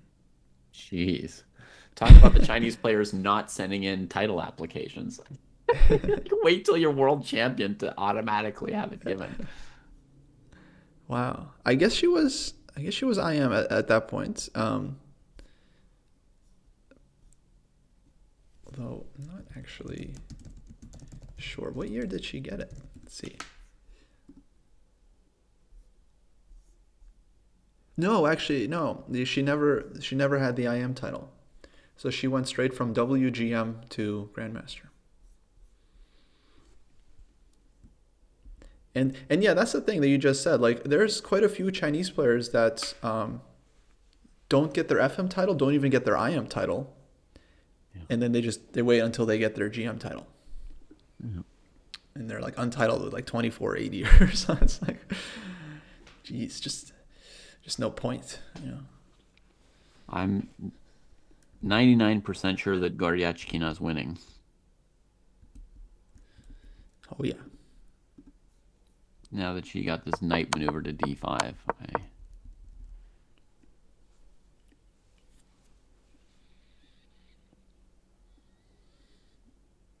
Yeah, now it looks like you could win the position Looks pretty good. blindfolded while asleep and drunk.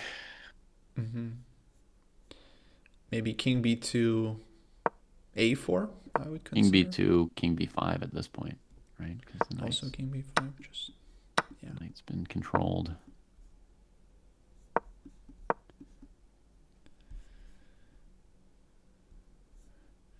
So yeah, Goryachkina winning this one. So she'll finish on 7.5, full point behind, and yeah, Zuziner did go for that drawing line with knight b6, rook a4. Yeah. And one interesting detail of this rook a4 position is that if white goes rook g4, black can trade, play king d6, and win because of the a pawn. Yeah. So rook g4 loses. So white needs to find the right move to draw this endgame, actually. Yeah, I was thinking b7 first, rook b4, and then rook g4. Okay. And then after rook takes b7, you would take the h pawn. Take the h pawn, and yeah, I would think white should have enough there. Yeah, and then against rook b4, you could always switch to h8 and a8 and stuff. Yeah, there's probably several ways to draw this endgame as if it were a cat. Yeah. to be skinned.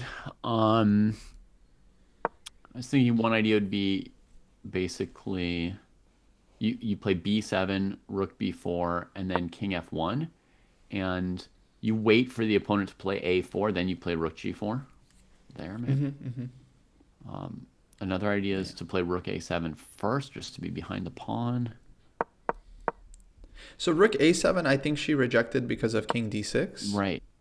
Yep. So I like her solution. Rook This a8, is I like think an that's iteration. very clean. Yeah. Rook g8, excuse me. Yeah, it's very very clean now. Threatening b7. So black has to go rook b4. Mm-hmm. Yeah, and now rook a8, and perfect. yeah, they're going to shake hands. I think Drew's going to keep playing. You think so? Yeah. Wow. Wait, let me see. We need the video now. You can see the video to see what you read in her body language.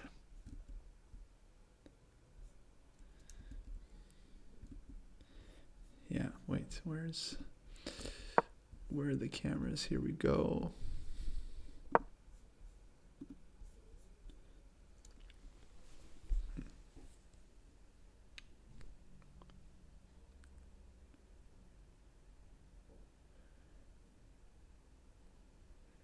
Yeah, she's making moves, but she's I'm seeing now. So rook a8, king f5 played very quickly. Mm-hmm. Rook g8. Muzichuk has a plan. She's headed to g4 like the blind bandit envisioned. Yeah. And Muzichuk just gave her a look like, are you even better here? But hang on, if you go rook g4, what if black takes? Takes king f4. Yeah. Yeah, fair.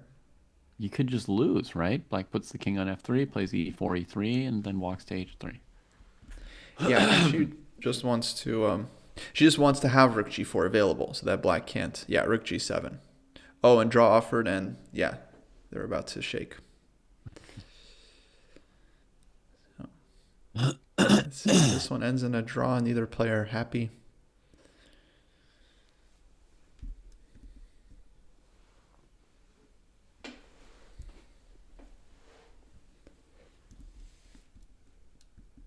And that leaves us, folks, with the final game of the candidates.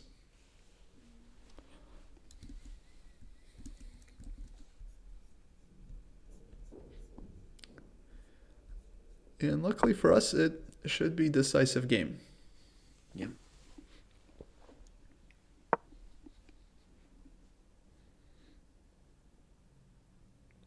For me, Goryachkina is like a really interesting player that I feel never fulfilled her full potential. Mm-hmm. Because I remember she was very young and very 2600. Yeah. You know? It was very like, promising for a moment there. Yeah, it'd be like if Divya was 2600 right now. It'd be like, oh, Yeah. she's coming for everyone. Here's a trick that doesn't work. Knight e7, knight e7, a7, knight c6. Yeah, never too late to spoil.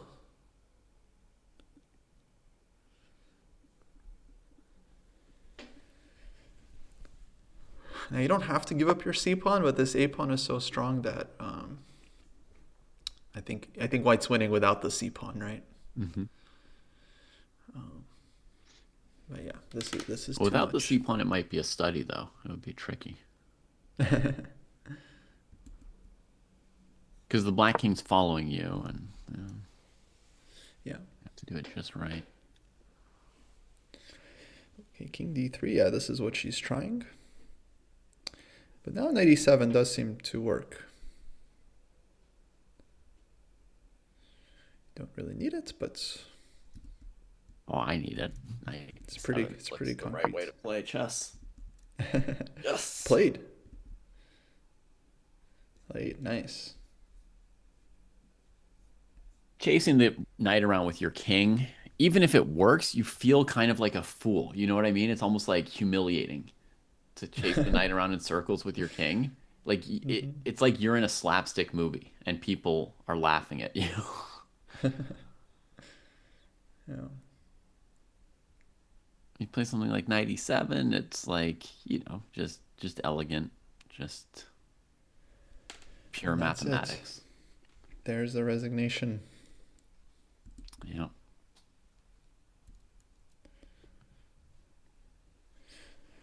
Alrighty, folks. Well, that's gonna do it. We have a podcast now to record on, guess the topic.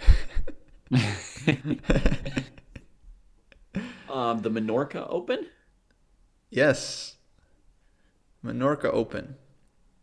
Nihal Boldly Sarin? won Nihal by Sarin won like a Nihal Sarin. rapid-ish tournament there, game 30. He won the Menorca Masters, yes, over Gukesh was in that tournament Yeah. and other strong players. Yeah. I think Gukesh had again somewhat lackluster. He finished third or so. Yeah, -1 score, I think. Got 2-0'd by Nihal. And Nihal's doing pretty well. Kostya, it took him a long time to crack 2700. He was in the 2690s for like 2 or 3 years. It was excruciating for my junior team, but now he's on to something. I mean, he's always been a super talent. He was there maybe even before Prague and before Gukesh. Yeah. I saw a photo recently. Someone posted of Nihal Sarin against Sandarov when they were babies. They look like they're both under 10 years old, and presumably it's board 1 of some World Youth Championship. And Prague is in the background on board 4 or something. So yeah, Nihal, he's always been there, and I love it when he wins tournaments because he always sends out this tweet with no enthusiasm. So the tweet that he sent after this one was just "won Menorca Masters," period. That's he always does that. Just like won this tournament. It's very funny. It's the opposite of how most people tweet those things. Of course. Yeah. Yeah, there's matches. We could do a podcast about like private matches, private non-world championship matches, right? Erdomas has played a couple and Hans has played several. Yeah, these new matches are very interesting that Hans has played since last year. Dogmas has started playing. He's playing Topalov right now, but last year he played Svidler in a match. Yeah. And yeah, we're on our Dogmas watch. He's supposed to cross 2,700. Very, very probably during this match he'll do it. You could check out his live game right now. He's got 2 minutes left on the clock. I think he's in a drawn endgame against Topalov, and a draw will not push him over 2,700. But it won't hurt him either because Topalov is higher rated still. Yeah, it won't hurt him. But let me see if I can. I think find it'll only this. gain him 0.4 points.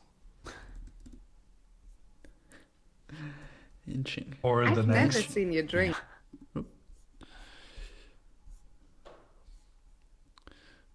Where is this? Where's this match?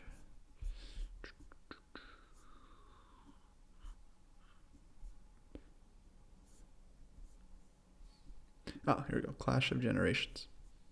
Far Eastern, Erdomas is actually 14 right now. It's like, it doesn't seem possible. But he's actually 14. And well, actually, I could totally see him winning this. If he could somehow. somehow win this endgame, then this would be it. This would be, the moment. Well, he's about to force another pawn to the dark squares. Oh my God. Maybe it's possible here, Kostya. But wait, King F6. I think this is. Okay, Knight some would get kind of trapped if he took the pawn, right? repetition. Yeah. So Knight F5, no repetition. Now D6 pawn is hanging. Bishop B4, Knight G3. Knight G3, Bishop E1, right? Bishop E1 back, yeah. Dang, Topalov, huh? Still got it. Still got it. I am a bit surprised that Topalov agreed to play this because he's basically just been retired for several years now. Yeah. And okay, he was playing some rapid events. He played some Grand Chess Tour. That's fine, of course. But if he's now playing classical, then he's just gonna lose his points. Well, here's the thing about those points, Kostya. It's kind of like what they say about like you can't take your money with you. If you have like a big fortune and then you die and you're like, oh shoot, I should have bought like a few more ice cream cones and like I didn't, I didn't use it all. So like, what's Topalov gonna do with those 2,717 points? I mean, Gotta spend them on the way out for something. no, but you can you're gonna end on some rating, so might as well be above 2,700. Well, maybe he'll stop at 2,701. I hope so. It's risky. The kid might want to take them all.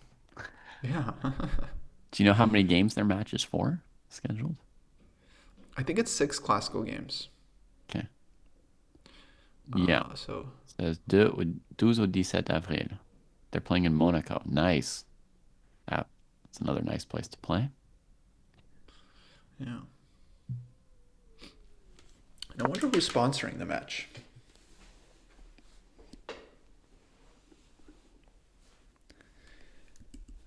Because that's the only way I feel like if I was Topalov, I would agree to this.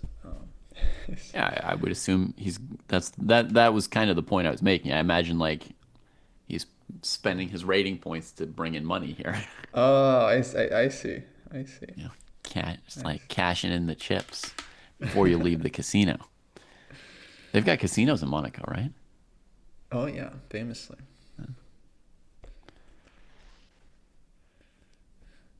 Well, I don't see anything more for Yigis to do, so today will not be the day. But they'll have 2 more games tomorrow and the day after, and he's 1 win away at this point. Yeah. Mm-hmm. So we'll keep an eye on it. But yeah, no, this kid is. Oh my! There's so many kids coming. It's crazy.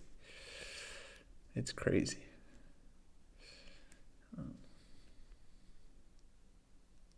Yeah. Alrighty, folks. Well, I think we'll probably wrap it up there. That's it. So thanks for joining us for the candidates. Heck of a candidates, Very, very hard to expect this outcome and the way it happened. Yeah. And my suspicion, folks, is that we'll be covering the World Championship match, Sindarov Gukesh, later this year, and the Olympiad. So at least 2 more big events that I think we'll do live dojo coverage for those of you who like dojo coverage. And if you think of some way to send us a message to let us know that we should keep doing dojo coverages of events, let us know what you think we should be doing. Yeah, folks. There's many ways to support the channel. We basically make nothing off the coverage. We just like it. We would be following the games anyway, and it's much more fun to follow them with our friends and doing the watch party. But would be awesome to get some support. Of course, you can donate. You can check out our Patreon. But honestly, one of the best ways to support is free, and that is to share your opinion on the internet about how much you like our coverage and how underrated we are. And put it in your own words. If you see a random Reddit thread and people are like, what's the best coverage, or Twitter, give us a shout out. It's very, very much appreciated. Yeah. The World Championship match, there's questions. It's slated for late November this year. They, before they have the 2 players, they generally don't seek sponsors. But now that Sandarov is in, probably Uzbekistan might be interested, India might be interested, might be other places. So I think they're now gonna start accepting bids, and yeah, at some point they'll finalize a venue. All right. Cheers. Okay, folks. Yeah, thanks for watching, and we'll catch you next time. All the best.